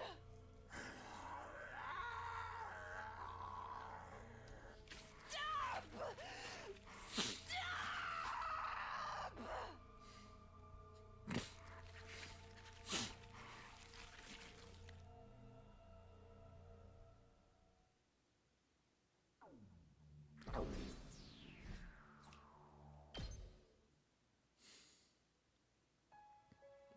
We defeated Veshnus, but in a way that left a bad aftertaste in our mouths.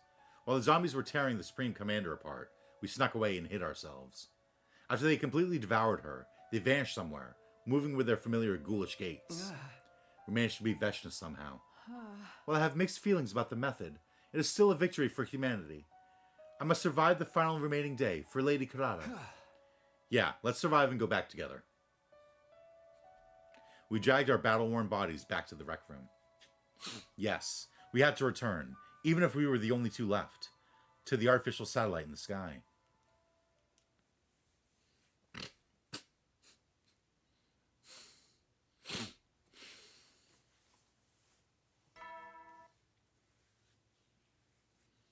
Troops, at long the most. Get yourselves in. At long last, we made it to day 100. How strange. It doesn't feel like we've reached the final day. I know what you mean, but it's true.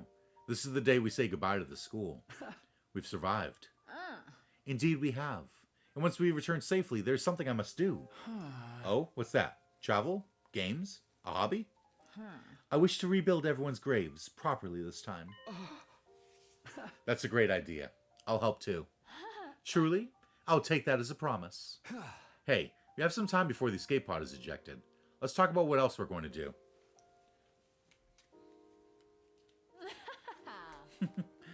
That should make time go faster, yes. To begin with, the Holy Jumonji Sword and I will... We shared the secrets of our hearts and talked about everything under the sun while waiting for time to pass. And then, it finally happened. It's almost time, Kyoshka. Let's get moving. Indeed, to the schoolyard we go. The zombie's gonna be there. We walked as quietly as we could to our destination, but fate was not done antagonizing us yet.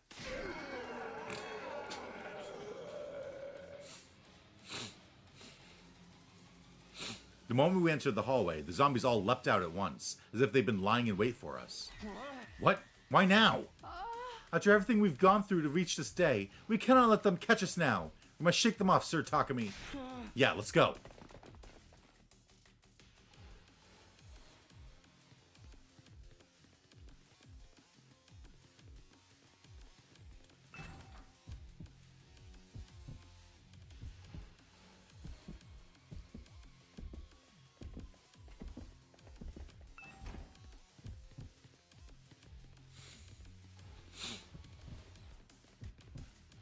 Are you gonna turn this corner?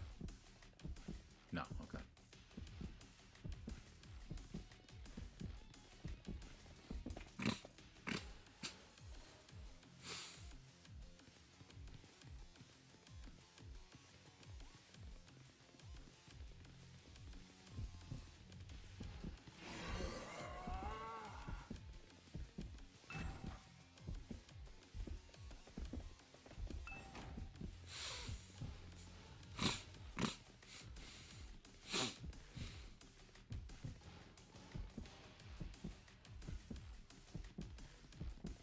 Ah!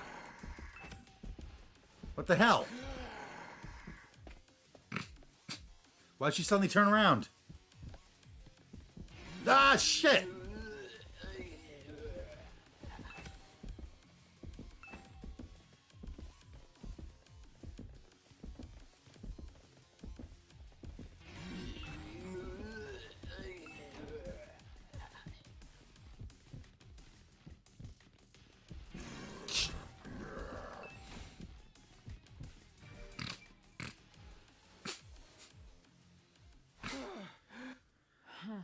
My sides hurt. We eventually reached the schoolyard after dodging the zombies' attacks. We should be safe now. All we have to do is get into the escape pod. Yes. While we were still trying to catch our breaths, an abnormal sight caught my eye. There are several huge cannons jutting out from the top of the school building. Are those turrets? Where the missiles will be fired from?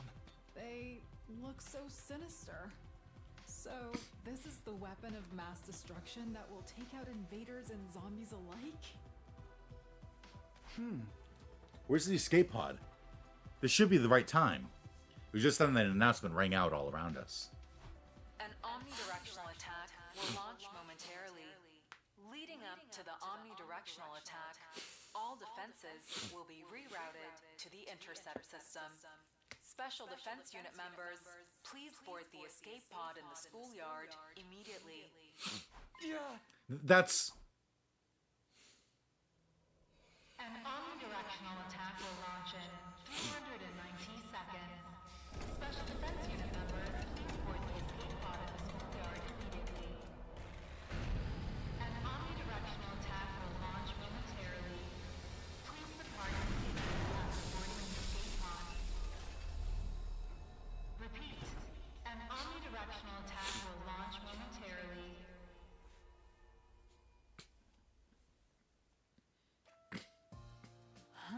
That must be the escape pod.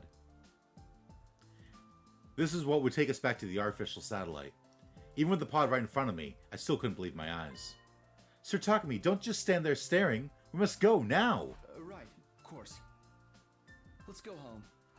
We glanced at each other and nodded, but just as we were getting ready to run towards the escape pod... God damn it. Are you kidding me? They followed us all the way here? Couldn't believe the sudden turn of events. As we stood there in confusion, the zombies rushed toward us with alarming speed. The extreme situation instantly forced my mind into overdrive. Even if we got into the pod, we wouldn't be able to close the door in time to shut out all the zombies. A single zombie in the pod would mean the end for us. What else could we do? Think, Takumi, think. What am I supposed to do here?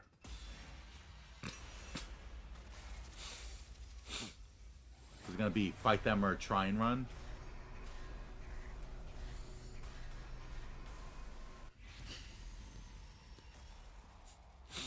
Yeah.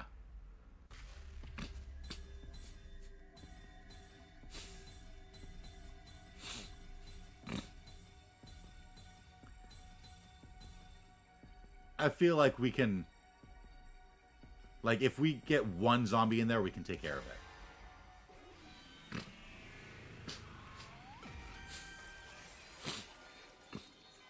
I mean, Kyoshika managed to hold off like 4 of them. It wasn't even worth a thought, because if we wanted to survive, we had to get on the escape pod.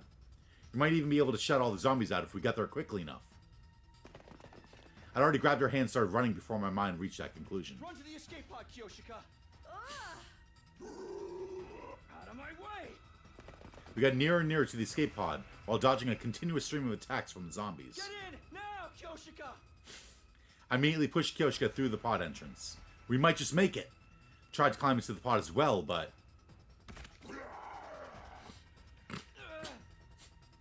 An excruciating pain spread across my right foot. When I turned around, I saw that the zombie Takamaru had grabbed onto it and was holding me back with his incredible strength. Damn it! Let go! Let go!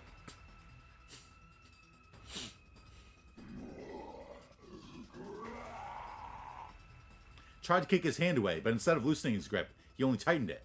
If only I had some kind of bladed weapon that I could use to, like, cut his head off since he's sitting right there. Or cut his hands off.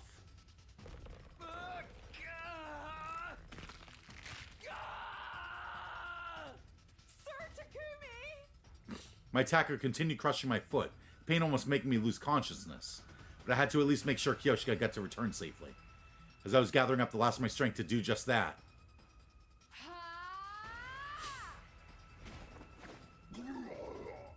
What? Kyoshika! Kyoshika flew out from the pod entrance, pounced on Takamaru, and held him down in a double shoulder lock. He responded by letting go of my foot and grabbing onto her instead. I stretched my hands out to pull her away, but... God damn it, Takumi, you fucking moron. You got everyone killed. Kyoshika! Her body slipped through my hands, and she fell back down to the ground along with Takamaru.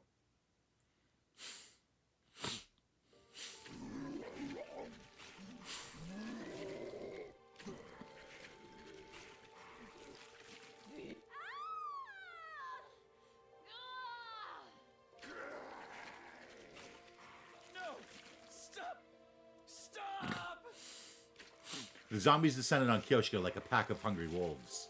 I wanted to leap to her rescue, but couldn't even stand because of my foot.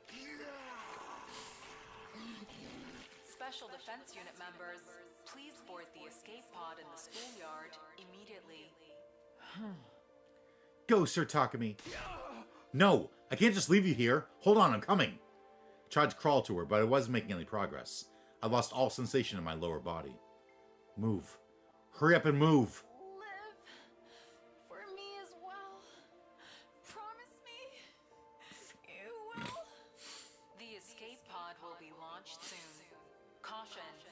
Cockpit door now closing. Kyoshika!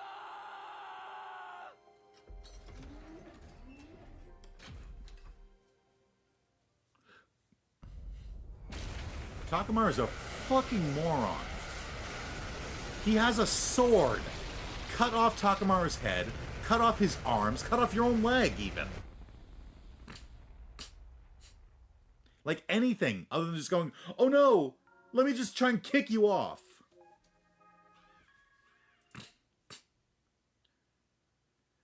Slasher route. Ending 75, slasher route. Kyoshika's last wish.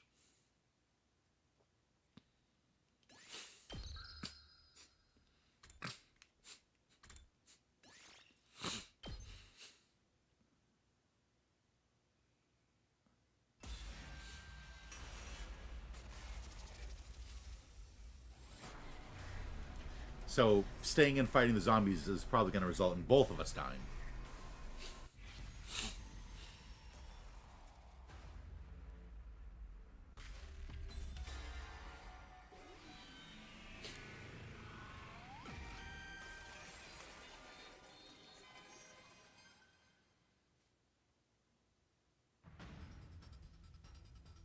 It wasn't even worth a thought. I had to stop the zombies, even if I had to do it all on my own. I'd at least find a way to get Kyoshika onto the escape pod while they were distracted, too.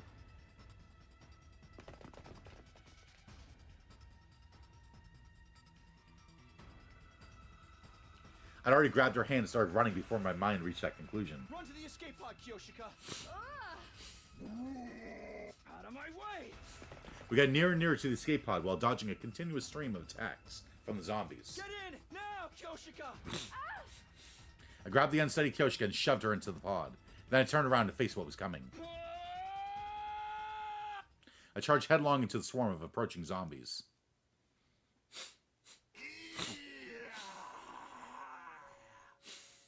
Take this! Sir Takumi! Allow me to assist! Stay where you are, Kyoshika! Escape by yourself! What are you?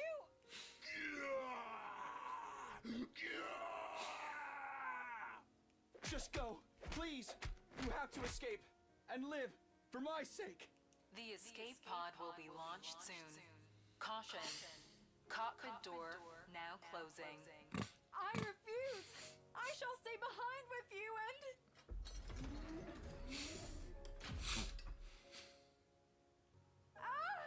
Sir Takumi! Sir Takumi! Sir Takumi!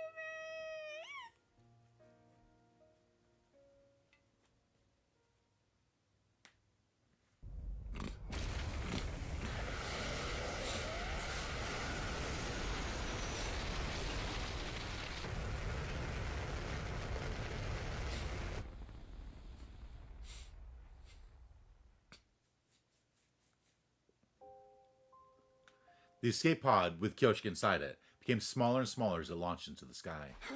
Thank goodness. Huge sense of relief flooded my tense body, and I collapsed to the ground. The zombies surrounded me, but I remained motionless, offering no resistance. The missiles would fire soon. There was nothing I could do to survive this. I would perish here along with them. In that case, maybe it would be better if they tore me apart now and got it over with. What? But for some reason, the zombies simply growled at me. It didn't seem like they intended to attack. Not just that. Whoa! They grabbed hold of me forcefully and started dragging me somewhere. Hey, let go!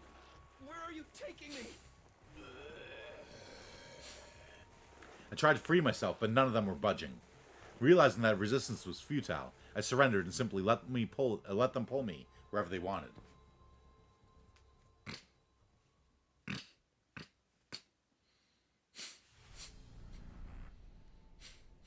The 6 zombies dragged me to a classroom on the 2nd floor, where they tied me down to a table. What the...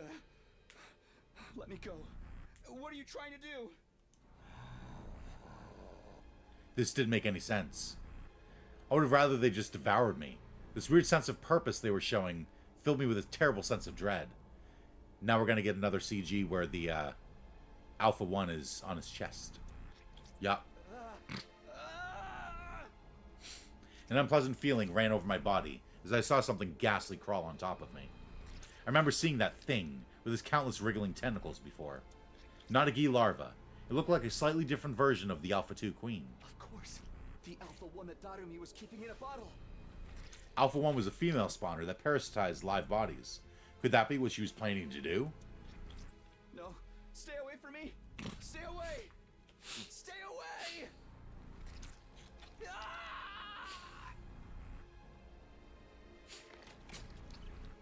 I fought back desperately, but all my efforts were in vain. The bizarre entity forced my mouth open and slithered inside.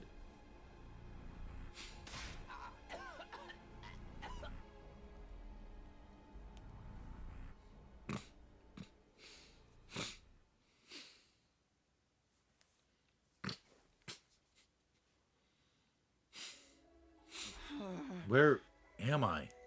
I found myself standing on the roof by myself without any remembrance of how I got there. Never mind. No need to think about that. Once the omnidirectional attack begins, I'll be wiped out along with that thing. Just then, my head nearly split apart with an excruciating pain. I tried to hold my head, but my body refused to move. It wasn't listening to me.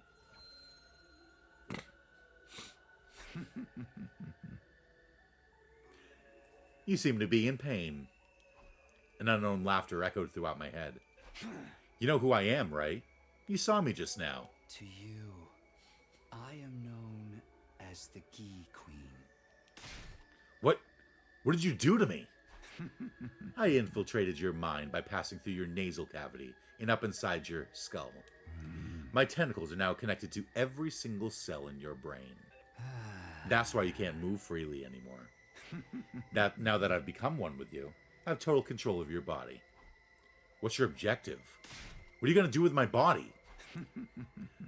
My objective, you ask? Well, you see.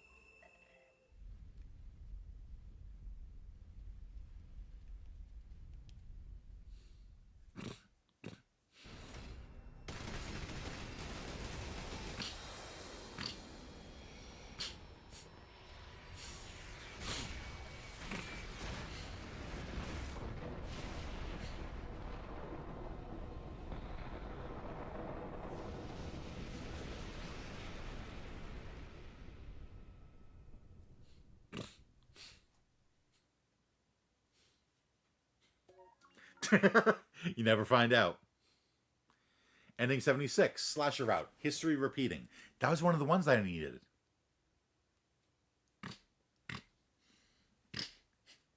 I needed the ending where I get the Gi Queen in me.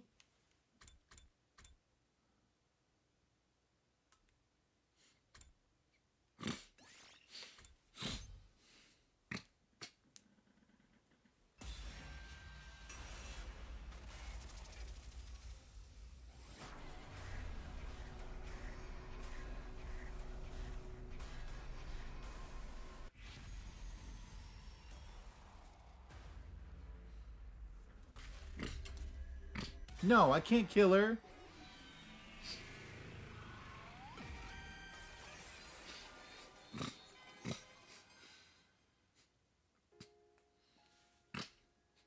Memories of the times I'd spent with Karua kept surfacing in my mind, one after another.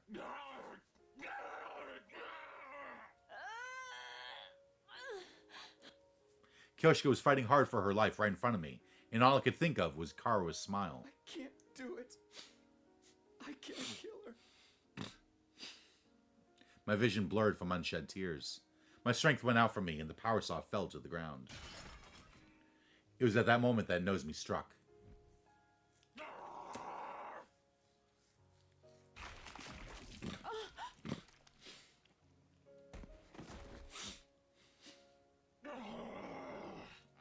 She shrieked with a loud voice and turned to face me, her mouth still stained with Kyoshika's blood.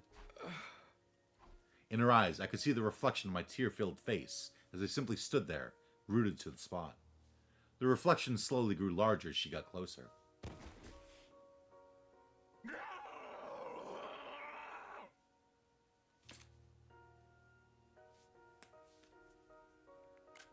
Girl, breath mints.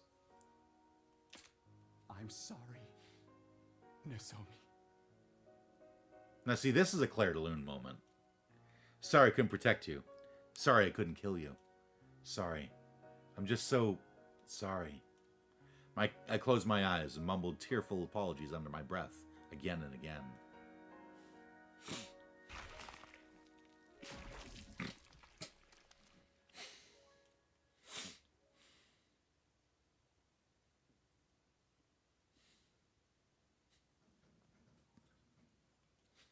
I felt my consciousness surfacing from somewhere dark, cold, and heavy.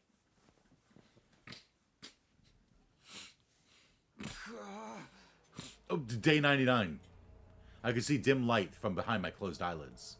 When I opened them, I saw that I was laying face up on the floor of the gym.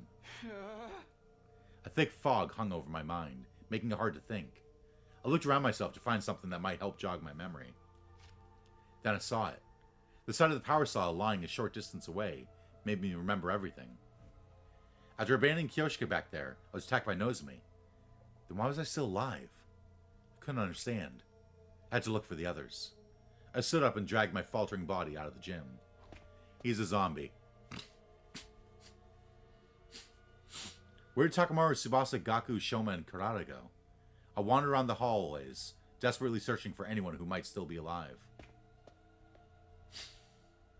Nobody here either. I hadn't detected anyone's presence even after making it to just outside the entrance hall. As I was trying to figure it out, I heard voices from somewhere. We managed to pull through somehow. I was so sure we weren't going to make it. All thanks to Karada's specialist skill. That was all sorts of awesome. Oh, that's where they were. It was most satisfying to be able to put that vicious woman in her place. Thanks for helping us even though we kept you quarantined for so long. We would have been wiped out without you. Now that you have seen the power of the O Suzuki family, be sure to grovel before us until the end of time. They seemed to be talking about Veshness. I had to join them quickly. I could tell they were nearby now. I broke into a quick run toward the entranceway.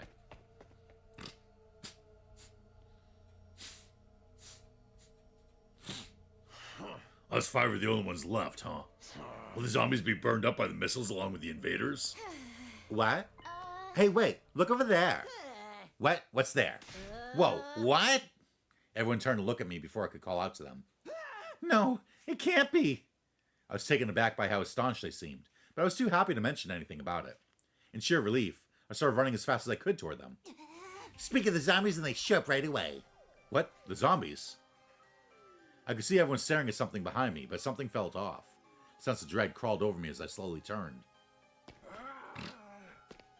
There I saw bodies of those who used to be our comrades, coming closer with snarls and growls. Kyoshika was among them. She'd been turned into a zombie because I had abandoned her. Well, not like we can unsee them now that we're here. We can unsee them now that they're here. I'll hold them back. What? You can't be serious. No, there are too many for you to handle. Everyone just run. I'm not going to say anything. That was what I wanted to shout, but my breath caught in my throat and nothing came out. All of a sudden, the zombies started charging, all of them screaming at the top of their eerie undead voices. Oh no, I'm not going to survive this. But I was wrong.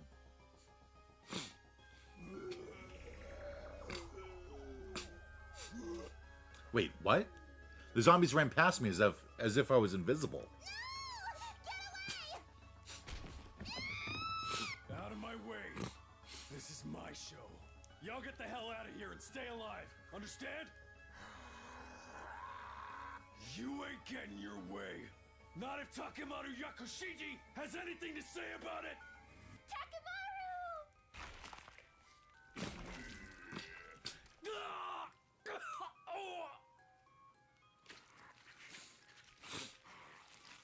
The zombies converged on Takamaru all at once. I had to go to Takamaru before it was too late. No, I can't.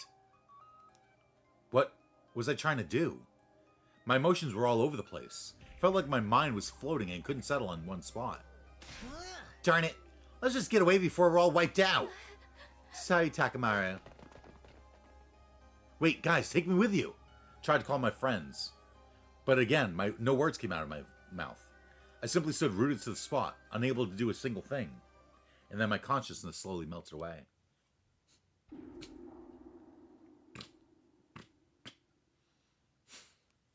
I woke up in the metal shop despite having no recollection of going there. How did I get here? And where did everyone go? I remembered running away from the zombies, but nothing after that. I looked around to see if anyone might be nearby. Is that... A scary-looking Tsubasa was snooping around cautiously. I was hit by a sudden impulse to run over to her. But, at the same time, the rational part of my mind screamed at me not to do that. They were the same conflicting feelings I had when I saw Takamaru being attacked. I had no idea what was causing them. Then, I felt something else. I was flung away by something. Lifting up my head, I saw... Kyoshika! I was too careless! There's zombies in this room too! Run, Tsubasa! But Kyoshika shrieked before I could say anything, and started charging at top speed.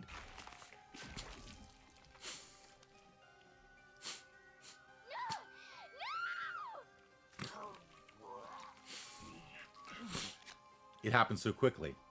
Kyoshika sank her teeth into Tsubasa's neck and began feasting on her flesh like a starving beast. Tsubasa was being eaten alive before my very eyes. Once again, I could do nothing but stare at the shocking scene. I couldn't even get to my feet. As Kyoshika kept feeding, I caught a glimpse of Nozomi. The corners of her lips turned up. Was she smiling? The next moment, she caught my gaze, and the look in her eyes changed into that of pity. Come join us, Takumi. It'll be more fun that way. What? What did she mean? I didn't hear her say anything, but I heard her voice in my head. Then, all of a sudden...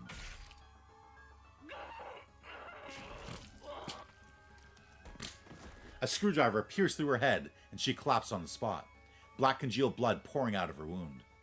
I quickly looked over to see who had done it. You damn mindless monsters! Just drop dead already! I'm gonna hunt down and kill every last one of you! As I looked at Gaku standing there, trembling in rage and sorrow. Something inside that had been holding me back burst apart. My mind completely shut down, and I gave my body over to my uncontrolled impulses. Get away from me!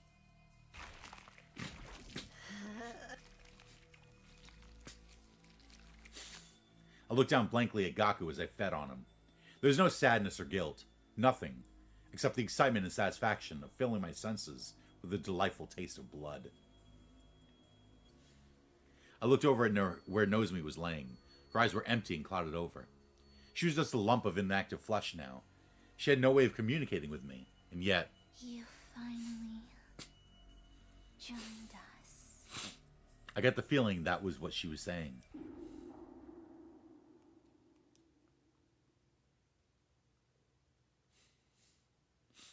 I slowly regained consciousness until eventually I could see light.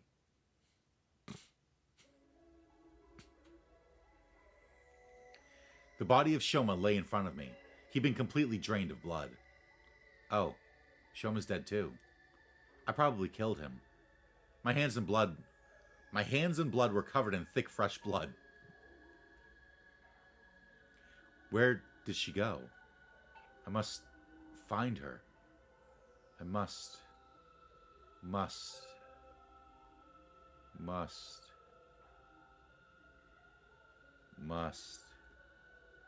Kurata.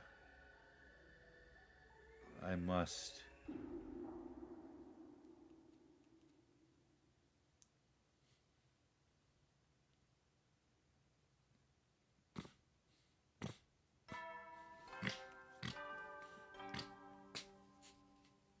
Troops at law, the most. Get yourselves in. Day 100? Who cares about that? Kurata must find where she... No! Get away from me! Finally found. Why run away? Don't run. I must.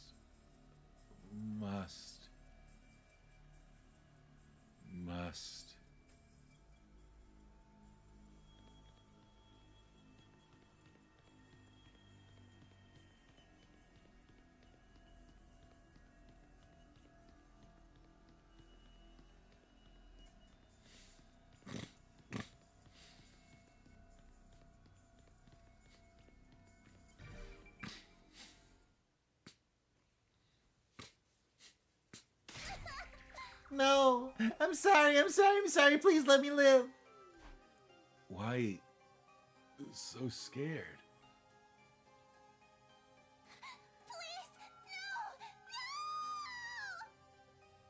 Kurata, Kurata, you've got it all wrong. All I want is to kill you.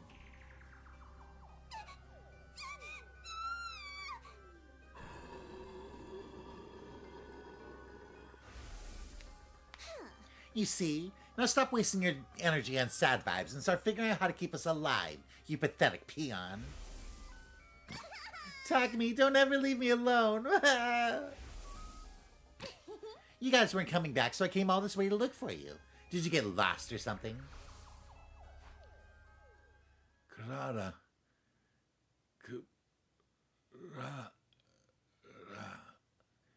I must. What?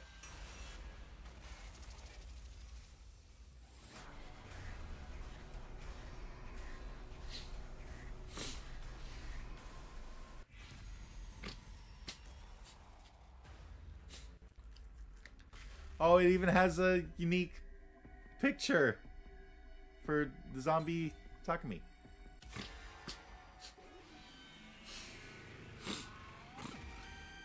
Oh, that's creepy. It's your future.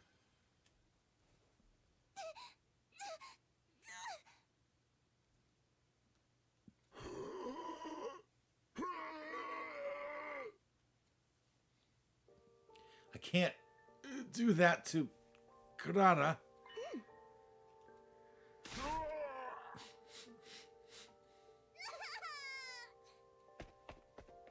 I must. Kurata must.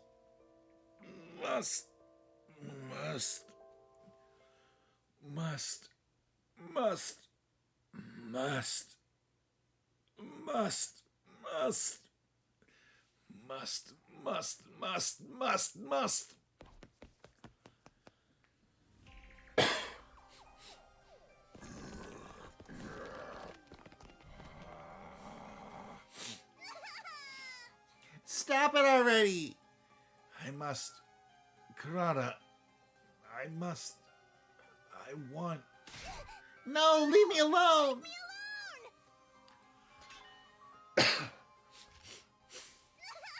This is... That's it. You're all going to die for this. Well, I'll kill you! I'll kill all of you!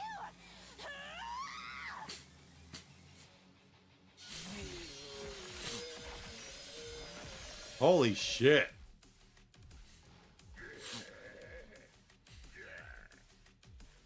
I'll kill you! And you! And you! And every last one of you!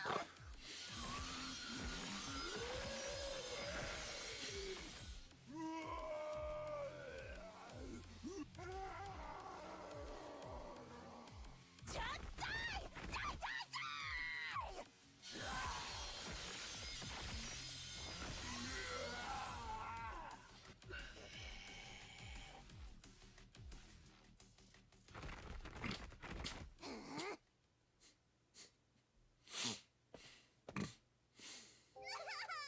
Hey, Takumi, you hesitated just now when you were trying to attack me.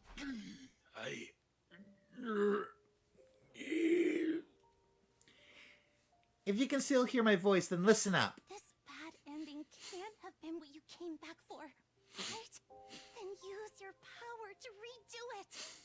Come back and save me. Save us all one more time. All right then. Goodbye.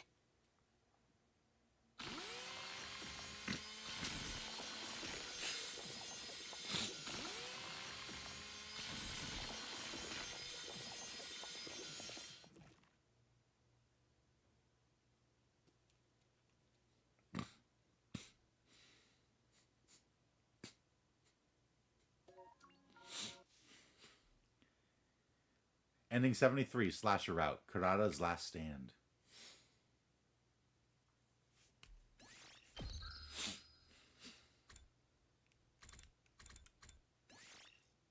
Hot damn. Look at that. Everyone's dead except for Kurata.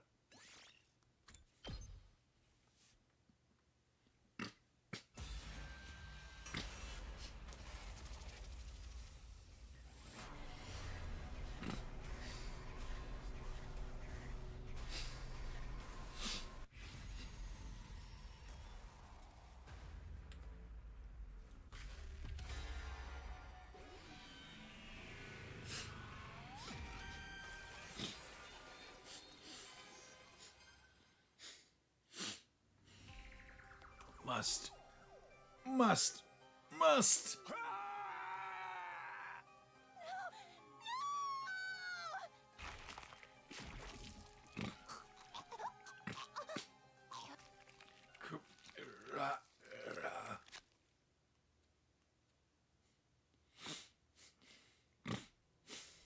An omnidirectional attack will launch in 390 seconds. Oh shit, he's gonna get on the escape pod. An omnidirectional attack will launch momentarily. Please depart immediately after boarding the escape pod. Repeat. An omnidirectional attack will launch momentarily.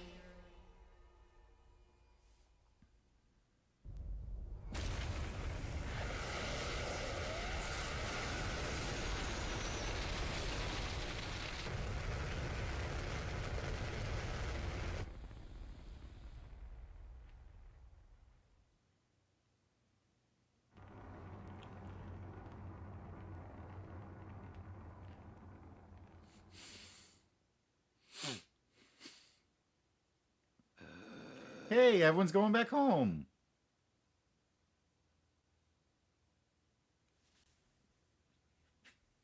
Wait, no, not Yugamu. Not Nozomi. We're missing a couple people here. But most of us are going back home.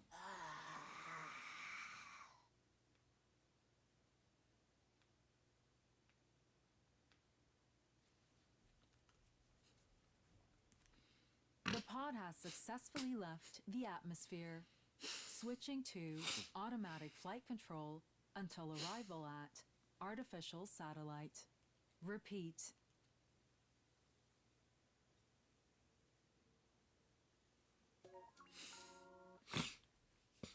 I just realized, ending 74, slasher route, Flight of the Living Dead. Am I still in the Eat Fish route? Or was the Eat Fish route the comedy route?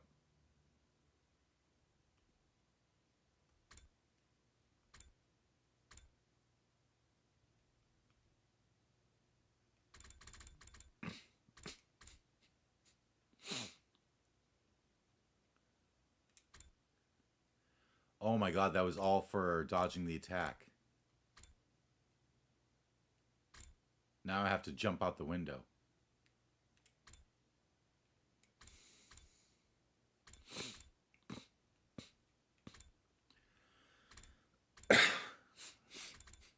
Are there really that many endings left?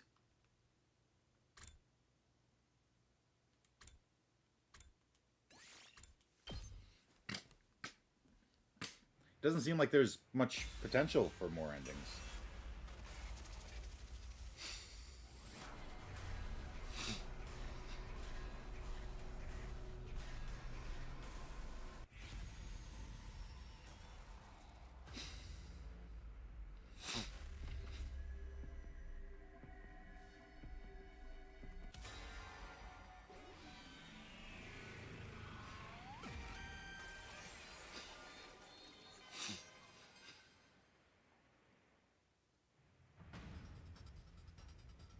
Can't afford to die here. It's a desperate move, but I'll bet it all on this. Hisomi, hold on tight.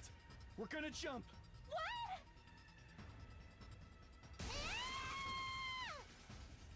I grabbed Nozomi around the waist and charged into the window with all my might. There was a sound of breaking glass, and then we were in the air. For a moment, it felt like we were floating there in the rainy night sky. But of course, that didn't last.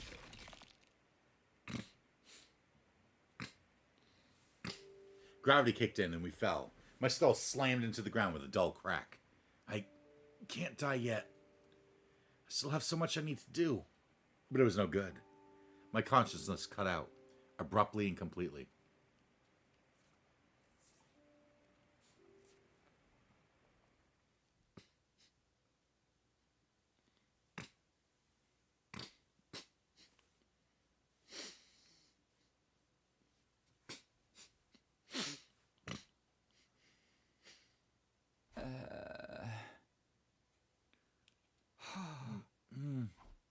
I woke up feeling like my consciousness had floated to the surface of a very deep place. Your consciousness is always in a very deep place, apparently.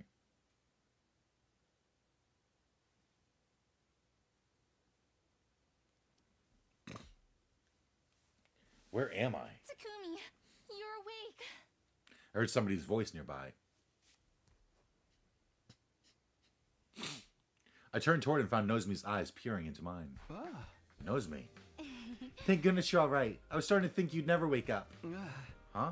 How long have I been out? What day is it? Almost 3 full days. It's day 46 now. Do you remember what happened? You grabbed hold of me and jumped out of a 3rd floor window. Yeah, I remember. We were being chased by the killer. I wasn't hurt too badly, but you hit your head and died. But if I'm okay now, then I carried you to the infirmary and put you inside the Revive-O-Matic. Because the drones still don't exist. Wow, thanks, Nozomi. You're a lifesaver, literally. I should be the one thanking you. You saved me from the killer. But even after the machine brought you back, you stayed unconscious. We were all worried, especially Hiriko. Huh? Hiriko? Yeah, she came to check on you all the time. She even helped take care of you when I needed a break. She seemed so cold when I first met her, but she's actually a very caring person, huh? I really wouldn't have expected Hiriko to show that much concern for me. It's nice to know she doesn't hate me after all. But something about Nozomi's story bothered me. So, what about Moko? She didn't make it. I took her to the Revive-O-Matic too, but it was too late. She lost too much blood. I'm sorry, Moko. If only I'd been quicker, I could have saved you. It wasn't your fault, Nozomi. Moko wouldn't want you to blame yourself. I know, but I just miss her so much. I wish I could say something to comfort Nozomi, but all I could do was put my hand on her shoulder and let her cry.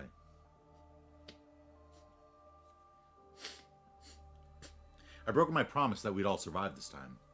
If only we'd found the killer sooner, or if we'd gotten Moko to the infirmary in time. Regret washed over me in waves. Even after coming back in time, I'd failed. Was there any point in going on? I can't quit now. That's not what Moko would have wanted either. Now more than ever, we need to stop the killer. Oh, so did Yugamu have the queen in him? Is that why he's like, I'm having a lot of trouble holding back from killing people?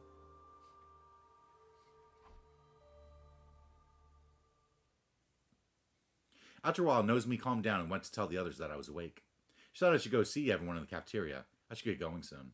I got out of bed feeling completely normal. So normal, it was hard to believe I'd been dead just a few days ago. Okay, next stop, the cafeteria.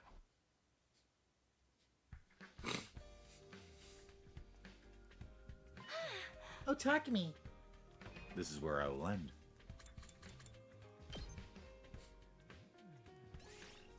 "86 endings. Oh, it's the final stretch. I'm down to 14 more endings to get. But anyway. Thank you to anyone who tunes in. Hope you enjoyed. Good night. Slurp well. And if you're in a zombie apocalypse, for crying out loud, burn all the bodies, like, immediately.